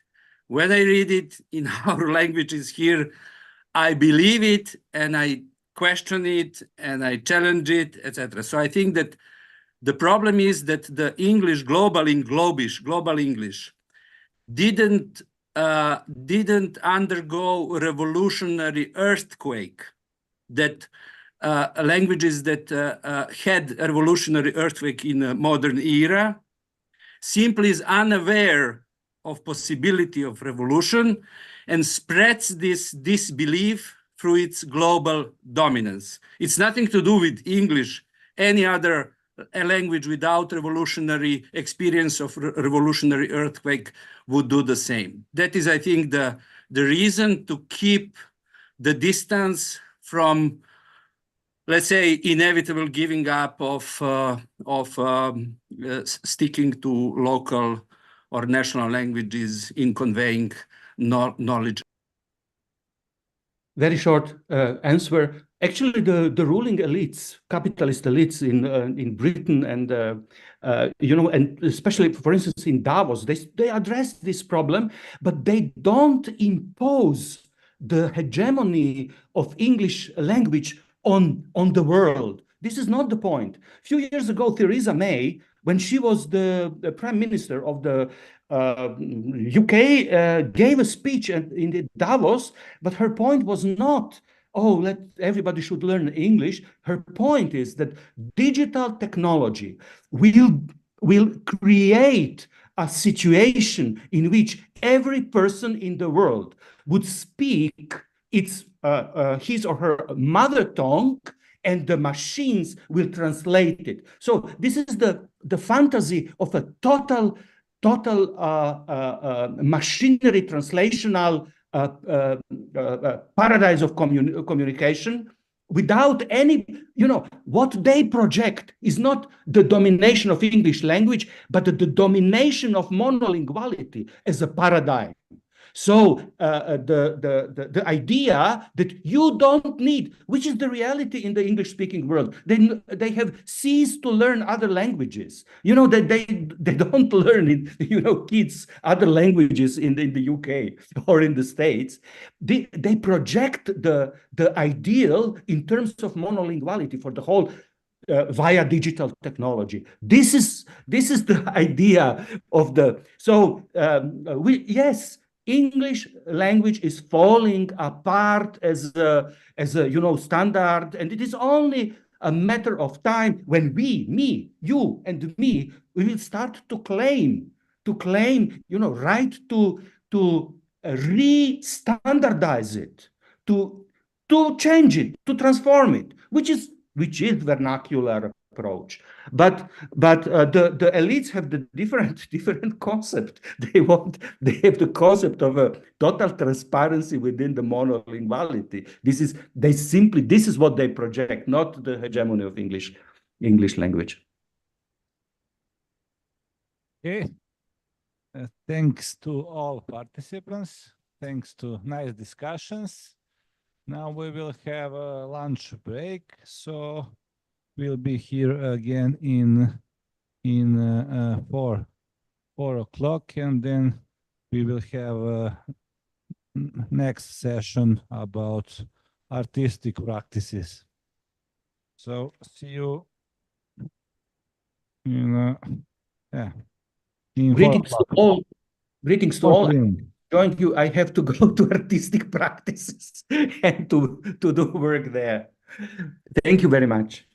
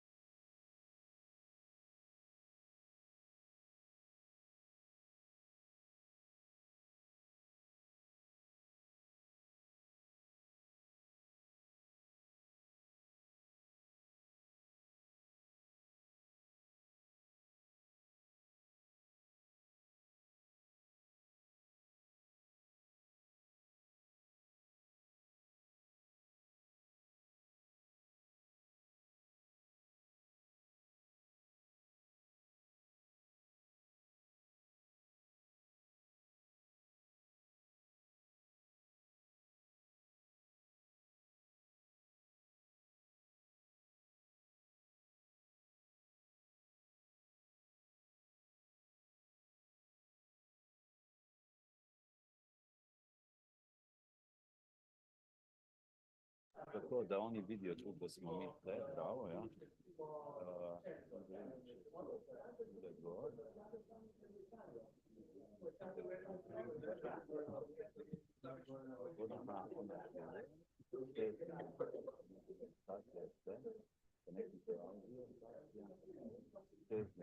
Dobro, on se bolje lijepo to. Zaenkrat še ni. Dobro.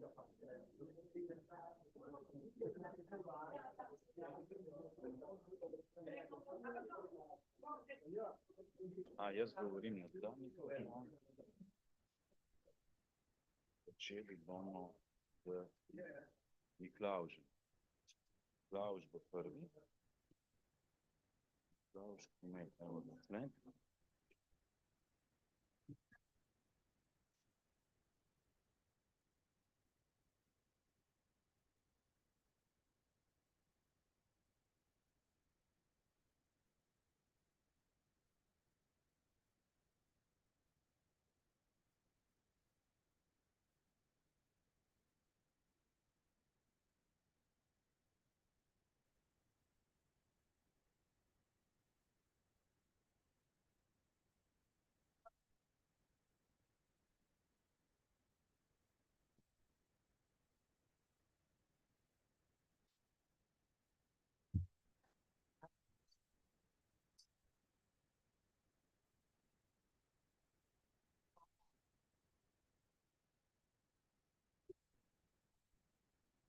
Jaz mislim, da a smo vsi. Ja, da Aldo naj se lepo usede. Rasko naj se sede, pa da začne. Ja, ti lahko začneš. Bo Rasko dal zeleno luč. Ja, izvolite, izvolite.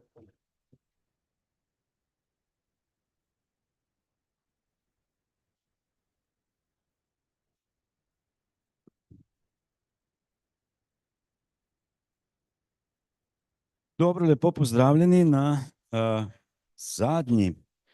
zadnji seji naše današnje konference.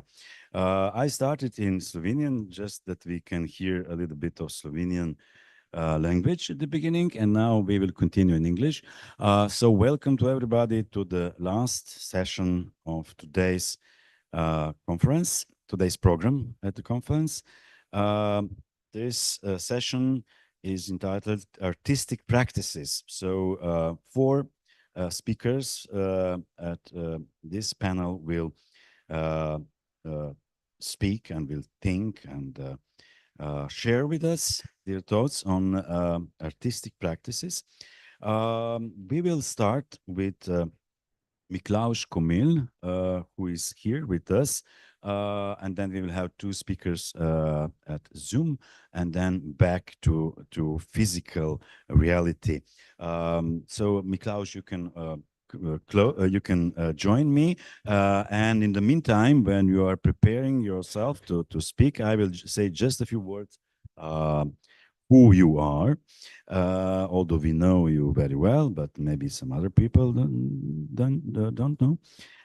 So Miklavž Komil holds a PhD in history of art. He is a freelance poet, writer, and painter from Ljubljana. He has published 17 books on poetry. Offer, yes. 1 novel, 3 books of short prose, 1 dramatic poem, 2 collections of essays. Scientific monograph, Kako misliti partizansko umetnost, How to think partisan art, published by the same publishing house, which is at the same time also co-organizer of this conference, Založba CF, and several other works. He was the co-curator of the exhibitions How to Think Partisan Art in the Mala Galeria in Ljubljana, and presentation of partisan art in the context of the exhibition Political Practices Post-Yugoslav Art in the Museum of Yugoslavia in Belgrade. In the Museum of the Modern Art in Ljubljana, he was also one of the curators of the permanent exhibition Continuities and Breaks. So we will carefully listen to your presentation, Miklavž. Thank you. Boris Buden has problematized the fact that we are here speaking in English, so I will make one step further because in this problematization, because I have prepared my paper in Slovene, but I hope you will understand. I will speak about partisan art, and one of the most interesting partisan books, a collection of revolutionary poems is Previharimo viharje, Let's Overstorm the Storms, written by Matej Bor. And in one of those poems, which is extremely interesting, because these are poems of Slovenian partisans, and in one of these poems is dedicated to two Palestinian fighters who became Slovene partisans, and they communicate in interesting ways. So in the poem, these two Palestinians speak in English. Our will be victory in future. It is so, Franzak. And then Bor comments, they understood all because the heart knows the language without words. So let us speak Slovene. Velikansko veselje mi je, da lahko sodelujem na tej konferenci, posvečeni profesorju Rastku Močniku, ki ga prav posebej občudujem zato, ker je eden pravzaprav redkih intelektualcev, ki res nikoli niso padli v diskurzivne pasti današnjega kapitalizma, ki je z zvijačno apropriacijo radikalnih in nominalno levičarskih diskurzov pravzaprav za svoje cilje marsikoga, ki je bolj očaran z radikalnim zvenom diskurzov kot pozoren na to, kam se določeni diskurzi umeščajo v danem trenutku razrednega boja, spravo v pozicijo, da proti svojim intencam dela propagando za imperialistični sistem. Profesor Močnik se pa preveč resno posveča analizi diskurzov in preveč jasno vidi tudi v samih znakih torišče razrednega boja, da bi lahko padel v takšne pasti. Zato se zna vedno zelo jasno pozicionirati glede na razredno analizo konkretne situacije in glede na analizo diskurzov, ki so v neki situaciji uporabljeni, in nas pri tem tudi opozarja, kako zelo je prav v takih časih, kot je naš, pomembna analiza diskurzov. Ravno takrat, ko se dogajajo največje družbene spremembe, je lahko vse odvisno od enega gesla, od načina artikulacije. V zaostrenih situacijah lahko postane vsaka črka usodno pomembna, in ravno prej sva se pogovarjala, kako je on sodeloval z neoavantgardo, z Ohojem, skratka z enim gibanjem, ki je to pomen črke še posebej poudarjalo. In tako se je prej omenjeni Matej Bor v zaostreni situaciji partizanskega, revolucionarnega, narodno-osvobodilnega boja začel resno bati, ali ni bil njegov kolega Ivan Rop ustreljen zato, ker se psevdonim Matej Bor nazaj prebere, Rop je tam. In so tisti, ki so Roba streljali, to opazili in so mislili, da je pa to Robov skriti psevdonim. Skratka, v eni taki situaciji, ko bi rekel, ne boš se zdaj igral s črkami, ne. Ena črka lahko postane stvar življenja in smrti. In v svojem prispevku bom govoril prav o partizanskem boju, poskušal bom retrospektivno pogledati na neki produktivni dialog, če uporabim Močnikov izraz, ki se je med profesorjem Močnikom in mano pred skoraj 2 desetletjema spletel o problematiki partizanske simbolne politike in partizanske umetnosti. Ampak predtem bi pa rad še nekaj drugega, čisto na kratko poudaril. Beseda veselje, ki sem jo rekel na začetku, ima v povezavi s profesorjem Močnikom poseben pomen. Z vami bi rad delil zapisek iz starih Močnikovih predavanj. Jaz nisem hodil na ta predavanja, nisem študiral sociologije, ampak zapisek, ki ga je nedavno objavil Miha Zadnikar kar na Facebooku. Samo nekaj besed, čisto na kratko. Ne ugodje, ker je banalno, ne užitek, ker je preblizu smrti, pač pa veselje do stvari. In zdi se mi, da je v teh besedah marsičem skondenzirana esenca Močnikovega pogleda, Močnikovega odnosa do sveta, ki jo lahko razberemo tudi iz številnih mest v njegovih tekstih in je globoko navdihujoča. Sam sem, ker se posvečam poeziji, mogoče včasih malo bolj na strani užitka, ki seveda v njegovi izjavi ni plezir, ampak jouissance v Lacanovem smislu, malo bolj na strani bližine smrti, ki lahko zmede. Se veste, Walter Benjamin je o Georgesu Batailleju, ki ga je zanimala jouissance v povezavi s smrtjo, napisal, da je to, kar dela Bataille, objektivno na strani fašizma, ampak mislim, da se je Benjamin glede Batailleja motil. Močnik pa globoko razume tudi Batailleja. Spomnim se, kako zelo lepo predstavitev je imel, ko je šel Bataillejev erotizem pri založbi CEF v slovenščini. Je na tako čudovit govor imel in je izhajal iz pogleda na truplo. Bertolt Brecht ima na začetku zgodb o gospodu Kojnerju zgodbico, kako je gospodu Kojnerju prišel neki profesor filozofije, ki mu je pripovedoval o svoji modrosti. Čez nekaj časa mu pa gospod Kojner reče: ti sediš nesproščeno, govoriš nesproščeno, misliš nesproščeno. Filozof se razjezi in reče, da ga ne zanima, kaj on misli o njem. Zanima me, kaj misli o vsebini tega, kar on govori. In gospod Kojner reče: ni vsebine. Hodiš na slepo, ni nobenega cilja, ki bi ga dosegel s svojo hojo, govoriš temačno, ni nobene jasnine, ki bi jo dosegel s svojim govorom. Ko vidim tvoje držo, me tvoj cilj ne zanima. No, če bi prišel gospodu Kojnerju profesor Rastko Močnik, pa mislim, da bi mu bil zanimiv. Če profesor Močnik govori o veselju, ima to vsebino. Dovolj je, da ga enkrat slišimo predavati, njegov način govorjenja, gestikulacije, v tem je veselje, v tem je Primož Krašovec takoj v uvodnem govoru govoril, kjer je rekel, kako so bila njegova predavanja umetniška dela. Zato se mi zdi, je tudi Močnikov odnos do znanosti tak, da postane znanost vesela znanost, če si Nietzschejevo sintagmo izposojem, ki je spet izposojena iz provansalcev. Profesor Močnik je nesporna akademska avtoriteta, ampak sposoben je ironično pisati o trpečih hlapcih akademskega aparata in tako naprej. In to ni slaba samotolažba nekoga, ki je tudi sam ujet v ta aparat, ampak mislim, da vidi profesor Močnik svojo vlogo v razmerju do tega aparata v tem, da ljudem dejansko nudi orodja teoretske rezistence, uči jih, da je teorija nezdružljiva s hlapčevstvom, ker teorija nikoli ne more biti aplikacija, niti aplikacija lastnih metod. In v tem je seveda veselje. In beseda veselje je napisana tudi v naslovu neke njegove knjige, ki mi je posebej ljuba.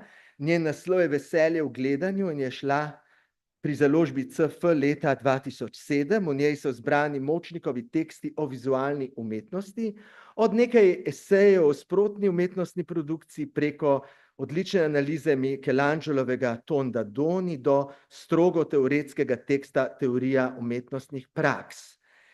Na začetku knjige je čudovit esej o Vertovu. In tam recimo lahko preberemo čudovito izjavo, da, citiram, tako erotičnega filma, kot je Človek s kinoaparatom, s kamero, tako erotičnega filma vsaj gledalec, ki tole piše, še ni videl, pa si je ogledal že marsikateri film, ki se rine v to zvrst.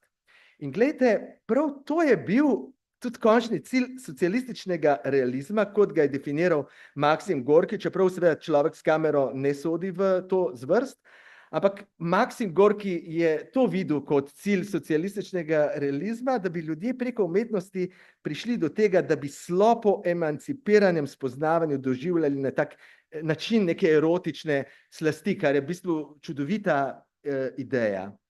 Ko sem po dolgih letih ponovno bral to knjigo Veselje v gledanju, sem si kar naprej izpisoval zanosne, svetle, vesele izreke. Gledamo proti hipnozi, proti začaranemu pogledu, gledamo proti nadzoru, proti ujetemu pogledu, ali pa saj le ljudje, ki zmorejo gledati na novo, lahko postavijo novi svet. Na nekaj mestih v tej knjigi Močnik povzema tudi tisto, kar je izraženo v citatu, ki ga je objavil Zadnikar, ko govori o pogledu, ki ni več ujet v slepi avtomatizem želje, o pogledu, ki se veseli podobe, ali ko ob Sanji Vekovič spregovori o zmagi gledanja nad pogledom, veselja nad užitkom, spet mu vendarle ne da čisto miru ta jouissance. Eno od poglavij te knjige ima naslov Prelomne umetnostne prakse in to je tekst o partizanski umetnosti. Ta tekst je bil najprej objavljen v katalogu razstave Partizanska simbolna politika, ki je bila postavljena v ljubljanskem MGLC-ju od novembra 2004 do konca marca 2005. Kustos razstave je bil Donovan Pavlinec in prvotni naslov teksta je bil Partizanska simbolna politika. V knjižnem ponatisu je avtor spremni opombi ta naslov označil kot nekoliko pretenciozen.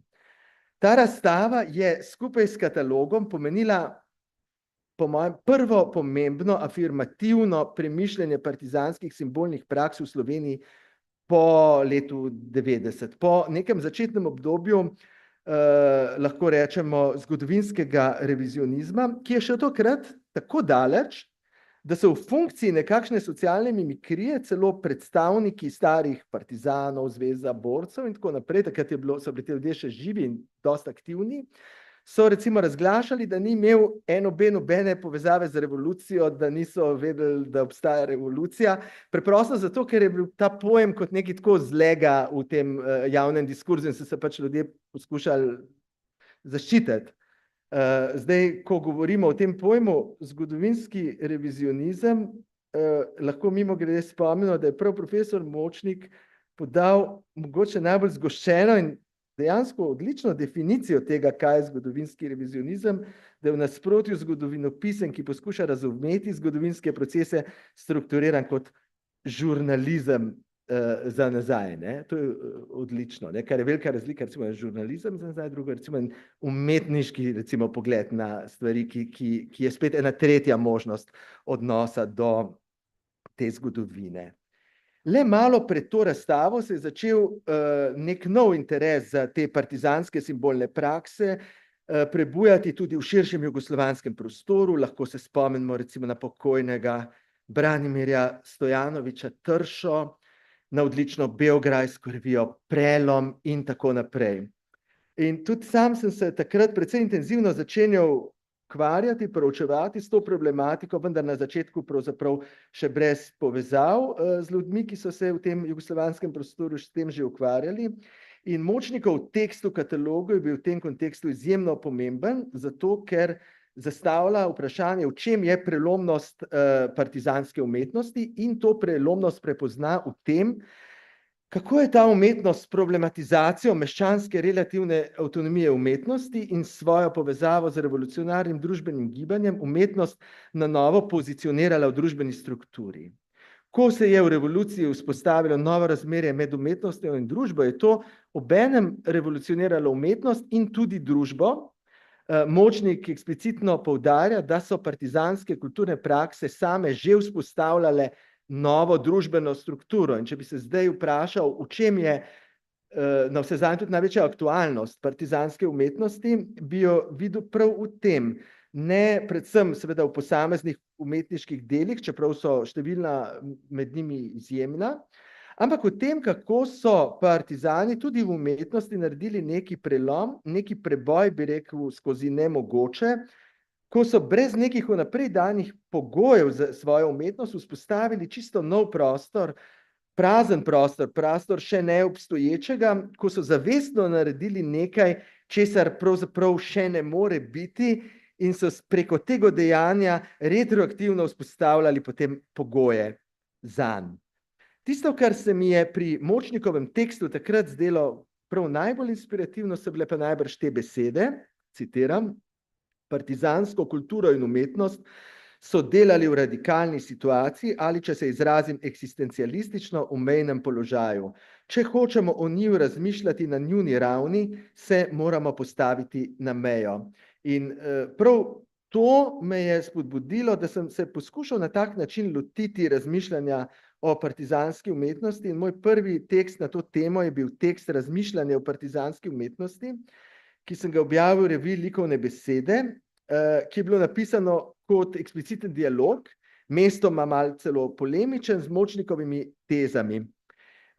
Predvsem sem pač poskušal brati to problematiko skupaj s konkretnim dokumentarnim gradivom partizanskih razprav o umetnosti, zlasti takrat še neobjavljenih zapisnikov dveh diskusij med partizanskimi umetniki in vodstvom OF, pri drugi je sodeloval tudi Boris Kidrič, ki se je sprožilo ob tako imenovani partizanski brezi, k temu se bomo še vrnili. In Močnik je po natisu svojega teksta v knjigi Veselje v gledanju napisal o tem dialogu, dodal opombo, v kateri morda nekoliko pretirano pravi, da oziroma vsekakor pretirano pravi, da tukajšnjega besedila skoraj da ni mogoče brati, ne da bi nadaljevali z branjem Komeljevega. In to mi je bilo seveda, s tem sem se počutil izjemno počaščenega, predvsem je pa dalo to spodbudo za nadaljnje raziskovanje, pa recimo potem res napisal nek tak tekst, ki pa upraviči mogoče tako opombo, ne, se pravi, ne ta tekst, ampak nek drug. Zdaj sem šel ponovno, seveda, zaradi tega prebrati tudi še ta svoj članek, moram reči, da sem bil pozitivno presenečen, ker je v marsičem zametek moje nekaj let poznejše knjige Kako misliti partizansko umetnost ali pa vsaj enega njenega bistvenega segmenta, ne bi danes pravzaprav v njem skoraj ničesar spreminjal v tem članku. Vse je objavljeno in če koga zanima, lahko prebere, ne bi rad obnavljal objavljenega. Rad bi pa tukaj dodal nekaj pripomb o vprašanju preseganja relativne avtonomije v umetnosti, kot je vzpostavila meščanska družba. Najprej pa nekaj malo bolj anekdotičnega v zvezi s tem. Kot sem že omenil, v času razstave Partizanski tisk so bili še živi mnogi udeleženci teh dogajanj. Mislim, da ne naredim nič slabega, če povem, da mi je bilo zanimivo, ko sem po izidu kataloga opazil pri dveh takih udeležencih, konkretno pri Alenki Gerlovič in Ignaciju Gregoraču, ki sta bila na teh razpravah, neke pomisleke v odnosu do tega teksta Močnikovega, kar neko, bi rekel, nezadovoljstvo z njim, čeprav me je to presenetilo, ta tekst po dolgem času na novo afirmiral partizansko umetnost, kot že dolgo nič ne. Zdaj o tem, kaj je bila ta pomislek pri njiju, nisem natančno razpravljal z njima, ampak skoraj prepričan sem, da je bilo glavni razlog za to nezadovoljstvo prav ta breza partizanska, oba sta bila navzoča pri teh diskusijah in Rastko Močnik se je nekako provokativno dotaknil nečesa, kar je partizanske kulturnike in umetnike v tistem trenutku resnično znerviralo. Vse dotedanje obravnave partizanske umetnosti, tudi iz časa socializma, apologetične, so propagandistično priporočilo, naj umetniki partizanski naslikajo breze tako, da ne bodo zdaj samo nekih brez slikali, ampak da naj še kakšen atribut zraven, recimo neko puško, ki jih postavlja v en kontekst našega boja. Vsi so to razumeli kot višek nerazumevajočega vtikanja politike v umetnost, ki so ga potem umetniki premagali. Rastko Močnik pa to priporočilo v bistvu dojame afirmativno, pa reče pa se, to je v bistvu opis postopka akuzmatizma. Zdaj tukaj je treba seveda poudariti, da sam ta postopek se je že v tisti debati zdel čisto smiseln celo Josipu Vidmarju. Celo reče, postopek je v redu, ampak seveda to, da naj bi bil pa zaukazan kot nekakšna direktiva, je potem samo vodstvo EF, ko so se umetniki ob tem vznemirili, označilo za neumnost. Zdaj, ko še malo zdaj tole gledam, pa mislim, da je smiselno pripomniti, da je pa zelo verjetno tudi intenca, s katero je bila ta zamisel o brezi dejansko lansirana, ni bila tako banalna, kot jo je označilo poznejše zgodovinopisje in da je tudi v tem smislu Močnikovo razumevanje zelo utemeljeno. Zdaj vedno se govori, da je to idejo o brezi lansiral neki propagandist, nikjer ni napisan, kdo je to bil. Zdaj pač po teh informacijah, recimo Gregorača, Alenke Gerlovič, ki sta bila tam, je bil to Ante Novak. Se pravi, oče Borisa Novaka, ki pa nikakor ni bil nek brezvezen propagandist.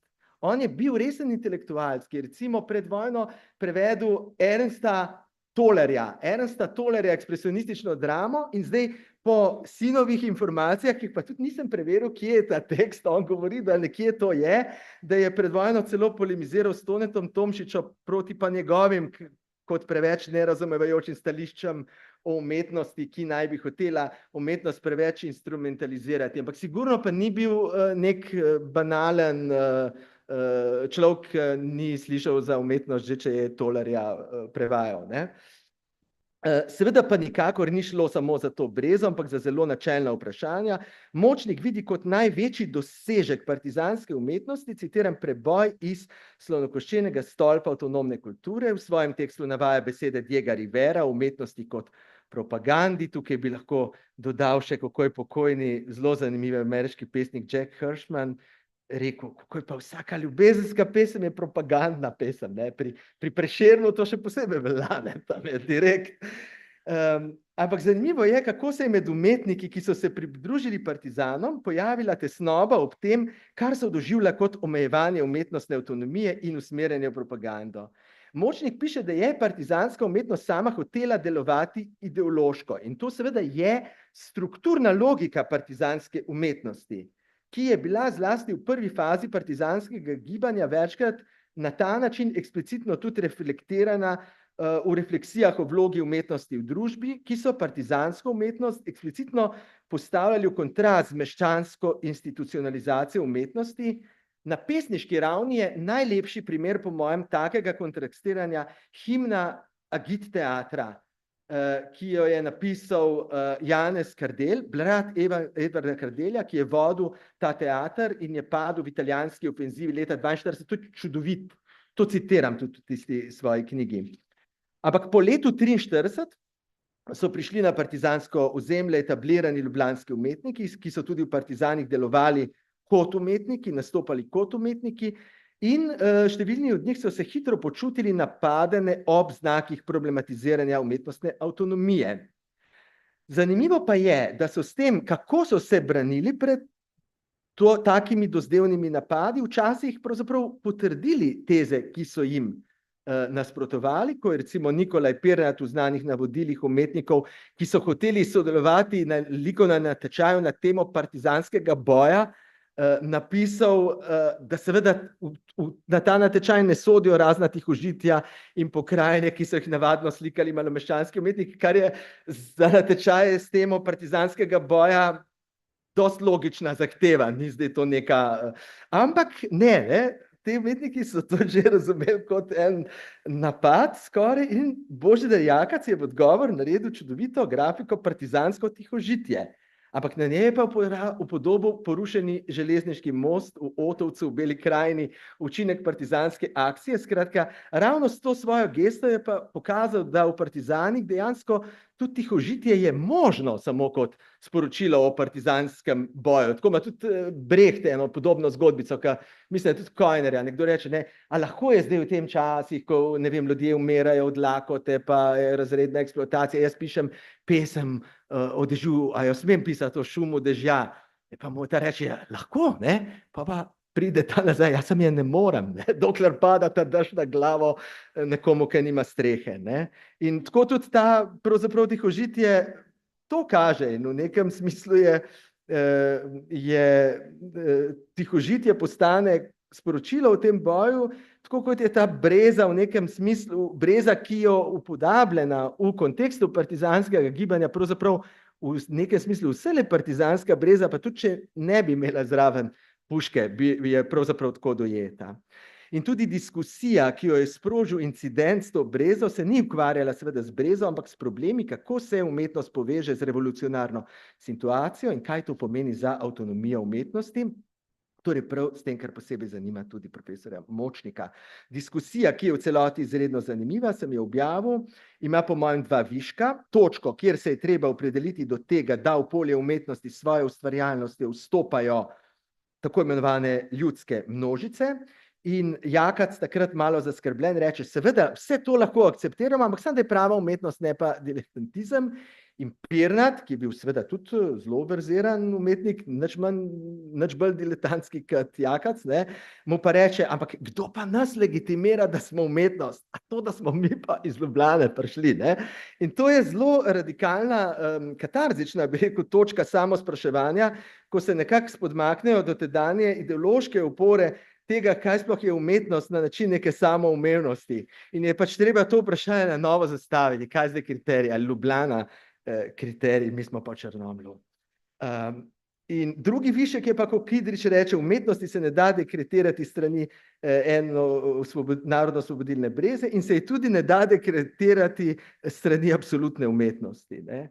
Skratka, tudi ideologija absolutne umetnosti prepozna kot ideologijo.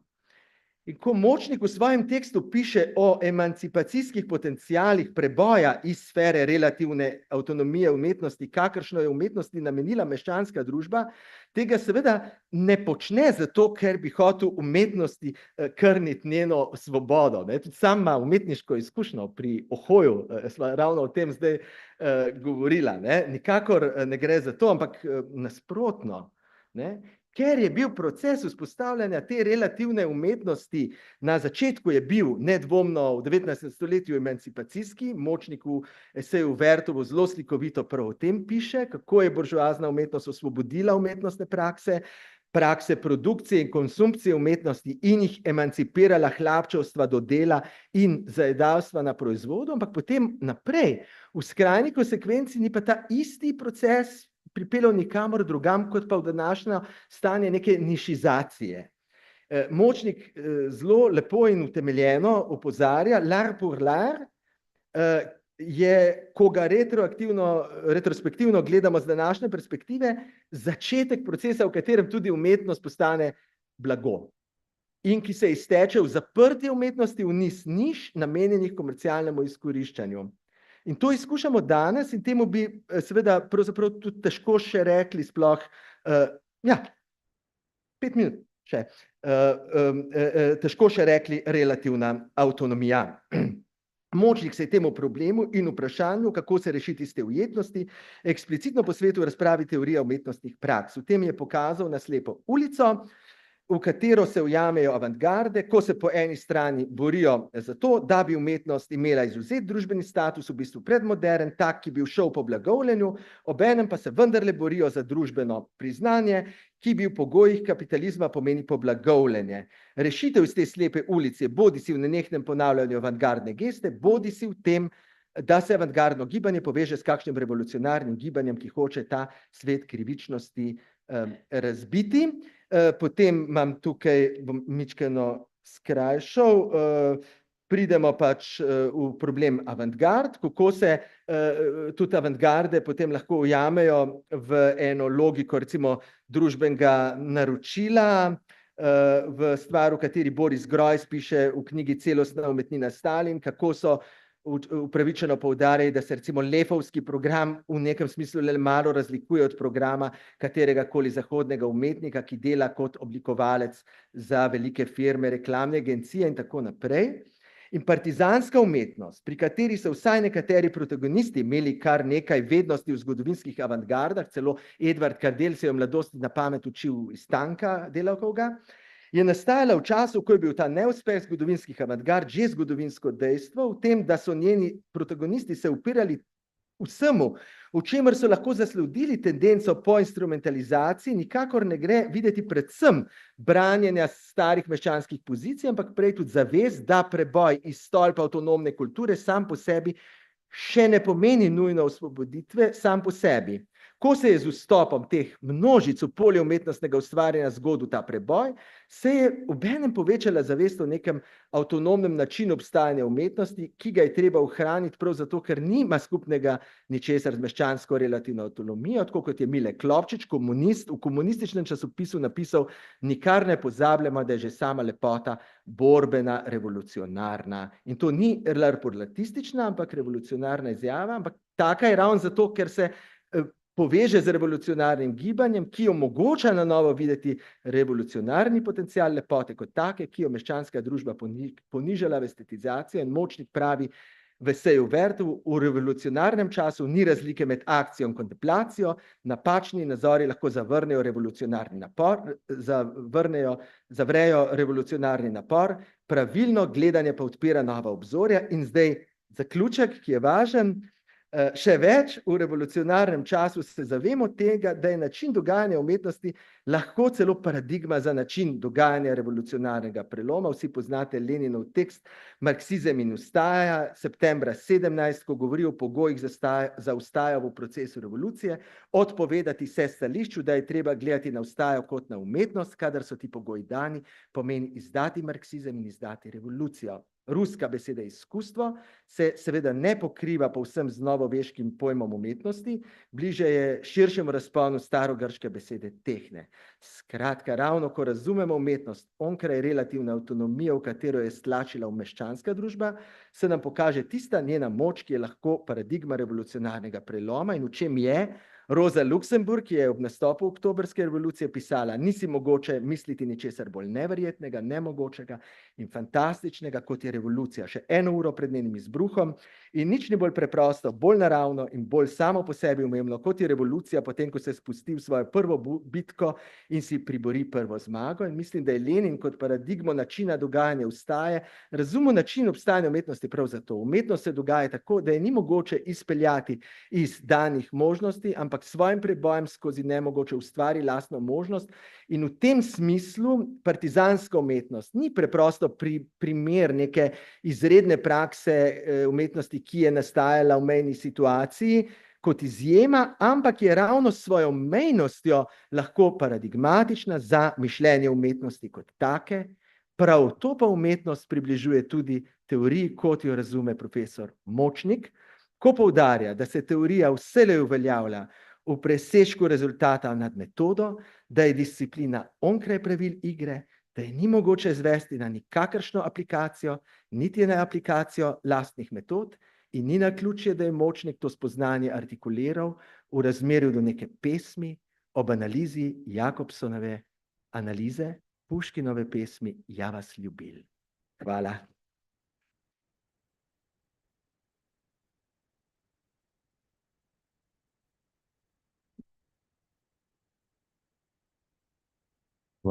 Hvala, Miklavž. Zdaj pa bomo hiteli naprej k naši naslednji govorki, to je pa Katja Praznik, samo trenutek, da vidimo. Aha, zdaj pa moram klikniti na njo, da dobim. Aha, ko bo ona začela govoriti, jo bomo videli. Okay. Dobro. Živijo, Katja, nas slišiš? Prižgi mikrofon, prosim. Ja, evo, sem prižgala mikrofon. Odlično, super, zdaj te tudi vidimo, ker ko govoriš, pol te vidimo. Če ne govoriš, te ne vidimo. Ne? Če smo že v akuzmatičnem, ne? Ker smo prej slišali prek, torej pravzaprav od Raska, ampak posredno prek Miklavža. Torej, ti takoj prepustim besedo. Samo bi rad povedal par besed o tebi za druge udeležence tega dogodka. Katja, zdaj bom pa prešal to v angleščino, malo me je zdaj pravzaprav Miklavž okužil, ne, pa sem kar je spontano v slovenščini naprej. Zdaj gremo nazaj, we will switch back to English.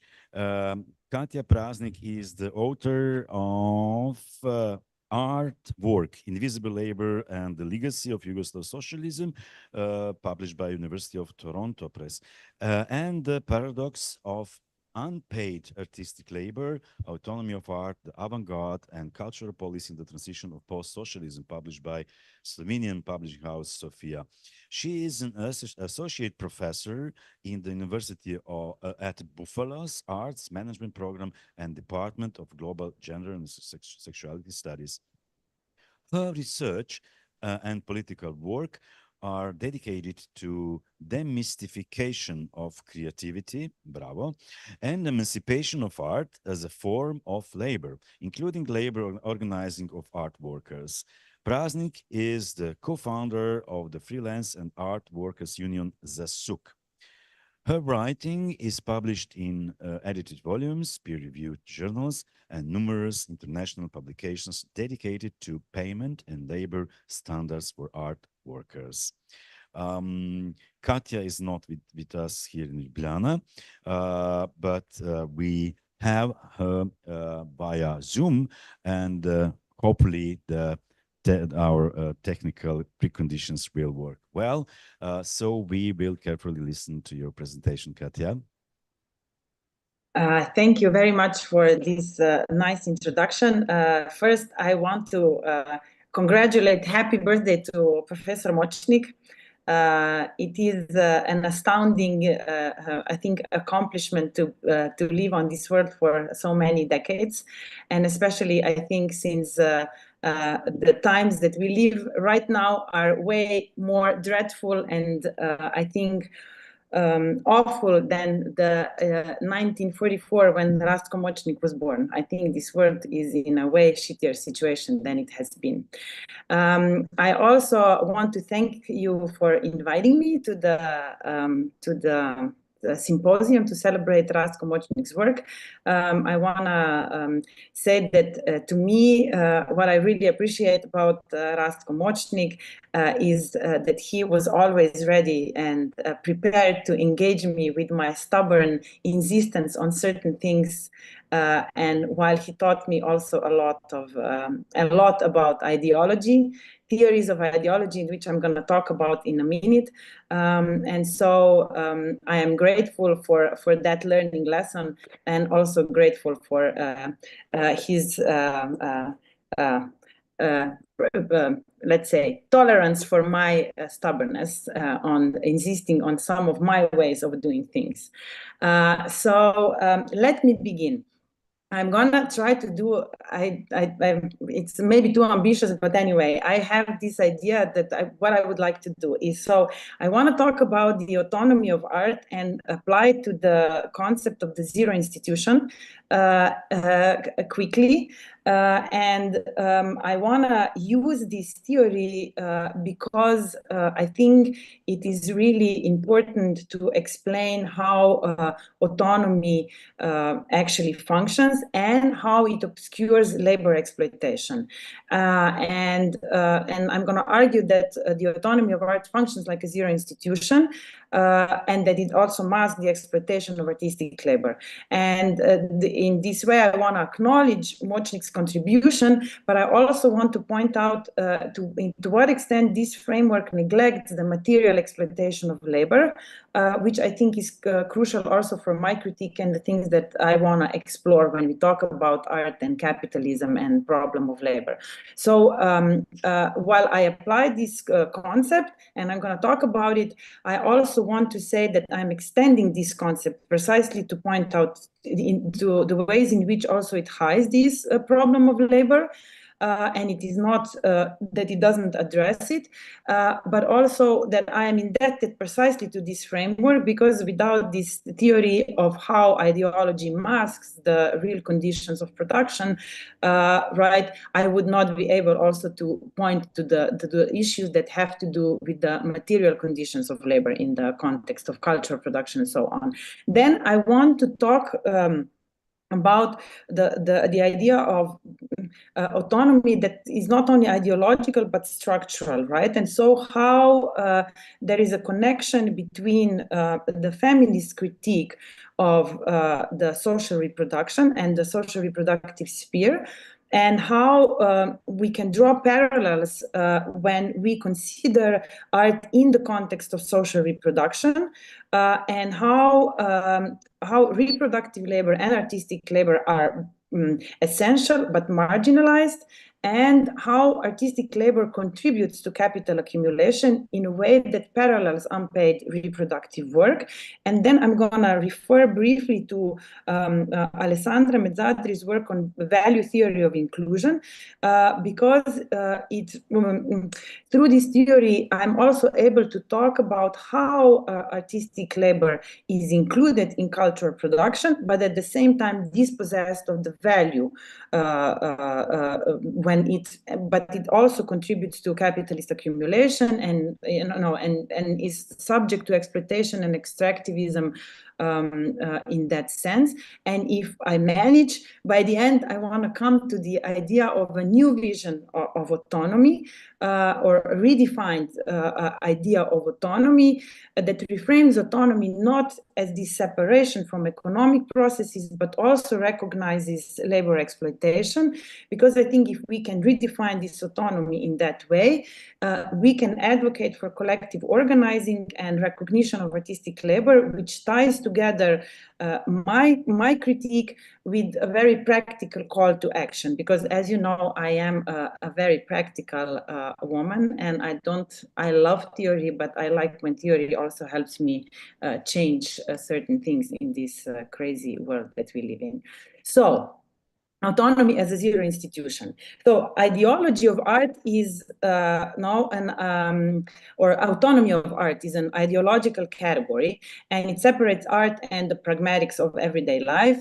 And it has had a profound impact on the understanding of artistic labor as something that is non-utilitarian, and it is an activity that supposedly is superior to market relations and pecuniary concerns. And in that sense, I like to say that autonomy of art and creativity are a very adept ideological warriors, because they fulfill the function of representing in Althusser's terms the imaginary relationship of individuals to their real conditions of existence. And for that, we can find numerous reports by art workers and researchers who provide evidence about the ways in which artists engage in labor that is inadequately compensated and often undervalued and exploited. So to save some time, I'm just going to say that very recently on this side of Atlantic, so in the New York State where I'm currently based, a very important initiative came up. It was called Creatives Rebuild New York. It started in 2021 and provided monthly guaranteed income and employment opportunities for artists who live across the New York State. And they also produced a survey called Portrait of New York State Artists. And of course, this survey provided statistical data and that tells us nothing new. That out of 13,377 people, respondents, 57% of them made under $25,000 annually in 2022.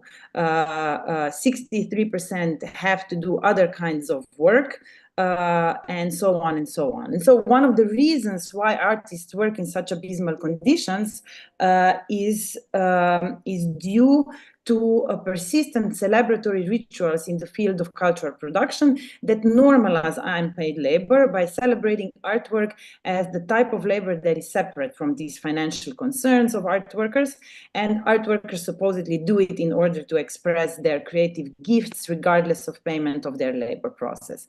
And this dynamic reveals a contradiction within this ideology of artistic autonomy, where the notion of creative freedom is upheld while systematically disregarding the material conditions and economic exploitation faced by artists. And that is why I think that autonomy of art and also the concept of creativity, but I'm not going to have time to talk about the concept of creativity. I'm just going to focus on autonomy. So that is why I think that autonomy of art functions similarly as Močnik's notion of zero institution, because it ensures the reproduction of exploitative relations of production and mystifies the labor of artists. Artists create, they do not work, and so creativity as zero institution helps to solidify the labor process as an inborn expression or a capacity for creation, and it also helps to maintain the status invisibility of artwork and complements autonomy of art as another important, I would say, zero institution in the field of cultural production, because again, right, artists are autonomous and do artwork or create because of their need for expression while disregarding financial concerns. And so autonomy of art as a zero institution functions precisely as this facade which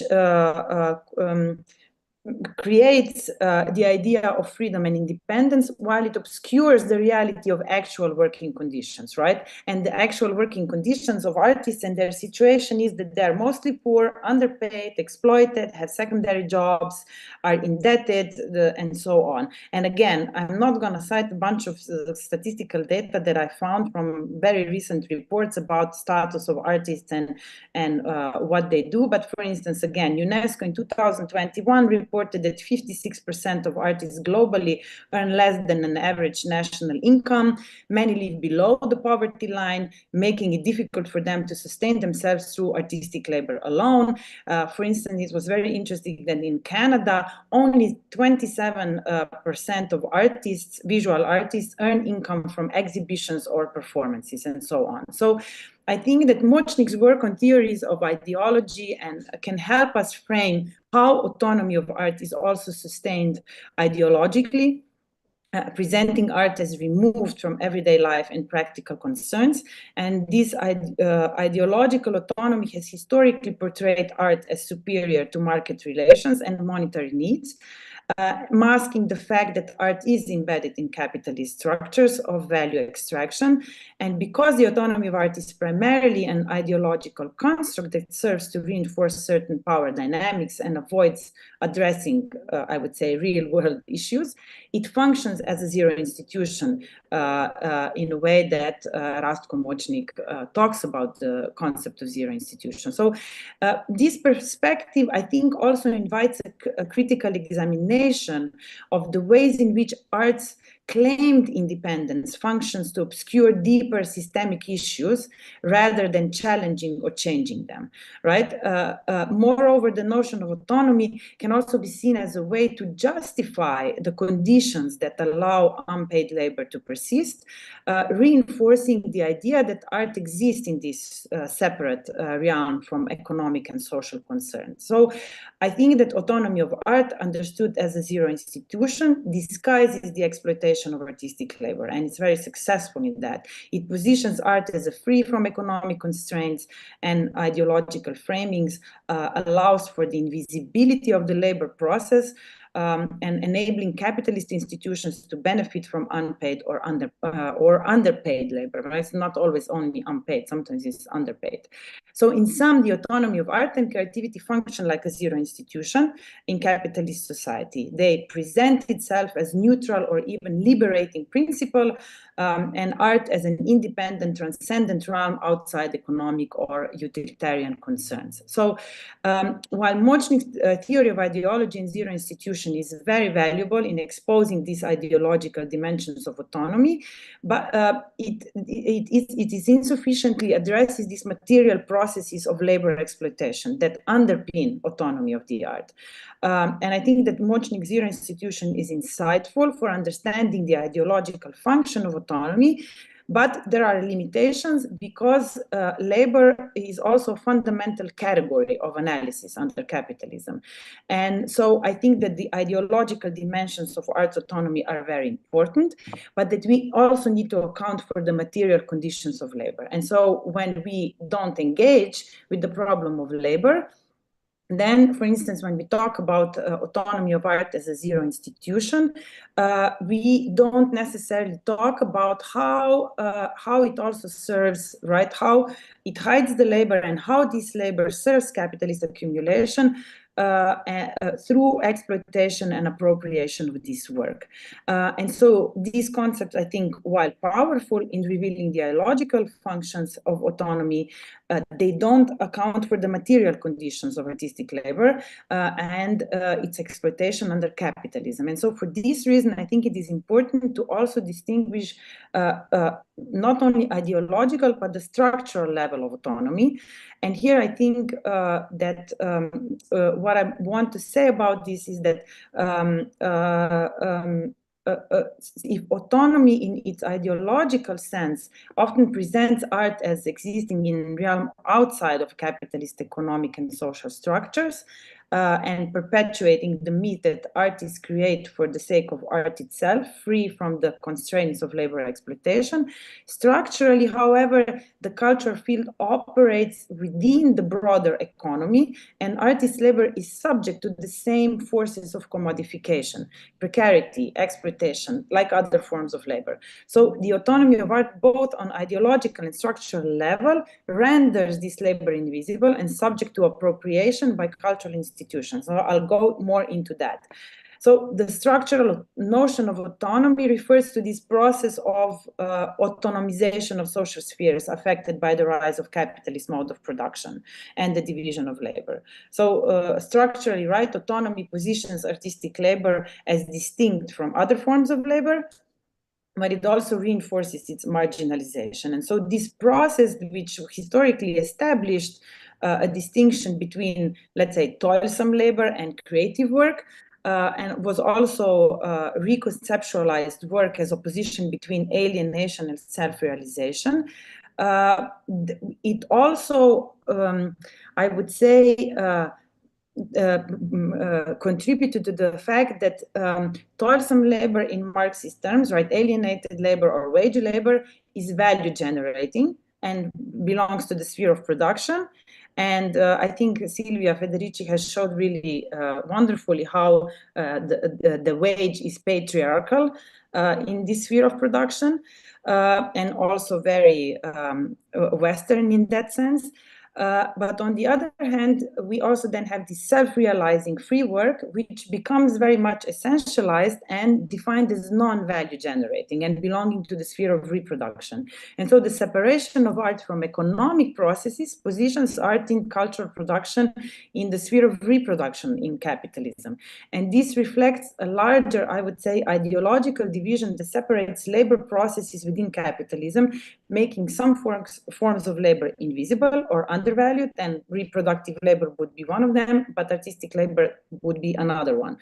And so just as capitalism had to invent the figure of a housewife to devalue socially reproductive labor, so too it has contributed to the invention of the figure of a genius artist, whose labor process belongs to this sphere of reproduction. It's invisible, it's in the domestic sphere. A lot of theories also compare it to the house workers or housewives' work. And so artistic labor is made invisible through this structural separation between production and reproduction in capitalism. And the historical autonomy of art positions artistic labor outside of this economic production, and it renders the value-generating labor process invisible. And so cultural institutions can profit from the final artwork while they ignore the labor that went into its creation, right? Just to give you an example, museums very often, even if they buy artworks very expensively, that the price can never, or whatever they're paying, can never really remunerate or account for the value generation that the artists have created by producing these works. So I think that the ideological separation of art from labor not only marginalizes artists, but also facilitates their dispossession, because it allows institutions to appropriate the value created by their labor while leaving them uncompensated for the actual labor process. And so I think that Marxist feminist critiques of unpaid reproductive labor can be used to show how ideological and structural separation between production and reproduction is central to this invisibility, and that the ideological notion of autonomy parallels the way domestic and reproductive work is rendered invisible under capitalism. And that's why artwork is also vulnerable to various forms of exploitation. But what is also important, and what I also want to argue, is that artistic labor and reproductive labor are crucial to the reproduction of capitalist society, but are excluded from economic value systems, with artists expected to work outside of these utilitarian concerns, and so on. So if we incorporate the argument about the problematic nature of art's autonomy into the framework of social reproduction theory, we can view the autonomy of art as an ideological construct that both reflects and reinforces this invisibility. And just as early feminist Marxist scholars such as Silvia Federici, Maria Rosa Dalla Costa, Leopoldina Fortunati, and so on, argued that ideological separation between productive and reproductive labor masks the central role of domestic labor in sustaining capitalism. The ideology of artistic autonomy functions similarly. It masks the fact that artists, through often though they are often seen as free agents producing symbolic and cultural goods outside of market forces, are deeply embedded in systems of exploitation and value production. And so I would like to now make this point that unpaid artistic labor is also value generating in capitalist term. So artwork, right, the unpaid hours of artists that they invest in creating their work provide the foundation for institutions like museums, galleries, publishers, music venues to profit. These entities often commodify the final product, while the artist's labor leading up to that point remains uncompensated. So museums, galleries, and other cultural institutions may pay high prices for an artist's finished work, but rarely compensate the labor that went into its creation. And this mirrors capitalist exploitation, where laborers are paid only for their capacity to work, while the surplus value they produce is appropriated by capital. And by only paying for the product, institutions effectively appropriate the value created through the unpaid labor process. And so here, to make this argument, in what ways and in ways in which the artwork is also value generating, I am deeply indebted also to the work of Marxist feminist political economist Alessandra Mezzadri and her value theory of inclusion, which builds on critical engagement with Marxist feminist debates related to the question of social reproduction as value generating. Mezzadri's value theory of inclusion is central for my argument because she argues for the centrality of all labor to value generation and also accounts for the different forms of exploitation. So she interprets the relationship between production and reproduction as a dynamic process of labor surplus extraction, which is also a productive lens in understanding the ways in which artwork is value generating and how its exploitation is extractive and contributes to capital accumulation via the dispossession. So Alessandra Mezzadri wrote this article and it was published in Antipod. It's called Value Theories of Inclusion. And in her article, Mezzadri highlights how marginalized workers in global supply chains are often included in capitalist production through process of dispossession, where the labor of these workers is exploited while their participation in value chains remains precarious and undervalued. So artists are similarly included in capitalist value chains, right? If we would consider such museums, galleries, streaming services, publishers, and so on, through dispossession. Although artists are integral to the production of cultural goods, they're often dispossessed of the full value of their labor. For instance, artists are not compensated for the labor process that goes into creating their work. Countless hours that they spend developing a piece are usually not compensated. They're only compensated for the final product, which is then commodified by cultural institutions. And like the precarious workers in Mezzadri's analysis, artists are drawn into these systems of cultural production where their labor is essential, but its value is extracted and appropriated by intermediaries, right? By museums, publishers, and so on and so on. And this mirrors how workers in global supply chains are included, yet they are dispossessed in the full fruits of their labor. And so understanding artist labor as integral to value creation I think is really important, that we cannot separate it from capital accumulation. And unpaid labor of artists contributes to capital accumulation in cultural industries. We can see this very well. Museums, streaming platforms, and publishers commodify the outcomes of artistic labor, while the value produced during the labor process is appropriated without compensation. And I think that another important point is this invisible labor labor and the structural division between production and reproduction. Right? Mezzadri points out that labor in global supply chains is often invisible and exploited due to its location in the margins. And I would argue that artistic labor is made invisible through the structural separation between production and reproduction in capitalism. And here again, I can bring in the idea of the autonomy of art, again, in its ideological and structural terms, because it positions artistic labor outside of economic production, and again, renders this value-generating labor invisible. And as a result, cultural institutions can profit from the final artwork while ignoring the labor that went into the creation. So in other words, the ideological separation of art from labor not only marginalizes artists, but also facilitates their dispossession, because it allows institutions to appropriate the value created by their labor while leaving them uncompensated. And so I think that artistic labor is essential and exploited, and that while it is categorized as being outside of capitalist production, and while we have these zero institutions which make that possible, okay, I am finishing.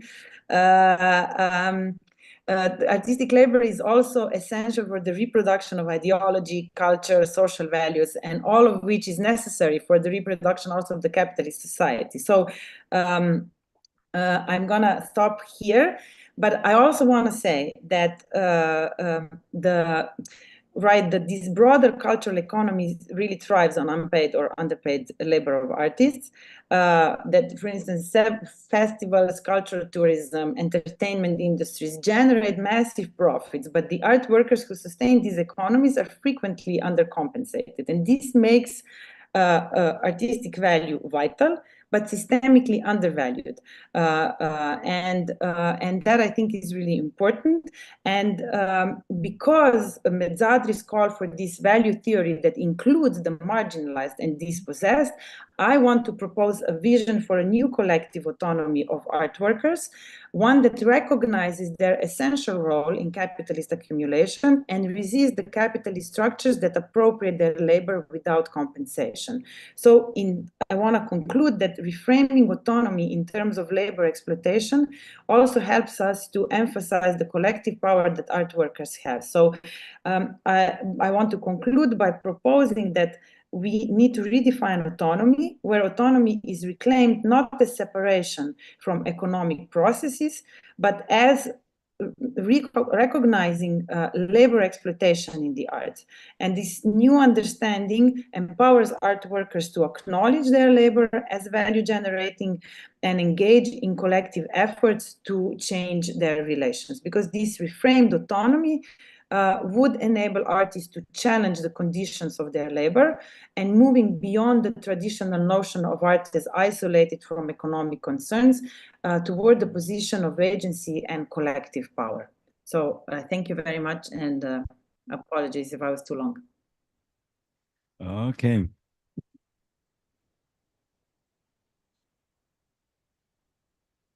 Thank you, Katja.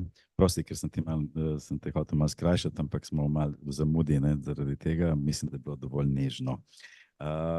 Thank you so much, Katja, for your expose. And now we will continue with another speaker from Zoom. I see already Sezgin. Sezgin, you can now turn in your microphone, yes. Microphone, maybe you can say something so that we see if we test if everything is okay. Da, zdravo, pozdrav. Pozdrav, dobro. Kako si, jesi dobro? Dobro sam.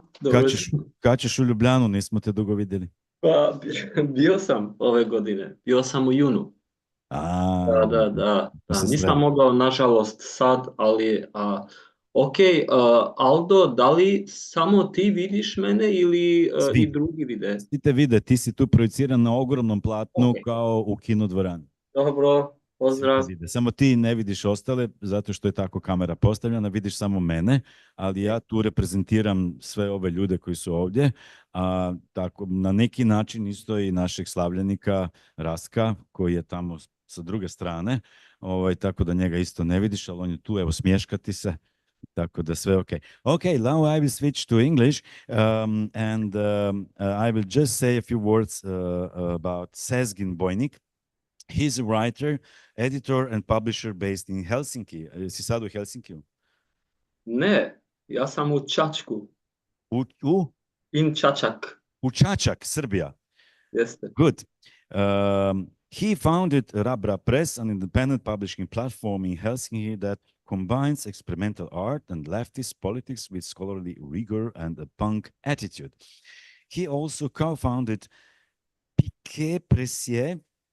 Pük Presje na albanskom se čita tako da. Presje in Prizren, Kosovo, an independent space using archives to oppose the nation-state narratives.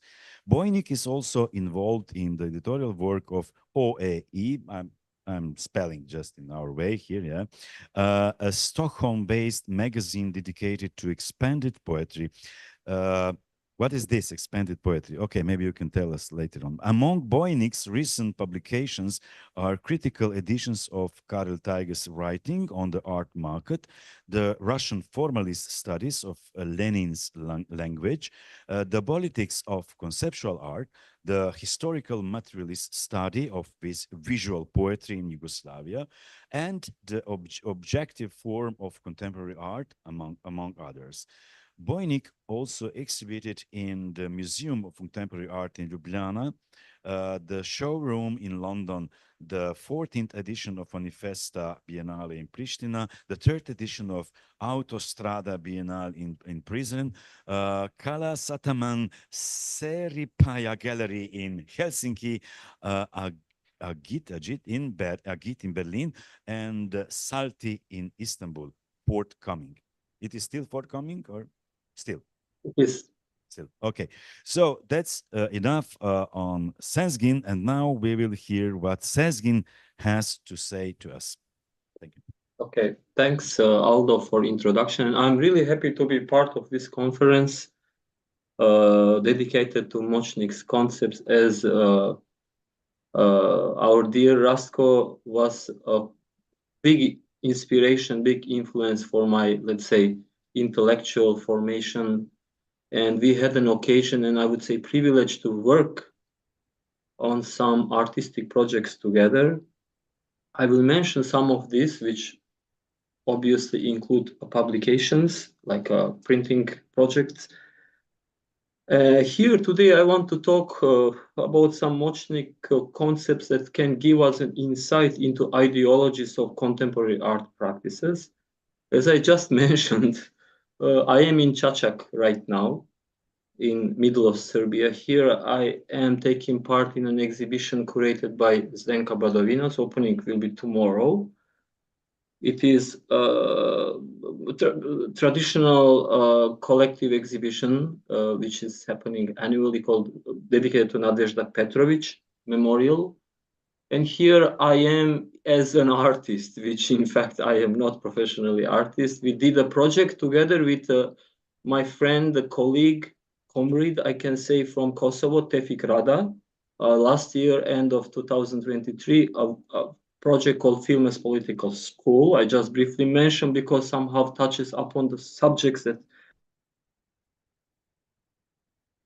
I will present, and we are discussing. Film as Political School looks at some political situations in Kosovo in the 80s, during the twilight of Yugoslavia, during the downfall of socialism and rise of nationalism, in the way how certain films give us a formal clues to look at these contradictions. So we did a small exhibition with the posters and banners and an installation and the 3 books. These books dealing with some historical moments from 80s, but mostly try to actualize these moments and bring it through the light of today's situation. One of the book was actually dealing with a book, with a film that Chris Marker did about Kosovo in 2001, but destroyed. Another one deals with a film by Srđan Karanović, and third one with the cinematic writings of Shkelzen Malici and Gani Bobi from 80s, two dissident philosophers, writers from Kosovo. So as I say today, my starting point is to tell a little bit about what kind of practice regarding to art and ideology I am involved in Helsinki. I am running a Rub press, and it started as a journal. It's also called Rub Journal for Political and Formal Inquiries in Art. Started 10 years ago. This year we are celebrating 10 years. And the starting point of the journal and also the books which follow was an idea or thesis that the practice of art itself should be the best source to understand and engage with the political potential of forms, because it deals with political and formal inquiries in art. The basic idea was that the contemporary artists, reworking the given materials that they work with, are able to give a picture of the contradictions of contemporary world, and we are through that contemporary capitalism. The art forms could unleash, we were thinking, that is our statement from the first issue, the complex elements involved in reproducing ideologies within the art sphere in their global conjuncture, and they in the global conjuncture. As such, contemporary art we take as a field which involves the multinational capitalism, and they would do this through its actuality. The first issue of the journal gave a lot of space to artists' writings and encouraged the reflections on the artistic practices without curatorial or critics' mediation. We believed in political potential of art speaking through its own complex forms, that they had a much more heuristic potential than the mediators of the art practices, such as curators. Increasingly, it became clear that today it is almost impossible to think contemporary art practices outside of institutional logic. Despite the fact that today the institutional logic of contemporary art is collapsing in the face of contemporary politics, as Katjo gave this very depressive picture in the beginning, which is we all, I think, share, especially particularly in today's prevailing practices of censorship imposed by contemporary institutions. Still, the logic of institutional necessity prevails in contemporary art world. And this is quite, we would say, an important problem. So the initial optimistic idea of using the form and abstraction for claiming the autonomy of the practice needed some configuration or some revision.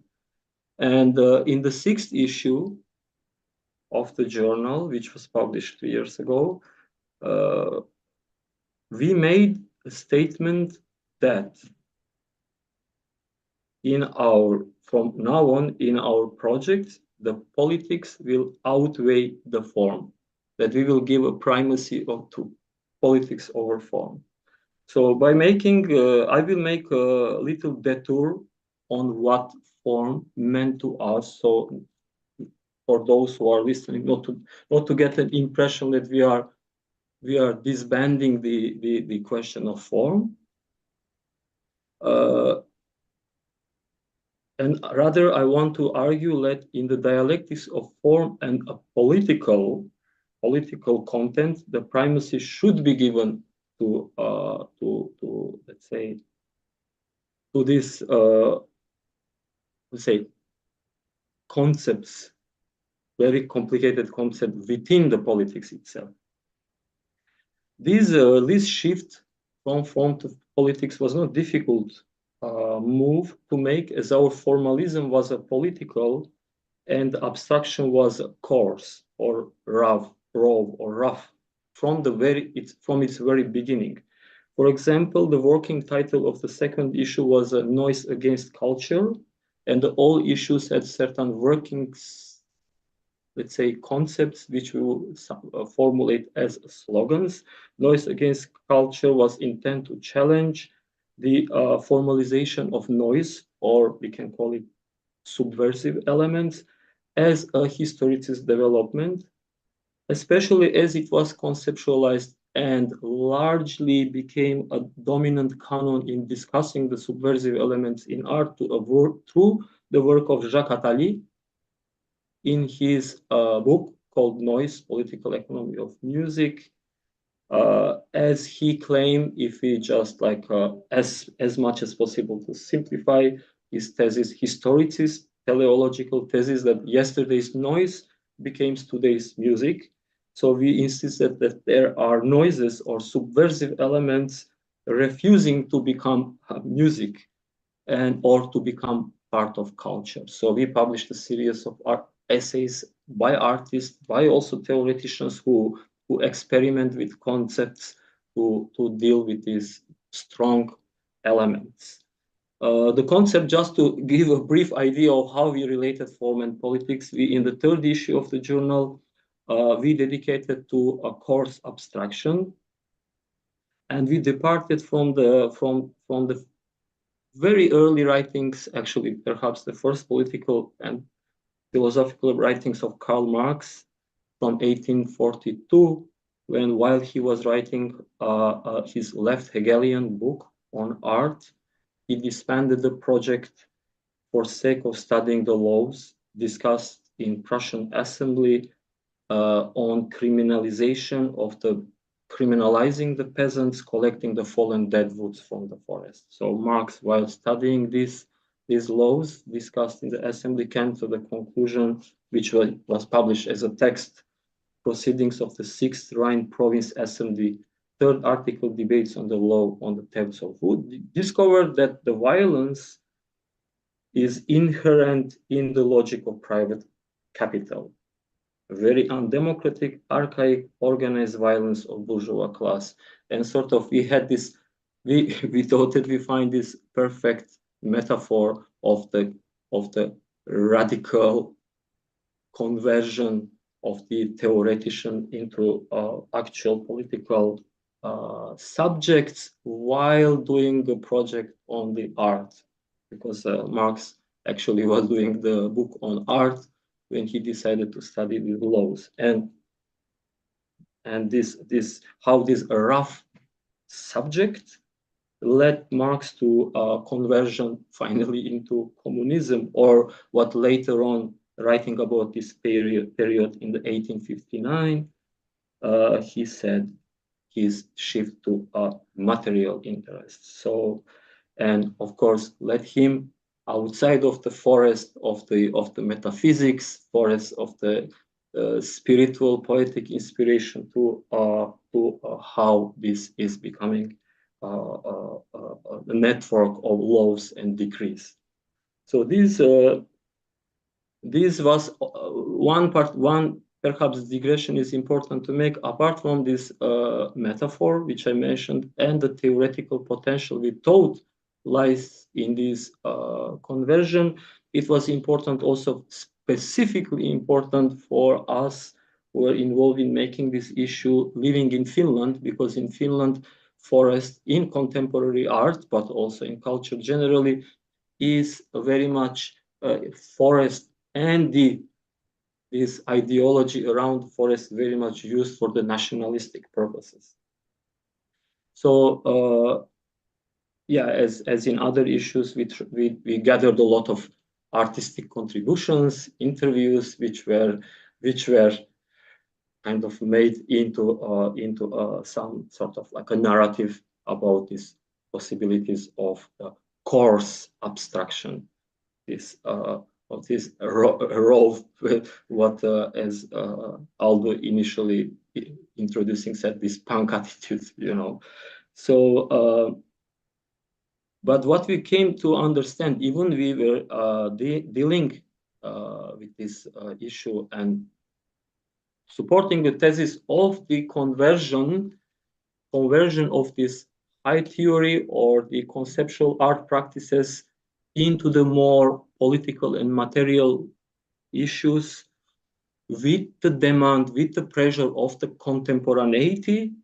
Still engaging in this field of contemporary art, we came to understand that contemporary art is often lagging behind contemporary politics. We came to this conclusion that contemporary art actually is not enough contemporary. And following this, we made in 6th issue, which I introduced before making this rather longer detour, we made an issue where we declared that perhaps the giving primacy to the contemporary political struggle will open up some discussions also about these contradictions of contemporaneity. In this issue, we published quite a long text of Rastko Močnik, which I will briefly mention here, as it was a very influential for us to formulate that blind spots of contemporaneity, so to say. Published a text called "The Contemporaneity in Art Begins in 1917," and it is quite a dense theoretical and systematic approach to the ideology of contemporary art. The text as such requires slow and critical reading. In this text, art historical digressions are an excuse to work with theory critical of capitalism and its institutions, since it is concerned with making abstract political contradictions tangible, especially those of ideological breaks and antagonisms. This seemingly speculative art historical overview introduces some very concrete historical insights. By presenting this, I will also continue with the ways we want to even expand further. Reiterations that are alien to academic writings on art history have a special function in this text. They re-emphasize the importance of ideological breaks and the possibilities to extract political lessons from them. L'art pour l'art, Manet, Duchamp, socialist realism are well-known art historical episodes from which Močnik draws some very interesting and often unexpected conclusions. Also including the references to Mikhail Bakhtin, reading a short story of Charles Dickens. One such theoretical examination is about the consequences of the disavowal of the avant-garde, which Močnik explained by studying the effects of Duchamp. So 1970s, we usually, us, I would say, have in our mind as a year of the October Revolution. But for contemporary art, for the art history, that is the year where Marcel Duchamp made his eponymous, very important urinal installation. So the renunciation of the avant-garde, Močnik convincingly argues, has given an alibi to the classical heritage of bourgeois culture, to its trans-historical tradition, and to the strengthening of its own existence. In other words, it has given an ideological pretext of the artistic institutions of capitalism. I will just read a little paragraph from the text, which was originally written in Serbo-Croatian and here for us translated by Dušan Grlja, I have to mention here. I'm quoting now Professor Močnik. While the avant-garde were trying to break up the bourgeois aesthetic sphere, art practices that begin appearing after the Fontaine, Duchamp's Fontaine, were, to the contrary, reconstructing it. It is the latter that helped to inaugurate a new symbolic formation that determined the horizon for art practices in the capitalist bloc during the 20th century.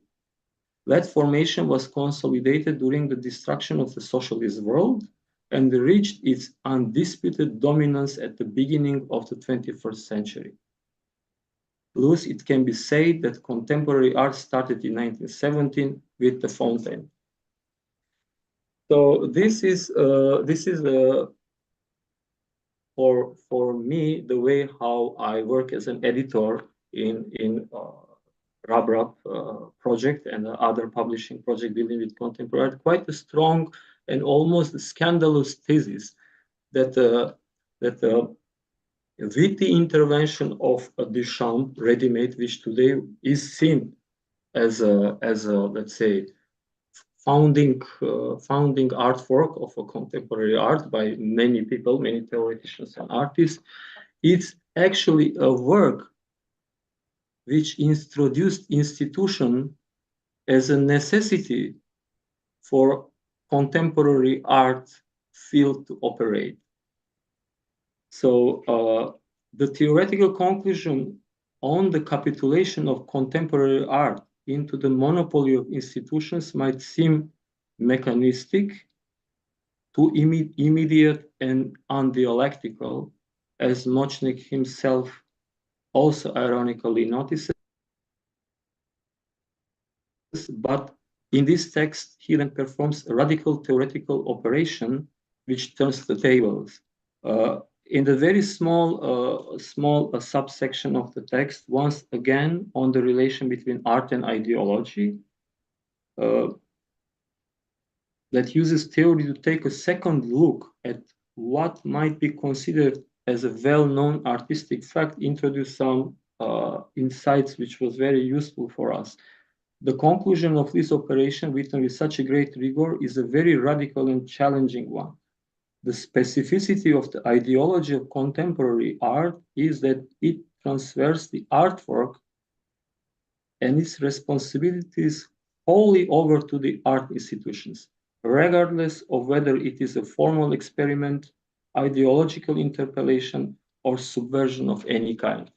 So in this domain of the contemporary art, which also paraphrasing Viktor Shklovsky, Russian formalist, who wrote in the mid-20s that semantics are unimportant while form is everything.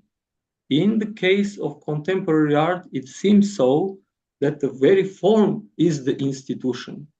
It is the institutional logic where somehow all its content and all the semantics involved in it are filled into. I'm quoting also Močnik's text. The art institution resolves the paradox by recognition, thus allowing for constructive ideology to be transferred from the artwork into the institution. The artwork is not constructed by the aesthetic procedures imminent to it, but by the aesthetic institution. For example, by the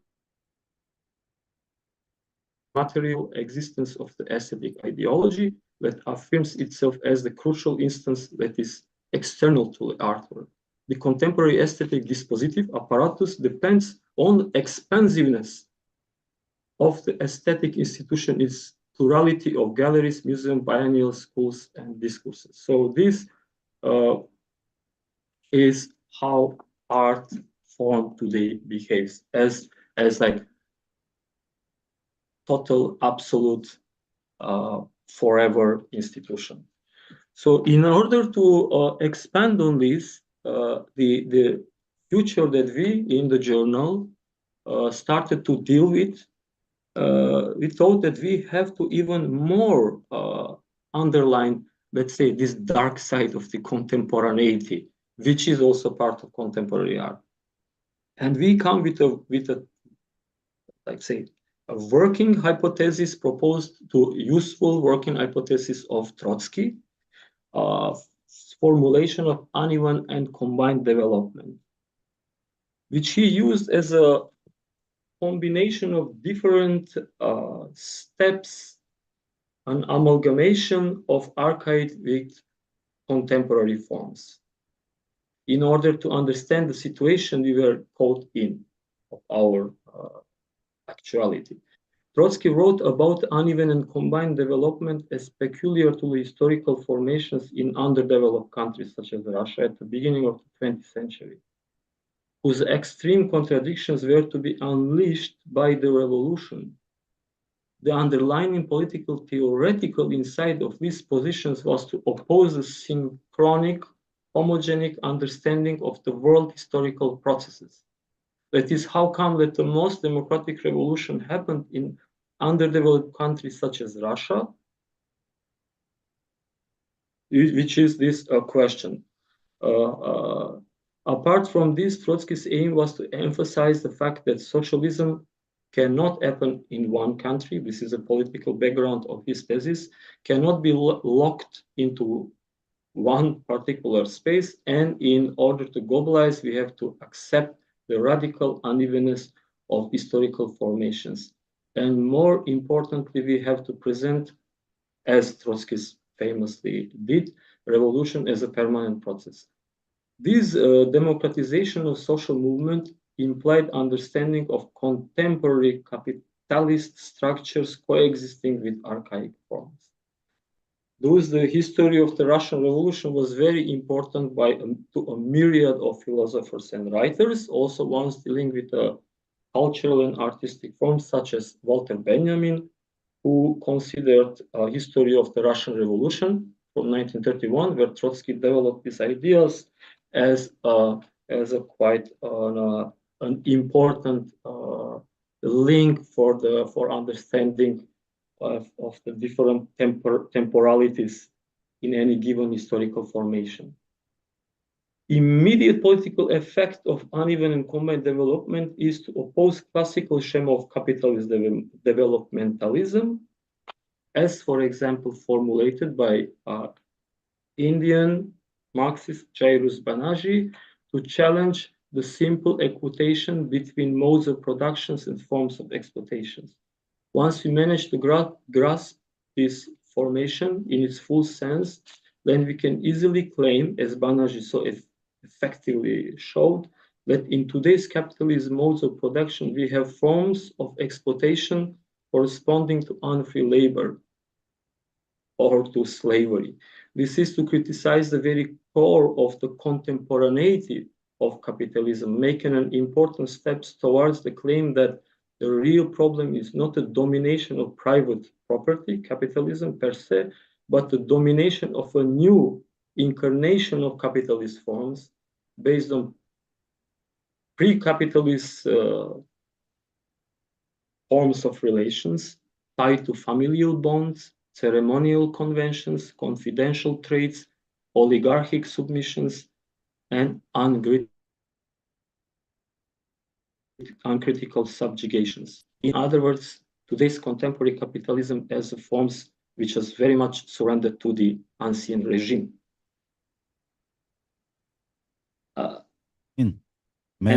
Sorry, we are quite late, so may I kindly ask you to go to the conclusion? I go to the conclusion. Thanks. Thank you. Yeah.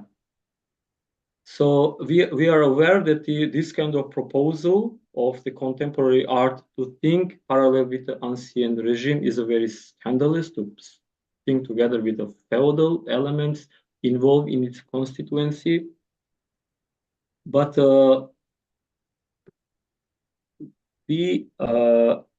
as Trotsky wrote in his analysis of uneven and combined development, that the laws of history have nothing in common with a pedantic schematism.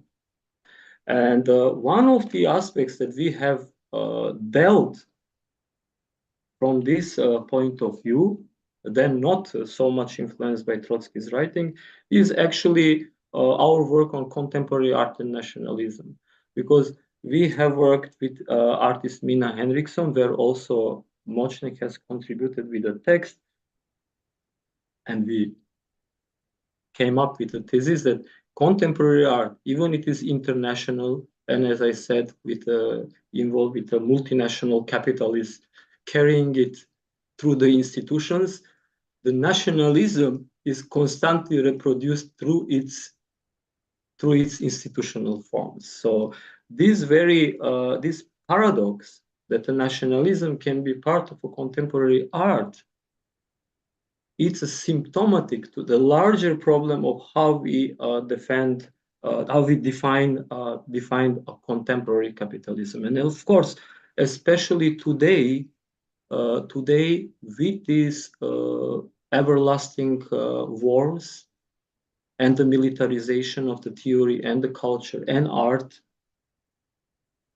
we can see the very clear reflection of this unevenness. For example, you have such a strong countries like Israel, for example, using the most developed technologies, which can just with a blip destroy the other technological devices in other countries, to serve a very fundamentalist, feudalist ideology.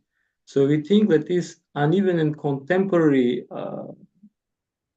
development is in the very core of the today's capitalism, which is fed with this militaristic mentality. So in the very idea of a war, we have a very strong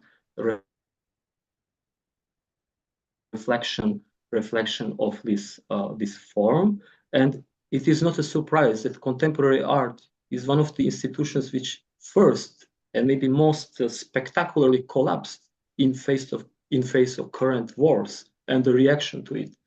So yeah, this is just some reflections that to try to find the forms which are like exposing the limits of the praising of the contemporaneity without criticality. So yeah, I will stop here.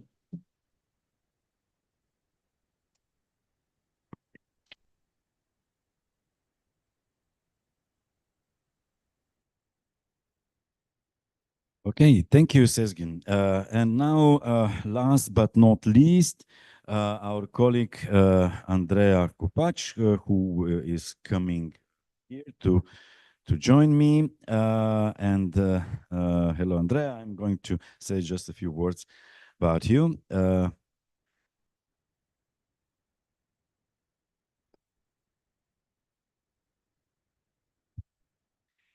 Okay, Andrea Kopac is a publicist, writer, editor, mentor, and dramaturg in the field of contemporary dance and theater. In addition to that, she's holding an MA in the linguistics of speech and theory of social communication at her Ljubljana Graduate School of the Humanities. In 2016, she finished her PhD of Sociology of Culture at the Faculty of Arts, University of Ljubljana. As a publicist, she writes for newspaper Delo and Rast magazine. She has recently been engaged as a dramaturg. Between 2009 and 2024, she has been participating in more than 100 performances, collaborating with a number of local and international authors. She works as a teacher on high school in Ljubljana, Theatre and Dance Department, and at Alma Mater Dance Academy in Ljubljana as well. Okay, pravimo še kaj. Dobro, bomo malo počakali na tehniko. Okay. Just a second, we are now, Gorazd is now doing some technical things here. Please be patient. And let me see you. What if we choose gallery? Huh? No, no gallery? Not good idea. I mean, to see other people. No? Ja, če dam gallery, bomo videli vse. Ha! You see, now we see all the people. Okay, but then we will choose to this speaker's view or not. It's okay. I mean, other people will see. Other people could do it on their computers.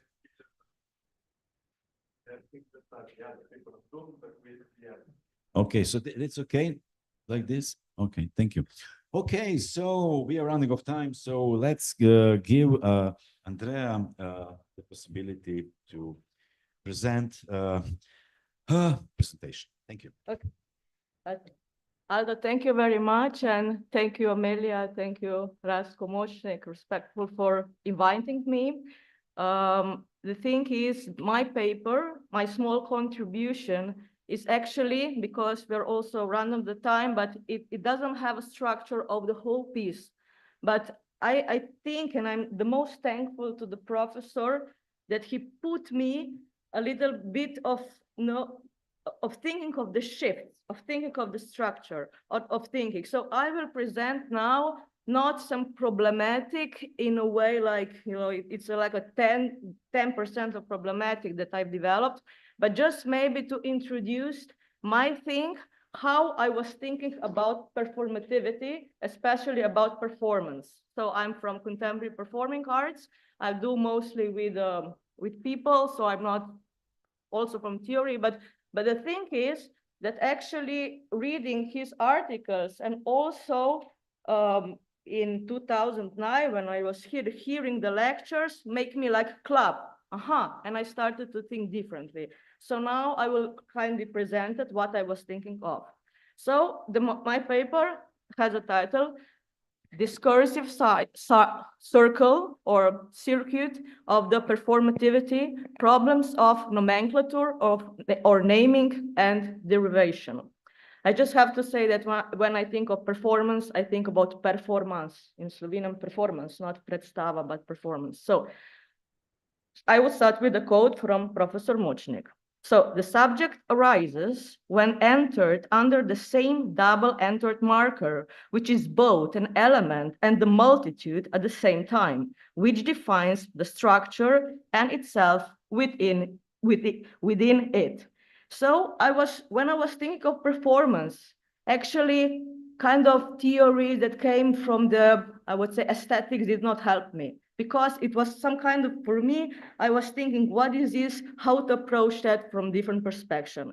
So the contributions come from the practice of working in the field of contemporary performing arts, which means that it's a contribution, a practical knowledge and theoretical extension, theory is just extension, which comes as much from the study of theory as from cooperation and daily communication with artists. The idea of the topic does not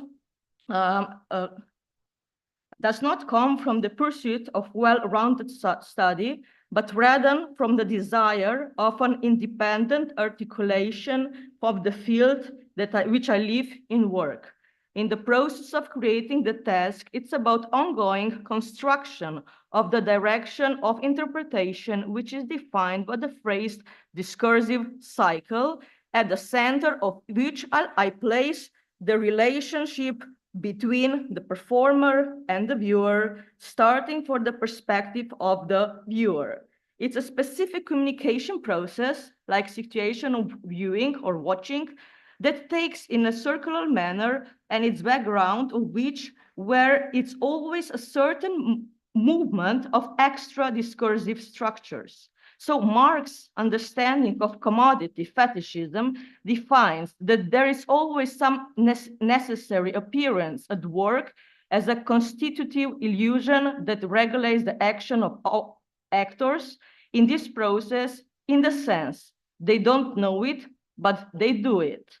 At the heart of the discussion, so it's the model of communication act, which has a sender on one side and the receiver in the other, and its investigation of relationship, that choice of perspective of which significantly characterizes the content and interpretations of observed phenomenon, which is often unsupported or incompletely supported in the speculative material.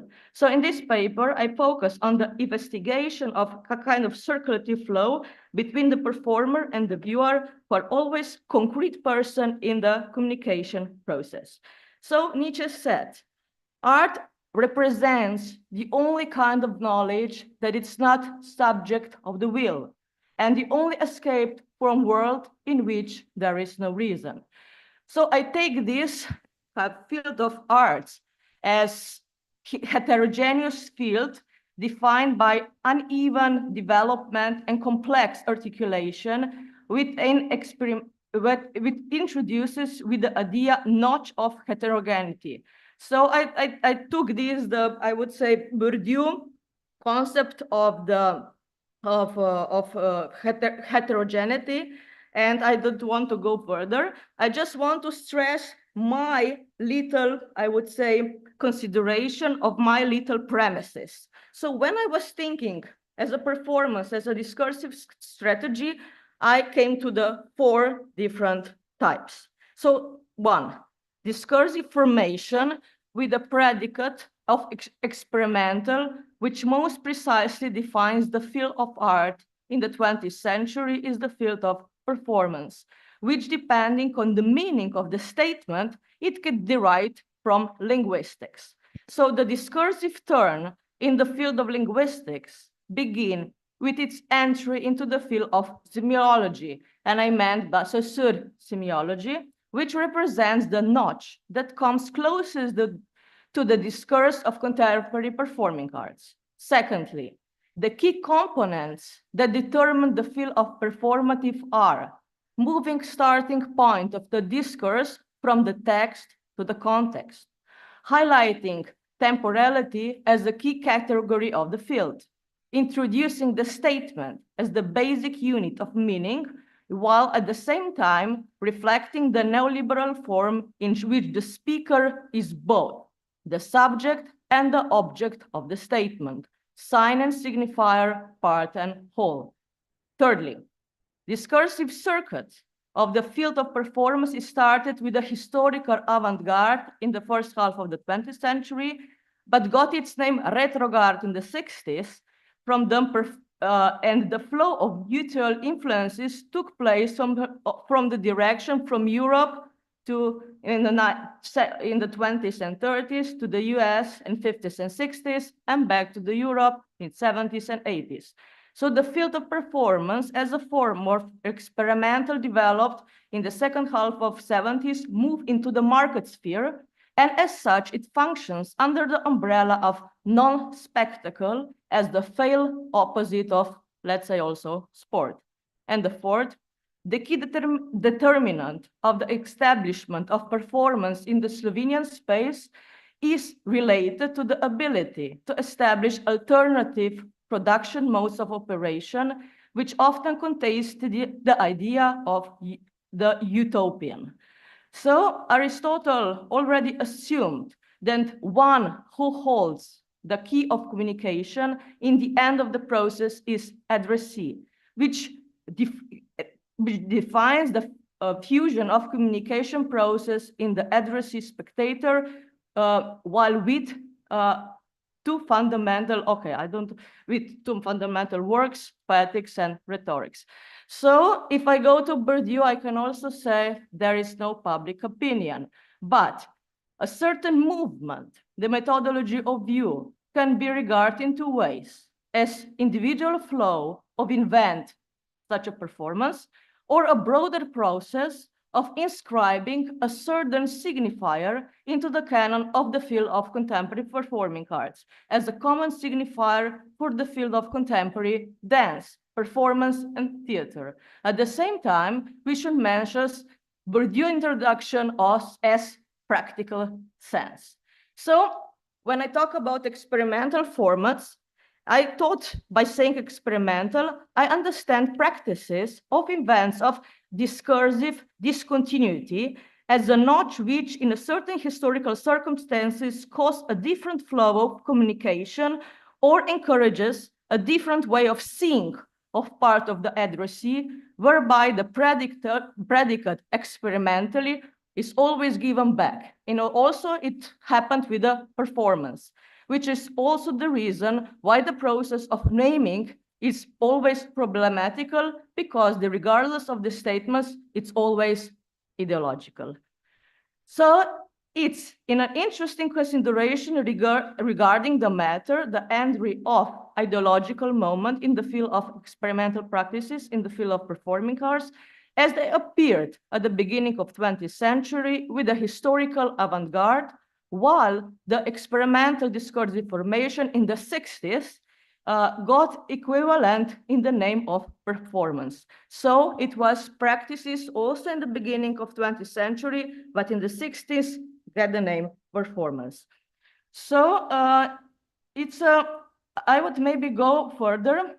So the starting point of the task is a consideration of the whole performance, which is a composite, like cut up art form, as a crossing between different genres. It's established only with its name, but in the same time, it constantly slides into the framework of extensible and flexible performing category. And I think it's really important when we talk about flexibility of art categories, because performance is, in this sense, the most, I would say, and that's why this ideological moment come, because it's really kind of going through the space. So, and also this kind of corresponds to the neoliberal discourse, which thought of premise of the experimental form and established. So it is precisely because the later that is necessarily read double, simultaneously as object and subject of its own activity, signifier and signified, general and particular, part and a whole, as a field in which boundaries between text and context blur, while the process of naming spills over the entire field of signification. So maybe just one of the first definition, what is performance, by Rosalie Goldberg. So in the 1988. So she said, performance, it has a dominant and peculiar character, which is that it can also still mean absolutely nothing. For the artist, it represents possibility to work without rules and guidelines. So in history, it comes like a series of waves that come and go. So expresses is a kind of lawless and anarchy and a certain willed anarchy, but in the same time, it has two two main functions, could be demonstration and also execution. So for artists, performance means the bringing to life various former and conceptual ideas, while living gestures were used as a weapon against established art in dominant culture. And this also means that practice of performance means direct turn to the audience, as I would say, firstly as a shock. If it say this kind of discursive discontinuity, it's a kind of shock. So Goldberg's work, it's partly related also to the field of semiology, and also with the notch established by Saussure, since it's a re-entry of the subject, the inclusion of the event and the gap. So I take performance as an event of discursive discontinuity, as I already said. And when we talk about performance as an experimental event, we are dealing with perspective that is determined by the gaze of the interpreter, which is a similar problem that a linguist has when studying his own language. So the field of performance art is assumed to be partly shaken off the elements of ideology, and its emergence is supposed to be a direct response also to the context of the artistic institution and its canonized form. So having said that, there seems to be a divide between the text in context minimalized, almost obliterated, and the process and production of representation interest, the center of which is the body as a space of utterance.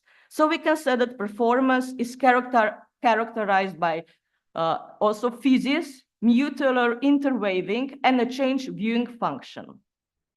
And if I go further, I would also say that despite the fact that it seems that in the second half of the 20th century, also due to the development of communication technologies, there is a contact expansion of boundaries of expressiveness. The term refers to a greater number of aspects of performing activity. So I don't want go to the Austin because there is another story, but I will maybe say that I kind of observed three things: a break with the discourse of the new, a gap of the concepts of the field of art, and the establishment of the notch of this discursive play in which the viewer then enrolled. So in Slovenian, we actually don't have really definition of what performance is. Rather, we can say about a negative definition. It was a lot written about that. But I would maybe go further with these standards of, because I said I connect this with a break in viewing. That particular view kind of becomes important. So a quote of Rastko Močnik: "We can either know or believe something, but if we can believe that we do not know, but we cannot know something we do not believe, then we necessarily believe whether we know or whether we don't know." A colleague Homel also said in really a couple of years ago, when we talk about poetry, we cannot just talk about the poetry, but we also have to talk about all context there is around. So colleague from before say about, I would say, discursive breaks, which happened in 1917 with the fountain. But it was also in 1913, 1917, it was a lot of discursive breaks. For example, also Marcel Duchamp's work, Nude Descending Downtown the Stairs, and also, for example, Nijinsky's plays, Nijinsky's performance, Spring Awakening. So people were shocked. So what this actually means, it's a kind of also the thing that it's a particular view of, I would say, as I said before, discursive discontinuity that brings this work. So both scandals are example two turns in a discursive nature that shock the public and provoke outrage. And it's worth noting the position of the center against the periphery, since major turns were recognized only in the centers of political and economical power. It comes Paris and New York. So after that, the public no longer has the foothold to ever evaluate works of art. So there is no public opinion. And it's precisely in this helplessness the space opens for a particular view, for the entry of the viewer, or we can also set the, I would say, the part of curator view. So when we talk about discursive side, so the space for a viewer entered. So, and actually, I could connect that. I will go really quickly. So actually, one of the book that Professor Močnik has, so I could connect that what happens to the humanistic humanities. So a precisely the right belief. So when structuralism actually came.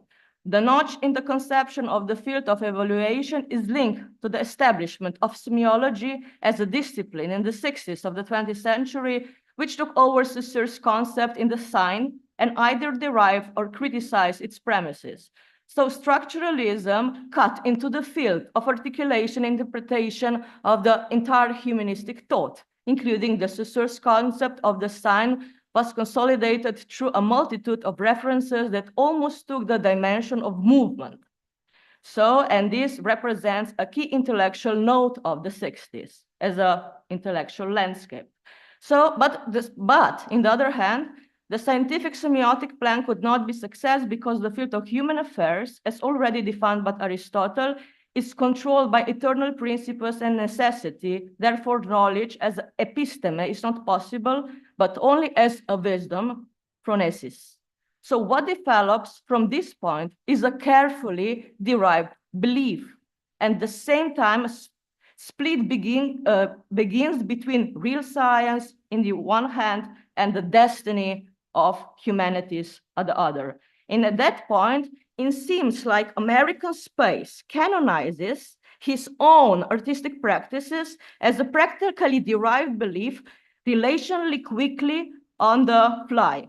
So Professor Richard Schechner actually he is the founder of Performance Group in the 60s. He was also a performer, and he was the founder of Department of the Performance Studies at New York University. So when he started to do performances, he also found and named his work as a performance studies. So, but I would maybe go further.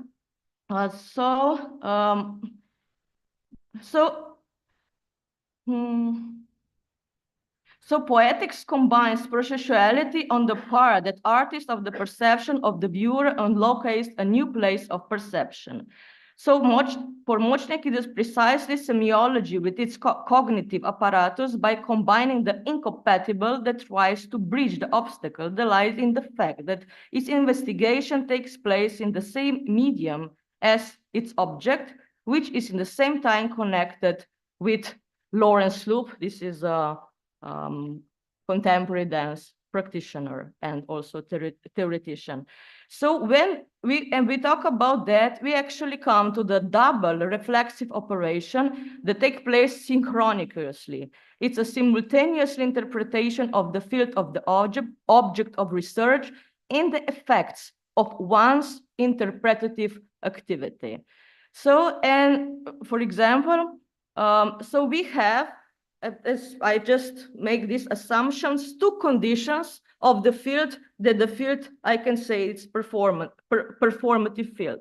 So first condition is the performance as the open speech, and I took here concept of paresia, that it was highly, I would say, it was actually old Greek concept, but it's Foucault kind of reinterpreted this concept of paresia, that means open speech, that means equivalent place of utterance, and it means that the one who speaks have some risk. So it's a kind of the speech which takes a risk.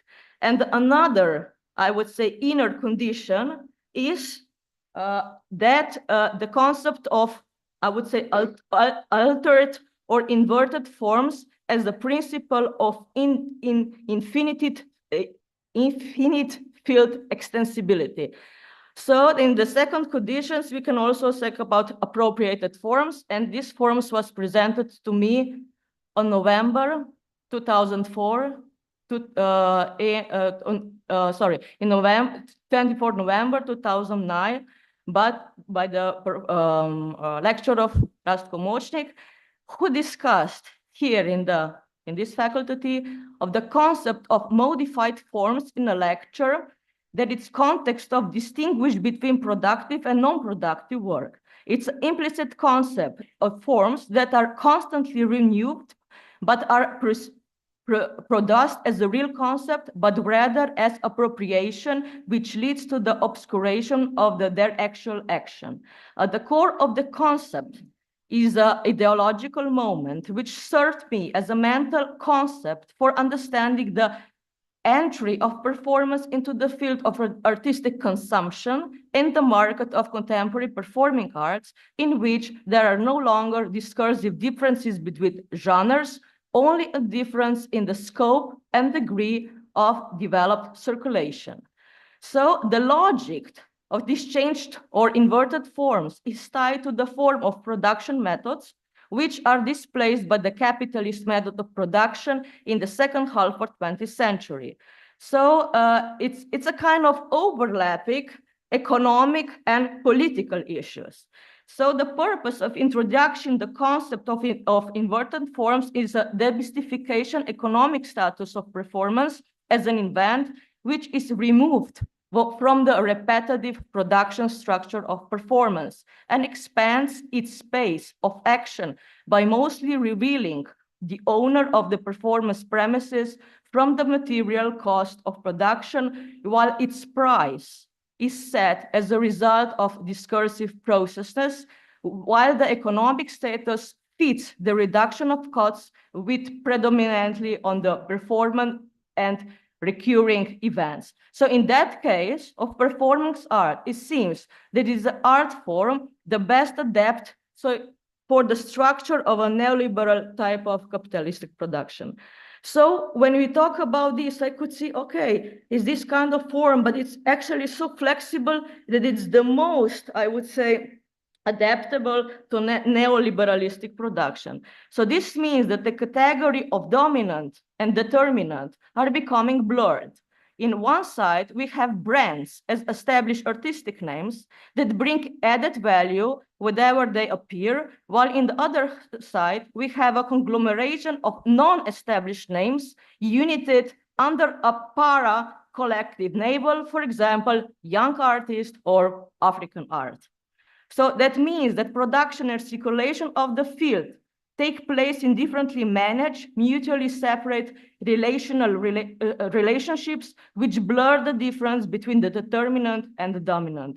And as the key blind spot occurs in the relationship between productions and circulation, when the production is presented in circulation only in a certain way, thereby enabling the circulation and reproduction of precisely this mode of production, which means the only one type of production relationship appears as correct, while in the case of performing arts take place in a wild form of accusative activity. So in the case of performing art, the crucial moment of blinding is the exit of the genre from the sphere of circulation. So we said it's one single event, but actually it's not. You know, you say performance, it used to be one-time event, but you cannot move it from circling all around. So extra price as a discursive strategy is big name. So, so works of art are transformed into artistic events which retrospectively, as an opportunity cost, justify the form of non-repetibility. So I don't want to go further, but just let's take a name, Marina Abramović. So the genre of performance as a performance of one soon becomes convenient in several respects in order to achieve a wider field of visibility and knowledge from the beginning, and it's no longer necessary to advertise the product or artifact which will become one, but its price can be influenced by interpretation. So this is how I can touch the neoliberal discourse as the field in artistic production. The artist is present. So a capitalist mode of production is above all about skipping the level where it becomes clear that it operates as a theoretical construct par excellence, therefore is form of travel obscuring the production of surplus value. Just a little bit. So in this case, the solidarity of artistic, I would say, field, as Katja Praznik already mentions, is also blurred. So there is no more solidarity.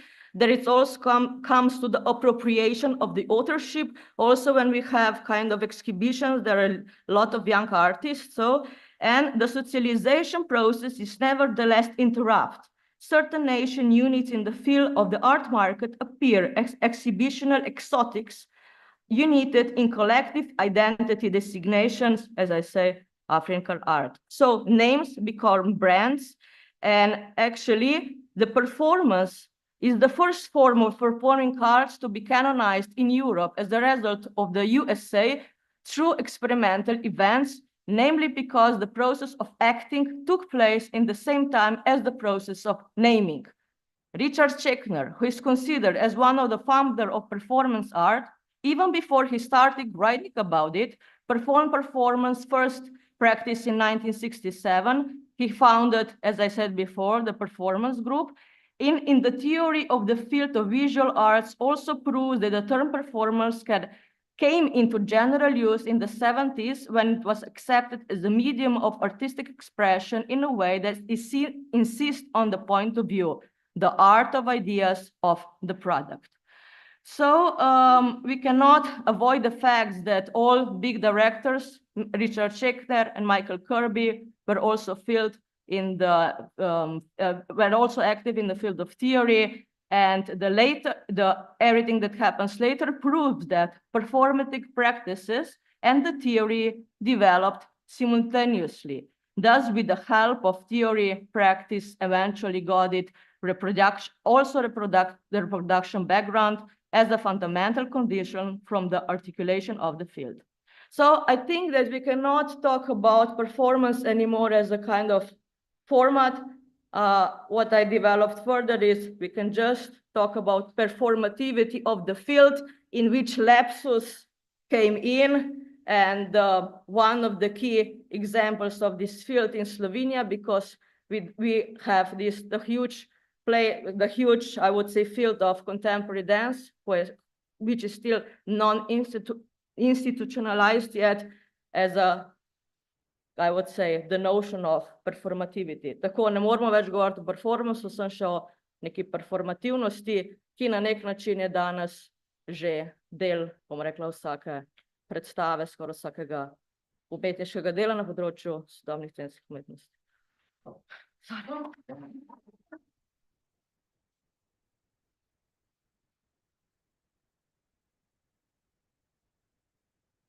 Okay, thank you, Andrea. So we came to the end of the presentation part of this very last panel today.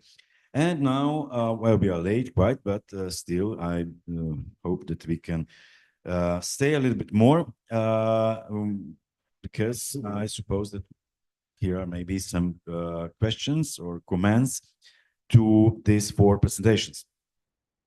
So the floor is open for your questions, also from Zoom, of course. If anybody wants to ask something, please just raise your hand or just show the sign of life from your side. Where?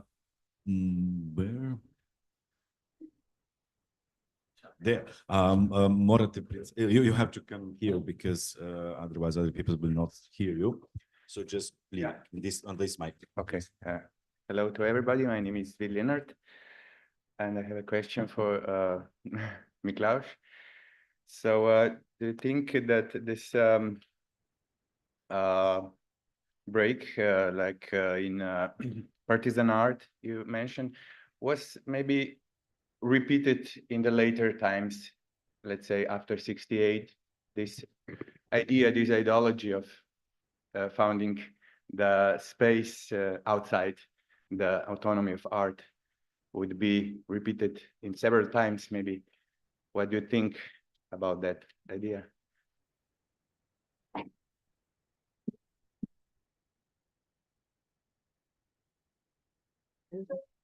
I apologize that they were waiting me, so I will respond only to this question. Yes, of course. We have, when we organized the permanent collection in the Museum of Modern Art, we tried to make visible this line which goes from the part of historical avant-garde and then partisan art and then neo-avant-garde movement, but at the same time there are quite different phenomena because what is unique in the partisan art is that it is really connected with a social revolutionary movement, of course. Also in the time of there is the year 68 and so, and the student movement, but it cannot be compared like this partisan revolution was the greatest event in this sense, but there were, of course, this avant-garde, neo-avant-garde movement had a strong intention to problematize this bourgeois autonomy of art. On the other hand, the retro avant-garde tried to inscribe in the new capitalist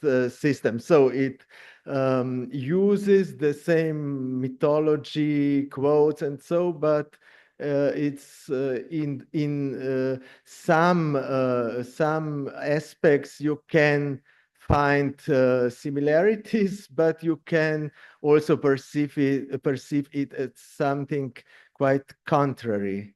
So it is a complex problematics. So thank you. So I must go. I really apologize.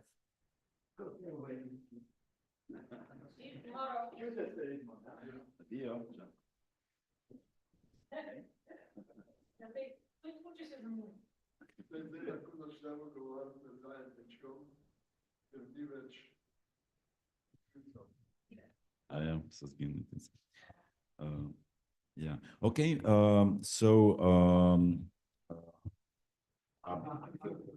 I mean, what is zajednički? So you mean Rasko?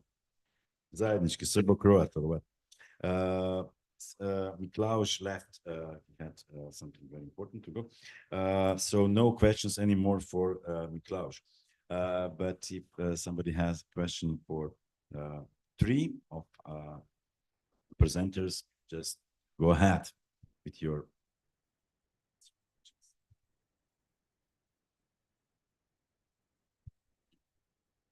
Maybe we are a little bit dark.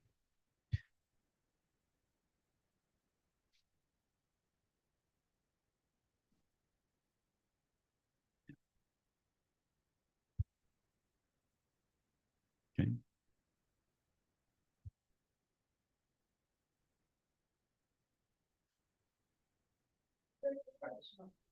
Lahko seveda. Ja, prosim, ja, zaradi tega, da vsi slišijo, tudi nežno. Ok, zajednički. Katja, živijo. Me slišiš, Katja? Katja Praznik? Ja, vprašanje imam zate. Ja. V bistvu, če bi lahko še enkrat razložila to zamisel, kako to razliko med ideološko pa strukturalno, ideologijo umetnosti, kako bi to prešla, oziroma kako bi to dvoje združila, oziroma kako si predstavljaš izhod iz tega. Nisem dobro razumel tega zaključka, ko predlagaš en drugačen koncept, kjer se te dva vplivata en na drugega, oziroma, če sem prav razumel, strukturalno vpliva na ideološko in bi se potem to spremenilo. Ok, a odgovarjam v slovenščini ali v angleščini? Zdaj, Radko pravi, da ni več nobenega, ki zares ne razume teh naših jezikov, pa predlaga, da zaključimo danes na ta način, da lahko govorimo o slovenščini, hrvaščini, srbščini po želji. Aha, ok. Na Zoomu je še nekaj... Po želji. I'm going to do it in English, because there are people on Zoom who I don't know if they speak Slovene. So you were asking me about this last part. Yes, I did it very quickly. So when I was saying that the question of the ideological dimension of autonomy of art, and when we talk about it, we can't really discuss the problem of labor, is because the historically autonomy of art separates art from life, but also becomes a principle of organizing the field of cultural production. So it in fact decollectivizes labor and reinforces individualism among artists, right? It obscures that artwork is value generating. It obscures that it is labor in the first place. And so if we only think about, if we don't look at the structural dimension of autonomy, and we don't understand that it is in fact, even if we think about it as an ideology, we need to consider that the fact that it is considered an ideology is an ideological problem, because the feminists bring in a critique of the division between production and reproduction, right, in capitalism. So reproductive field is claimed also by some theorists of social reproduction, with whom I disagree, like Titi Bhattacharya and so on. Right, they would exclude the sphere of reproduction out of, that kind of value is value generating. I I don't think that considering social reproduction realm as non-value generating is legitimate, because the majority of the world who works in the context of informalized labor, that labor is value generating, and it's very clear. So I think that art is also part of this social reproduction sphere. And for that, we need to redefine what autonomy means. So in the Western sense and historically, autonomy meant separation from from pecuniary financial concerns. It's a separate realm where we don't care about money, think about Kant and so on. So if we understand artistic autonomy in that way, we have a serious problem, because we ignore that we are part of capitalist system. We ignore the ways in which labor is value generating, and that's why I think that we need to redefine autonomy in the way that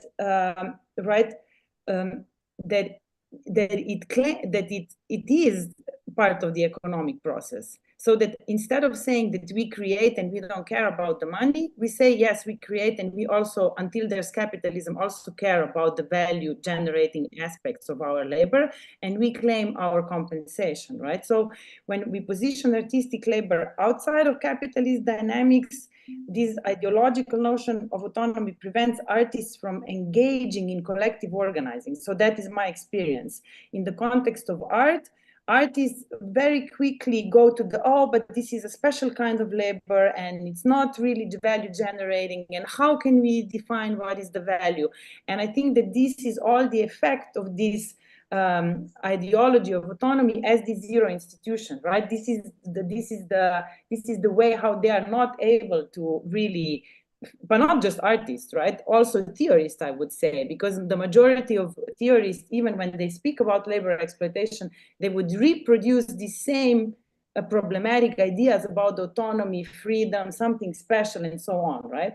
So I think that we need to think about autonomy not as separated from the economy and economic processes. Your autonomy as a worker is that you understand that your labor is value generating, that when you enter into a museum, that when you enter in any kind of transaction, when you provide your artistic labor, your labor is value generating, and that allows you to be organized, that allows you to collectively organize for your payment and other rights. So hopefully I answered your question or give you a little bit of a better idea.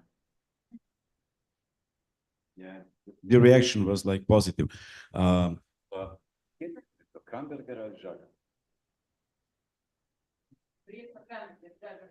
Yeah.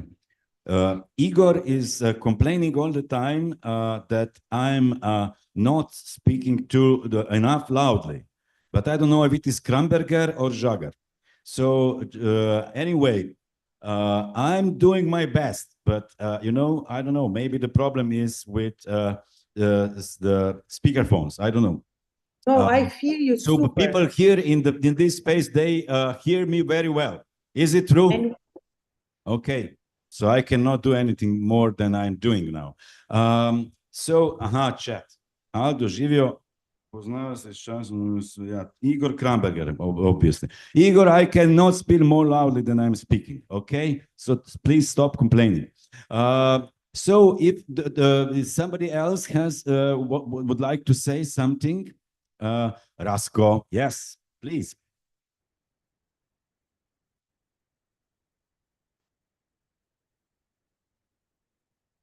Ovo će vjerovatno biti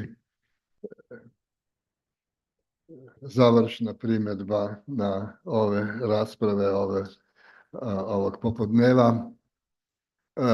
Pa tako ću ja izabrati zajednički, koje govorim na arhaički način, u klasičnom jeziku koji je mrtav. Srpsko-hrvatski. Srpsko-hrvatski. Da. Evo, prvo imam jednu fusnotu na izlaganje druga Miklauža Komelja, nije više tu, ali će biti interesno za vas. Miklavž je pomenuo repliku Brehta, kao mogli bi pisati poeme o kiši, ali ne možemo dok nam kiša pada jer nemamo stan. Preratni komunista i poet i privoditelj ruske literature na slovenački jezik Mile Klopšić je uspeo da napiše po pesmu o kiši sa naslovom Kišno proleće 1933. I ta pesma počinje, sad na slovenačkom naravno, temna je noč in vsako noč temnejša, divjavi har in lije dež na dež. Znači, tamna je noč i tamnija svaku noć. Oluja iz divlja i pada kiša na kišu. Mislim, ima još jedan detalj u ovoj pesmi. Naime, početak temna je noć je citat iz Prešerna, gdje ide temna je noć in stresa grom oblake. Tako da može se i o kiši pisati. I za vreme komunističkog totalitarizma je bila na radiju Ljubljana emisija gdje su poeti i poetkinje izabirali svoje najdraže pesme i komentarisali ih. I nastupali su svi veliki pesniki i pesnikinje od onog vremena, ne znam, to je bilo u 70-im, 80-im, ali ta emisija je u arhivu. I Mile Klopčić kaže, 1933. Hitler dolazi na vlast, kriza ekonomska, diktatura Jugoslaviji. On uvodi svoju lirsku pesmu sa političkim pregledom događanja ove godine, 1933. Tako da je to baš samo komunista može da vlada ta dva registra, politička analiza i lirska poezija. Evo, to je fusnota na Komelja. Šteta što nije tu. A sad jedno teorijsko pitanje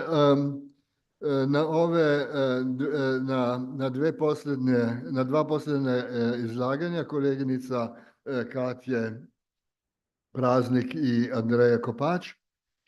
Naime, da li neki rad proizvodi vrednost, znači da li stvara vrednost, ne zavisi od imanentnih karakteristika radnog procesa, svejedno da li je to industrijski rad ili umetnički rad, nego od društvenih odnosa u kojima se taj rad izvršava. Što znači da na umetničkom radu nema ništa takvog da bi se moglo reći da je value generating.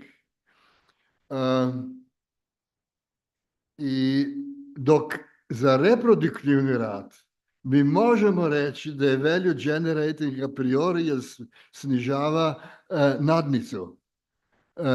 Da se reproduktivni rad plati kao deo nadnice ili kao nadnica posebno, kapitalizam bi propao. Jer ne bi bilo dovoljno viška vrednosti koje se proizvodi. Tako da je tu ta analogija između reproduktivnih i umetničkog rada je problematična. A ja je sad rešavam sa nečim što je pomenula Andreja Kopač. Naime, ona je govorila o kontradikciji unutrašnjoj, kontradikciji polja performativnog polja između brand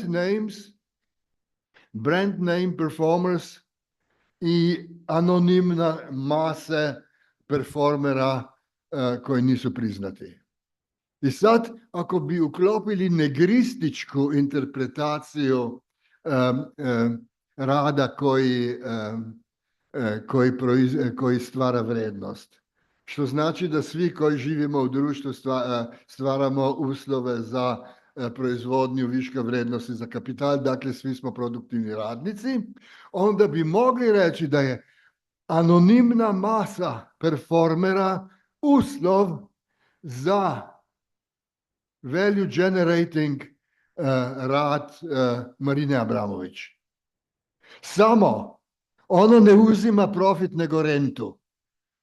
Tako da je tu opet jedan catch-22.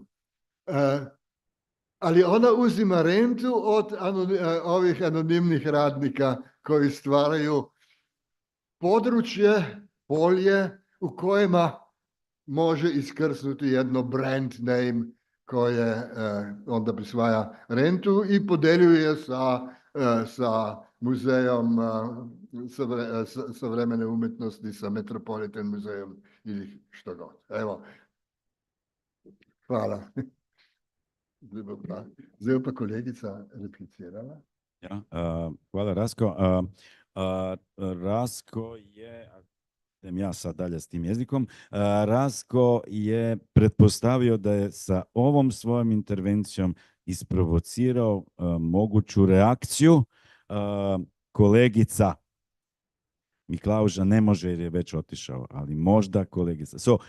Če bi mogoče Katja kaj hotela povedati, izvoli, lahko pa tudi Andreja, če želiš, na to, kar smo slišali ravno kar.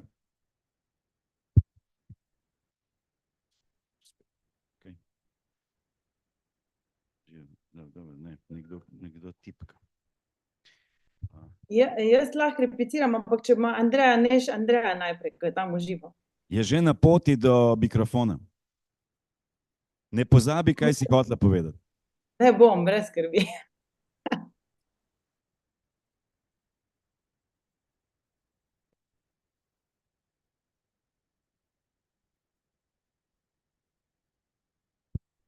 Evo ga, probaj zdaj. Ja. Ok, najlepša hvala za to, za tole pripombo in za premislek. Tako se mi zdi, ne, nisem šla dobro čez koncepte, zelo na hiter. Ti koncepti v bistvu, ne, se strinjam z rento, se strinjam, da to vse mora potekati, da potem v bistvu temu se reče renta. Ampak tako se mi zdi, kaj se vse dogaja, če si v dnevnem stiku z in inštitucijo, in neinštitucijo, in z mladimi umetniki, in z domačim trgom, in z drugim trgom in tako naprej, da sploh lahko res govorimo šele potem za nazaj.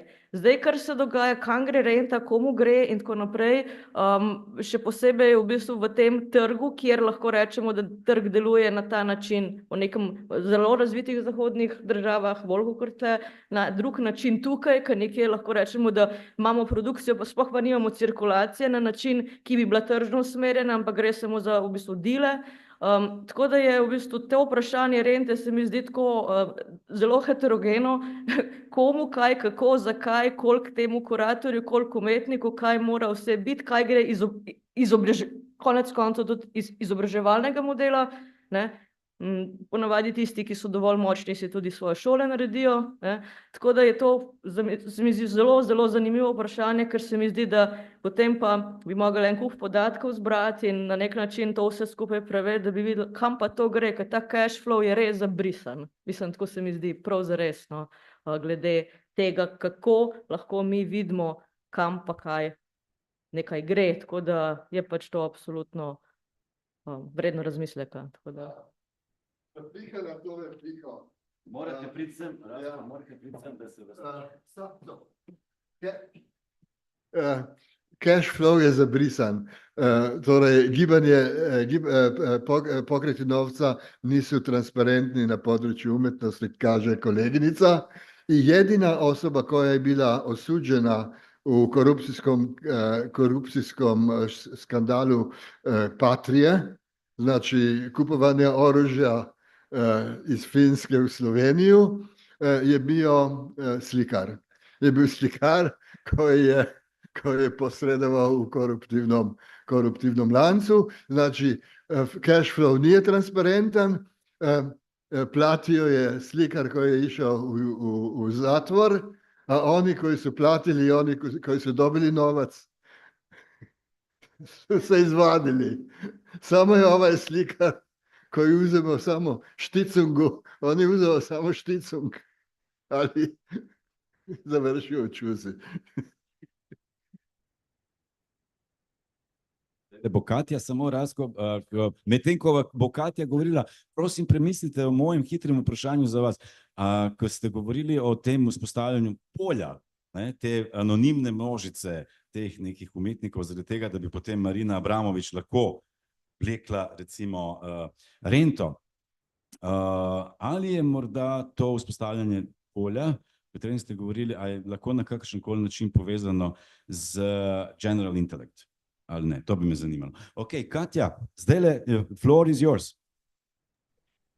Ok, so, jaz se upravičujem, ampak jaz bom še kar v angleščini, da mi je lažje, ne morem preskakovati. Po želji, tvoja izbira, lahko v angleščini. Yeah, so I think that the exclusion of reproductive realms and activities from processes of value generation is based on overly rigid schema of separating value producing and non-value producing, productive, unproductive labor. I don't think that we have a David Harvey, not Harvey, the geographer, the other David Harvey, the British one, had an excellent article about that distinction being useless. And I think Alessandra Mezzadri also has a very good critique of those social reproduction theorists who want to package the question of reproduction within the question of productive, unproductive labor.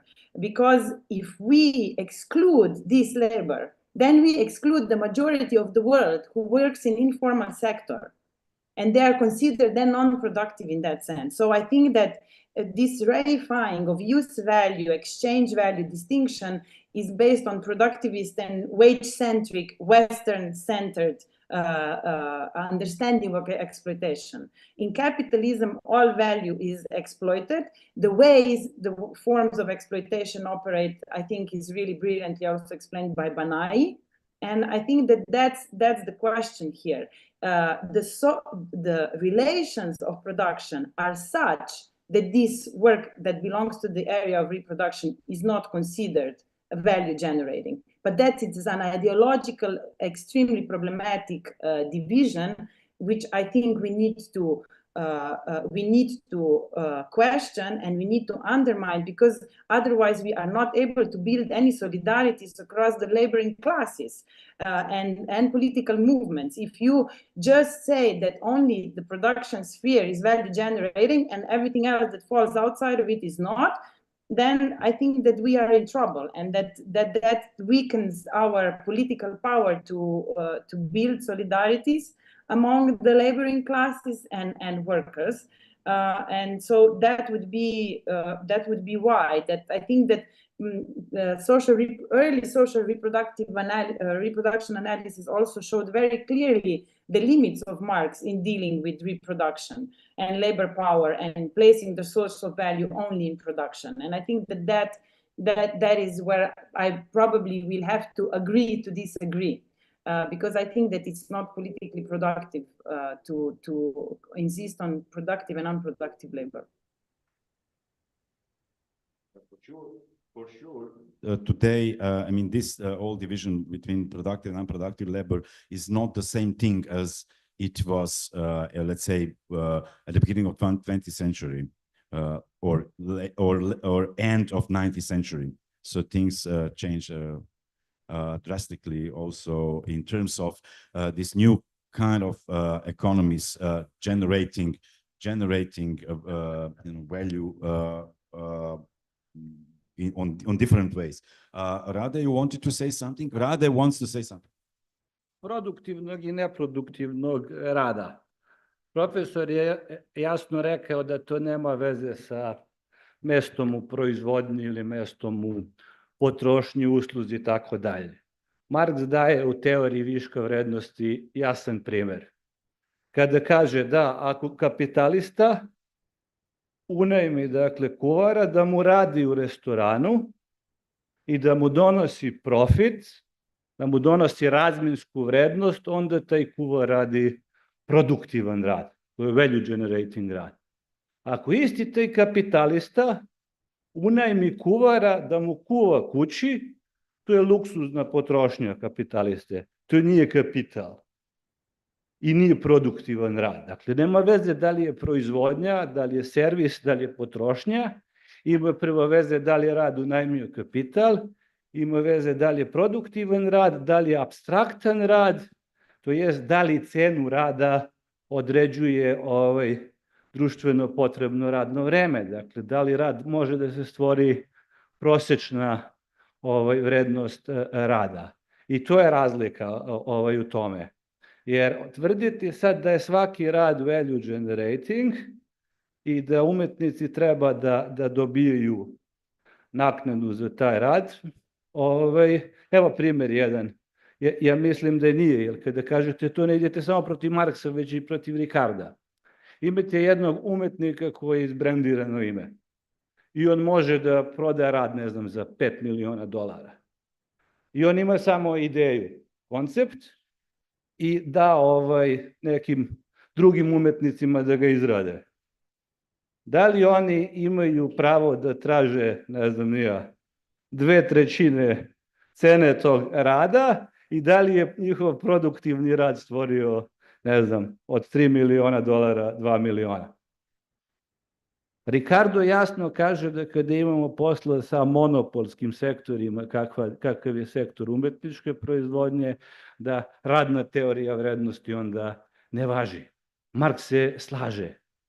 Monopolski proizvodni sektor ima tolike cene zato što on uzima vrednost, preliva vrednost iz drugih proizvodnih sektora koji proizvode vrednost. I umetnička proizvodnja, budući da je monopolski sektor, budući da uživa monopolske cene, zapravo ima jednu funkciju da smanjuje prosječnu profitnu stopu u celoj industriji. Eto. To ti je sve u redu, ali ovo što kažeš, nekada neki brendirani umjetnik uzima radnu snagu, umjetničku radnu snagu, da za njega obavi izradu umjetničkog dijela, to su radili u renesansi već. To nije ništa novo, osim možda Michelangelo koji je bio lud čovjek, a inače drugi su to radili, znači to nije zapravo ništa novo.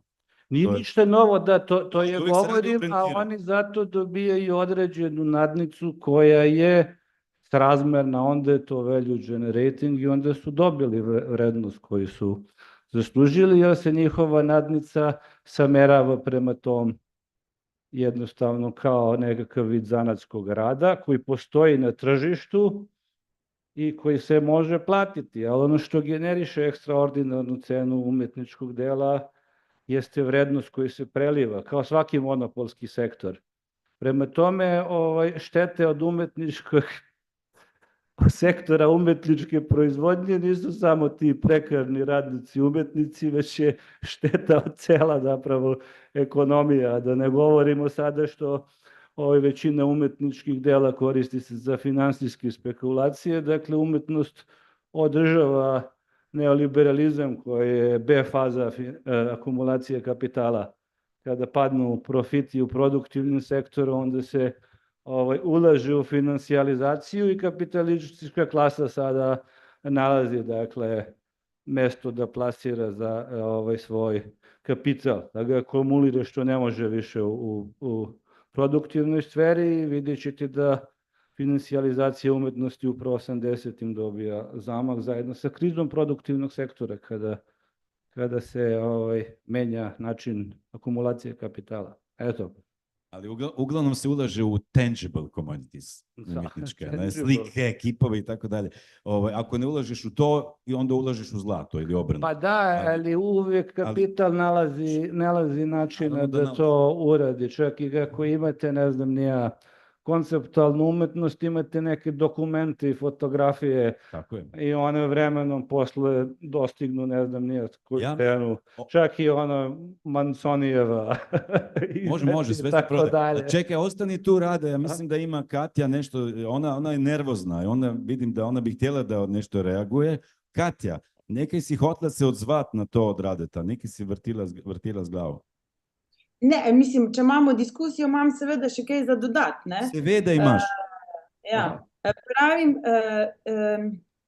want to say that if you insist on Marx as a Bible, instead of using Marx's method as Marxist feminists do, then that's where we have different approaches to the question of value generation, right? So if something Rastko Močnik taught us is to read critically these texts, and if Marxist feminists did something, and I would recommend reading and engaging with these texts, they did read Marx very closely and very critically. They used his method, but they showed that there is a problem of where you place the question of value and how that was not theorized in Marx. And so I think that is on us. And I am indebted to Rastko Močnik for my critique of these theories, because that's what he taught me. You need to read closely and you need to find the holes in the argument. And they did find the holes in the argument. And I think that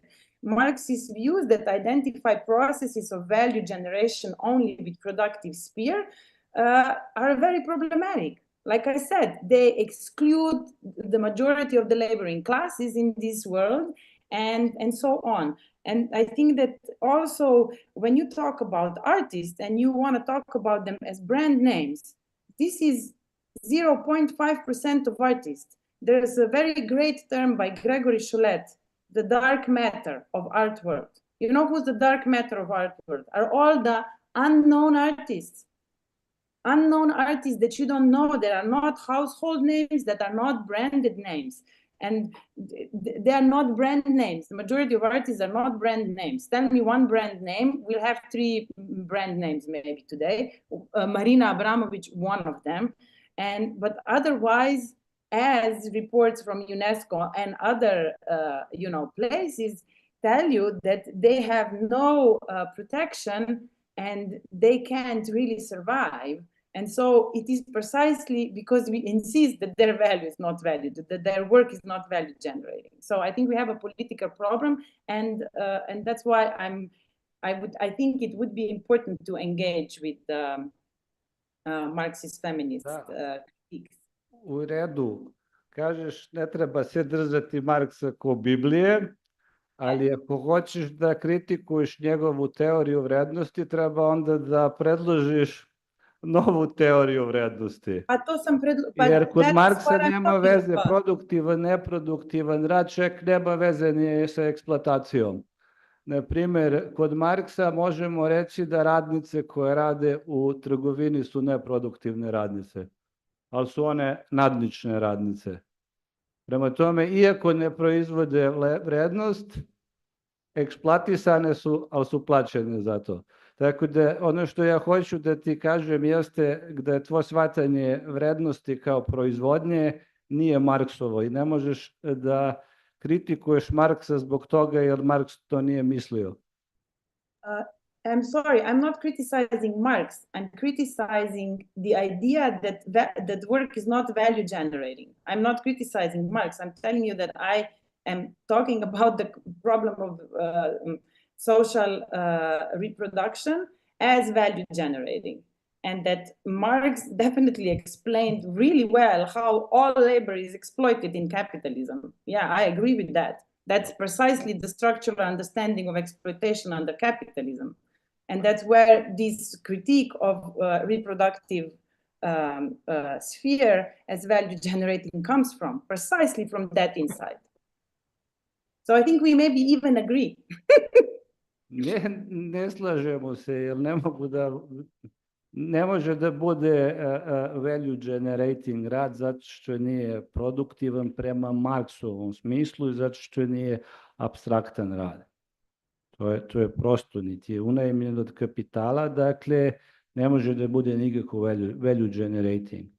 Možeš da kažeš možda da se umetnici samo eksploatišu radeći u polju umetnosti, ali samo jedan deo njih dođe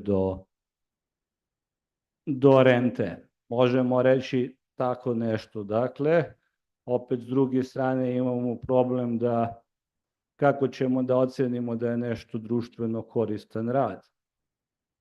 ako neki umetnik ima neku svoju fiksaciju, nešto što je samo njegovo, lično i tako dalje, zašto bi, s kojim pravom on tvrdi da je njegov rad društveno koristan i da treba da bude nagrađen rentom ili ne znam čime. Kategorije su sasvim drugačije kod Marksa i ne proizlazi iz toga sad da bi oni bili plaćeni treba da kažemo da su value generating, pa profesori javnog fakulteta nisu value generating pa su plaćeni. Prema Marksu ne. Treba malo Marksa proučiti, a ne zaletati se. Eto, to bi mi bio zaključak. Yeah, I'm just going to say that we are going to have to agree to disagree, because I think my value as the academic is very value generating. I can show you, look at all the publishers who are profiting from my work and I get nothing out of it. So again, we have to agree to disagree, and that's okay. I think that's the nature of academic work and discussion. I like to have discussion with you. Me too, me too.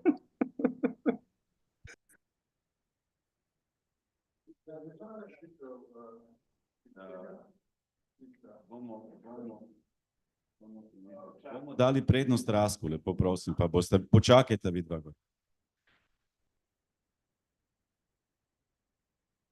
Just opšti epistemološka primjedba. Naime, mi govorimo, jedan od načina da izađemo iz ovog cikla bio bi da izučavamo artikulaciju kapitalističkog načina proizvodnje i prisvajanja viška vrednosti sa nekapitalističkim načinima proizvodnje.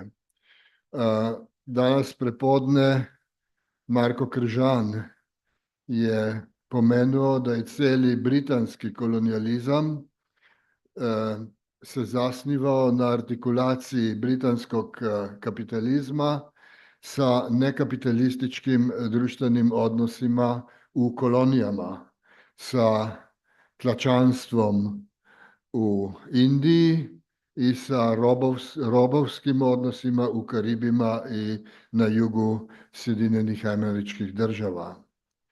Neko ko je proučavao tu artikulaciju između kapitalističkog načina proizvodnje i nekapitalističkih načina proizvodnje u kolonijama bio je francuski antropolog Pierre-Philippe Rey, koji ima samo jedan članak preveden na engleski. I on nije samo izučavao artikulaciju tih načina proizvodnje, nego i kolaboraciju lokalnih kompradorskih klasa, nekadašnjih vladajućih klasa sa vladajućim klasama u metropoli. I Rejev opus, Rejev pristup je vrlo značajan zbog toga što on pokazuje kako je household labor, travail domestique, kao što on kaže, koji je predominantno ženski rad, kako se uklopi u kapitalistički način proizvodnje. Znači, to je rad koji je prekapitalistički, koji je kućni rad, rad u porodici i na vrtiću, na malom komadu zemlje, koji ne proizvodi vrednost, nego upotrebne vrednosti za radnike koji rade na plantažama ili u tvornicama koje rade po kapitalističkom principu. I kako taj rad koji je proizvodnja upotrebne vrednosti, a ne vrednosti, postaje rad koji proizvodi višak vrednosti kad se artikuliše sa kapitalističkim načinom proizvodnje. To je vrlo daleko od problema umetničkog rada, ali je teorijski prilično solidno. Eto. da se posredno, nije, mislim, rad te žene koja obrađuje vrt zato da bi proizvela papriku i paradajz i da kojeg jede radnik ili radnica, dobar, radnik, ok, ostanimo još pri tome, da je taj spolna razlika, u tvornici gdje je on produktivni radnik, njegov rad je po Marksu produktivan, ne? Jer generira profit, ne? On je uklopljen u kapitalistički način produkcije i svojim radom stvara višak vrijednosti, dakle on je produktivan za kapital.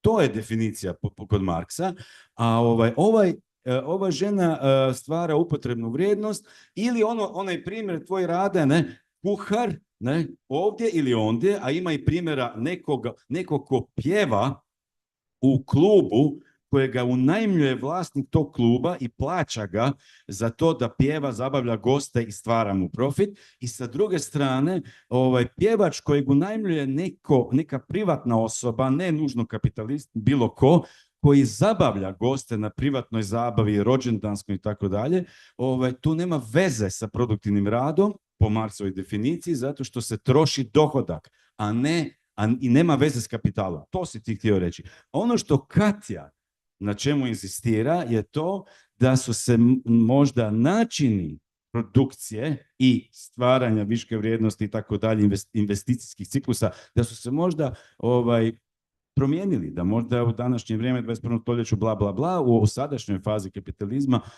možda stvari nisu baš tako black and white, a mislim da ovo što je Rasko rekao, ali Rasko je oprezan, ima 80 godina iskustva, tako da on je vrlo pazio da ne bi prešao kako bi rekao, limes, što je Katja napravila, tako da, evo sad će Rade opet odgovara, da vidimo, ili Rade to replika sada Rastku, ili meni, ili Kati, kome? Dopuna. Ne, ovo je sad ko u parlamentu, moraš da prijaviš repliku, jer sad si preko reda išao. Je li to replika? Kome repliciraš? Ne, komentar na tvoje. A, meni? Sad će biti. Ne. Pa, zapravo moje rešenje je već artikulacija različitih načina proizvodnje kao Močnikovo. Ovdje imamo kapitalistički način proizvodnje i sitnu robnu proizvodnju. Umetnička proizvodnja i dalje dominantno nije kapitalistički način proizvodnje, već sitna zanatska rodna proizvodnja. Zato što je dalje prodominantno umetnik, vlasnik sredstava za proizvodnju i finalnog proizvoda. Moja ideja je ova, artikulacija umetničke proizvodnje kao sitne robne proizvodnje sa kapitalističkim načinom proizvodnje je institucija umetnosti. To jest polje ograničene proizvodnje, kako kaže Bourdieu, to su zanatski proizvodi koji ulaze u polje monopolske rente koju određuje institucija umetnosti.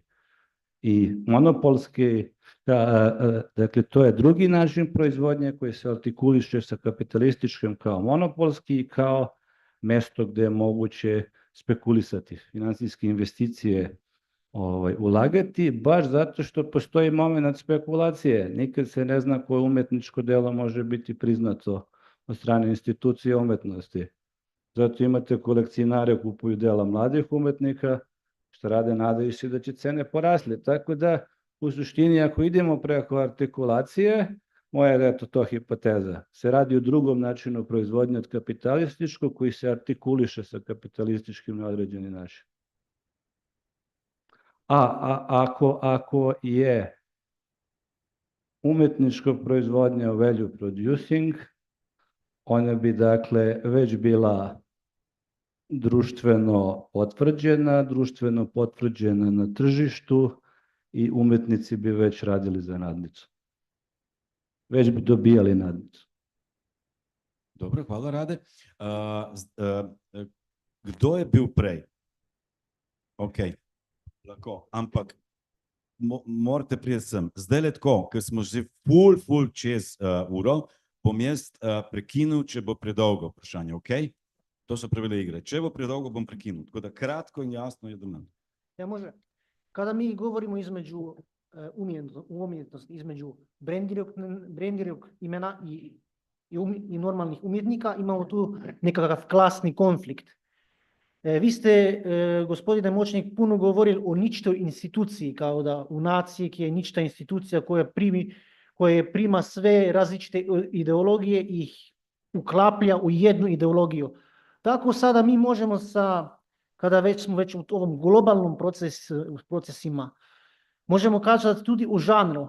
Mi imamo balkanski hip-hop, imamo i balkanski jugo-pop, imaš tu puno umjetnika, ali imaš jednog kao MC Stojan koji je glavni i on uzima renta, a ovo ostali samo za njega kao da rada. Ili izmišljaju neka malo na internetu, malo nešto izmišljaju da popunjavaju njega kao onog idealnog umjetnika. Sada to mi je pitanje, kako tu rade ta ničta institucija koju ste vi, koje sada se može tudi primjeti u umjetnosti, u umjetničkom žanru? Moje pitanje.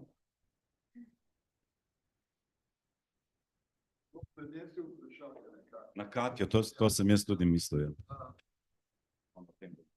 Ovo pitanje je zapravo se može preneti na Katju, jer je ona upotrebila koncept nulte institucije za autonomnu umetnost. Tako da će ona odgovoriti umjesto mene. Hvala.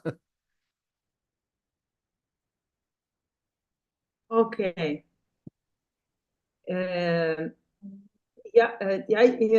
Ja imam dve primjedbe. Jednu imam za još oko rada i value generating. I would recommend also the work of Maria Mies, Patriarchy and Accumulation on a Global Scale, which explains also really well how the problem of value generation and how this conceptualization of value and who and what produces it, I think, is also really well explained.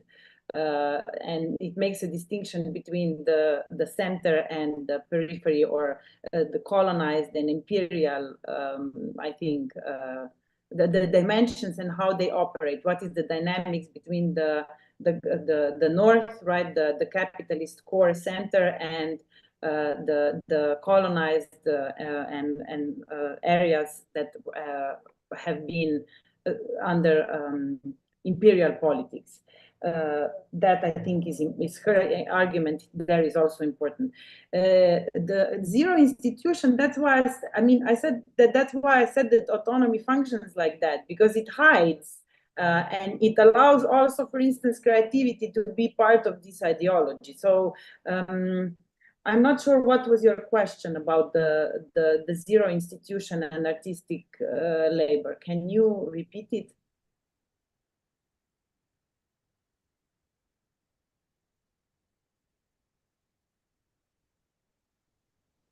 Trenutek počakaj, zdaj boš dobila pojasnilo. Kada sam ja pričao o ničnoj instituciji, sam pričao kao žanru koji primjenjuje različite funkcije, različite kulture između jednog žanra. To je, imamo jednog, kada mi govorimo o balkanskom popu, ali pa bilo o dark metalu, sada je balkanski pop jer sam bio to. Imamo jedno jugo nostalgičkog koji ima hip-hop i drugi koji radi sa repom. To imaš ti različite te subžanrove koje u jednom žanru rade. I moje pitanje je kako je ta klasni konflikt, mene taj klasni konflikt zanima, jer ti imaš jednog mini influencera koji ima 1500 followera na Instagramu i producira ovaj tisti jedan subžanar kao da klasni hip-hop i imaš potem jednog isto brendirano ime koje onda uzime od ovog influencera.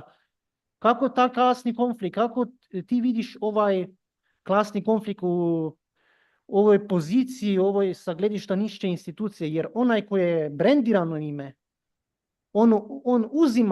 on zapravo uzima te promjene koje je ta mini influencer imao, on jih uzima da potem sa druge reči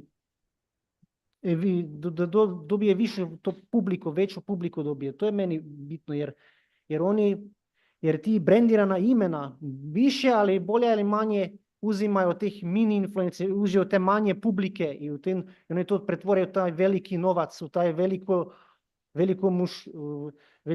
veliki produktivni rad zapravo. I to je meni pitanje. Okay. So I think that the question here is first, I think about what is his name? Damien Hirst. No, he employs other artists to produce his work, and so on. Right, and I think that that would be a household name of the Damien Hirst, right? One of the famous artists that maybe a lot of people know, and he employs other artists to do work on his work, and he exploits them just like Marina Abramović. Marina Abramović, when she made that performance that Andrea was referencing in LA in the museum, she hired, I mean, or we could even say, I don't know if she hired, she definitely did not pay them to make her performances. So that's why I think that the question of labor here is more important than the idea, right? Because what you are pointing out is that accumulation happens, right? The profits are being made. Who collects them? Definitely not the artists. Or if they do, perhaps Damien Hirst does some, but the labor, the whole production chain, not so much. And so I think that when you think about the artists as these brand names, or even if you think about YouTubers as influencers, you need to also look at the YouTube and how much YouTube appropriates and what kind of profit it generates. Like Spotify is a great example of how the value of musicians is value generating, but the profits go to Spotify or to YouTube. So I think that for me, that's why I pointed that my question of considering autonomy of art and zero institution explains a certain part of the problem, but the problem I'm interested in and I'm invested in is the exploitation of labor, of unpaid labor of artists, which, as I said, is value generating, but when it comes to compensation, that is lacking or it's substandard. So that's why I don't think I can totally answer your question, because I think on a different level about this problem than you do.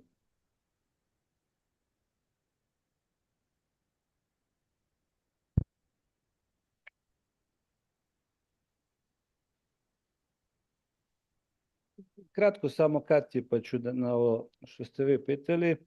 Profit i vrednost nisu iste stvari. Moguće je da generišete profit, a da ne stvarate vrednost. Trgovci to rade, kamatari to rade i umetnički sektor isto može da ne stvara vrednost, a da stvara profit, to je da apropriira vrednosti iz ovih drugih sektora. Kad se tiče ovih društvenih mreža, YouTube-a i tako dalje, to je isto neproduktivni sektor. Što vi dobijete kada ste brand i tako dalje? Kanal dobijete novac za reklamu. I to su bile neke teorije koje su govorile da smo izašli iz kapitalizma kao Mauricio Lazarato i kaže, ako klikćete na neki sajt, vi stvarate vrednost i taj vas eksploatiše. Ne stvarate vrednost, stvarate njemu rentu. A to je isto, ne znam, ako imate lokal u centru Ljubljane ili imate neki lokal negdje izvan Ljubljane. I naravno da će renta za lokal u centru za Ljubljane da bude skuplja. Zašto je skuplja? Zato što više ljudi prolazi kroz centar Ljubljane. Sad, da li vlasnik lokala eksploatiše ljude koji prolaze i šetaju u centru? Naravno da ne. Tako da malo se žuri da se zakopa Marks i da se kaže da su se stvari promenile, da to više ne važi i tako dalje. I dalje mi imamo da se rvemo i s Marksom i Ricardom. Tako da o tome se radi. Radi se o generisanju rente, što je nešto sasvim drugo od stvaranja vrednosti. Eto. Dovolim sem še zadnje vprašanje, ker čakate že nekaj časa, če je res nujno, in pol bomo zaključili. Vprašanje za Katjo, pa tudi mogoče bo še Rade kaj odgovoril. Zdaj imamo situacijo v študentski SKC, študentski klub v Beogradu. Imamo situacijo, da tamo država da tim umetnicima da prostor, znači mjesto gdje mogu ustvarjati svaki dan u kojoj uri im želi i daju im materijale što trebaju za izrad svoga rada. Što se onda pretpostavlja da će u neko vrijeme ta konceptualni rad otkupiti muzej i država. Ali to se ne dogodi brzo, treba 7-8 godina dok kupuje prvi papir. Da li je to produktivni rad onda?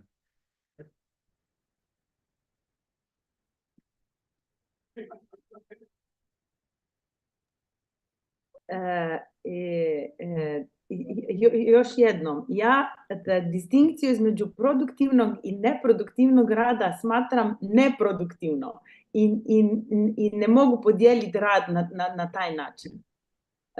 Tako da, i to je moja kritika, distinkcija između produktivnog i reproduktivnog rada, neproduktivnog i produktivnog rada je problematična sama po sebi, jer isključuje sve one koje po toj rigidnoj distinkciji su neproduktivni.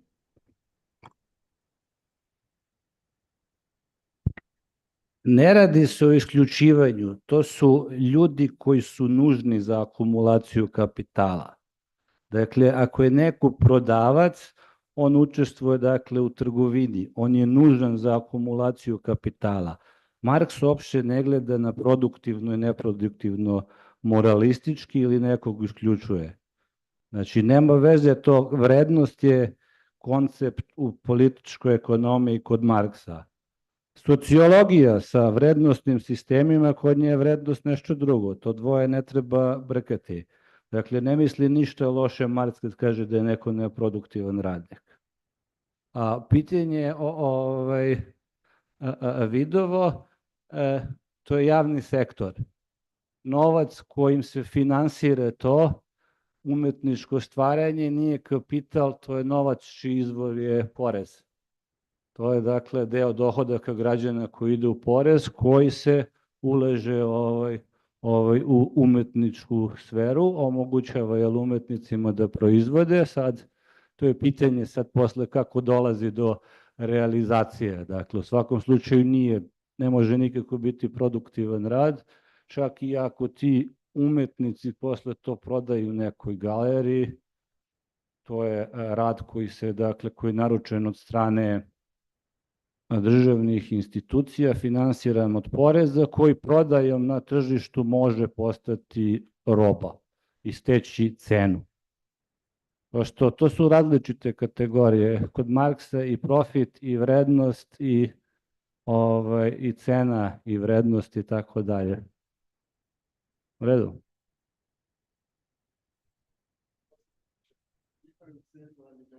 Da.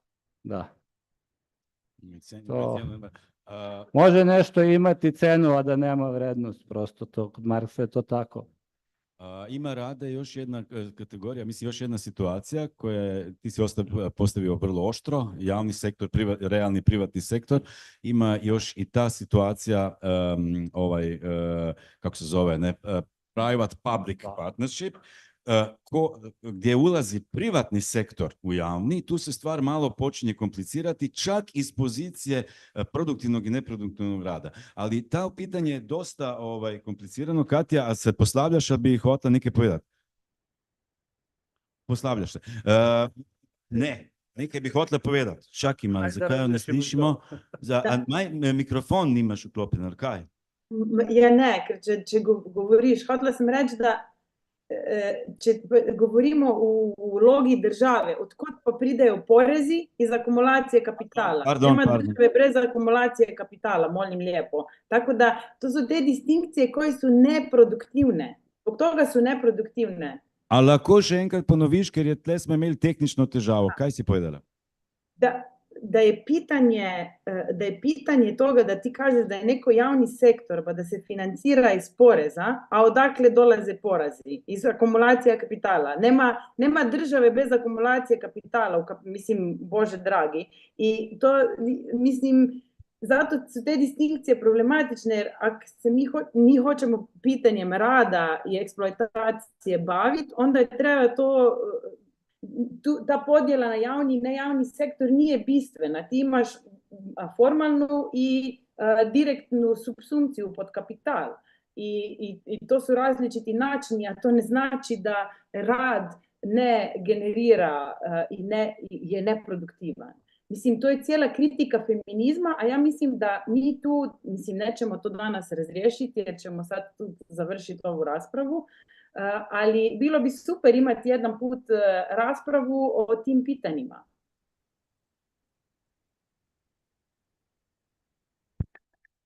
Pa ne, pa mislim, prilike rekao sam što ima, ja mislim da ponekad male teorijske distinkcije znaju dosta u praksi da znači, prosto kapital je društveni odnos i dohodak opet i kapital su dve različite stvari. Dakle, kada država ulaže za društvena dobra, ne ulaže novac kao kapital, naravno porezi se generiraju iz kumulacije kapitala, iz delova opet dohotka kapitalista, radnika i ostalih društvenih klasa.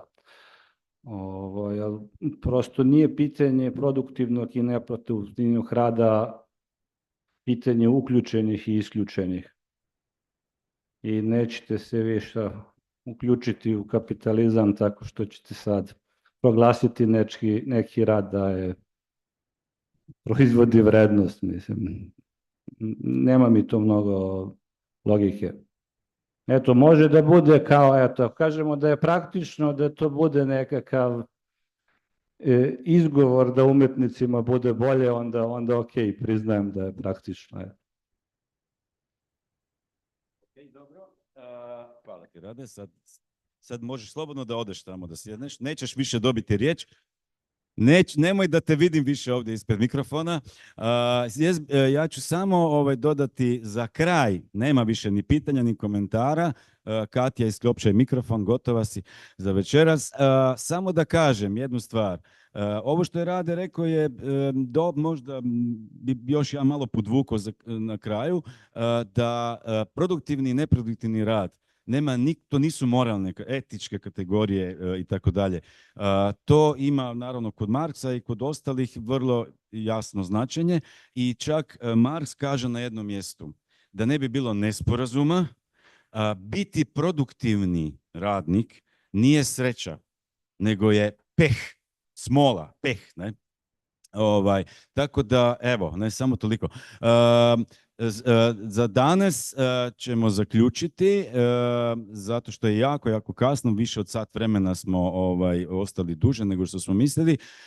Isprika s moje strane, možda je moja greška kao moderatora, da su Andreja i Sezgin malo ostali po strani, ali debata, ja se ispričavam zbog toga, ali debata je otišla u ovom smjeru u kojem je otišla. Mislim da je bila zanimljiva za nas ovdje u prostoru i za vas koji ste na Zoomu i mislim da bi ipak bilo krivo kada bi je nasilno prekinuo.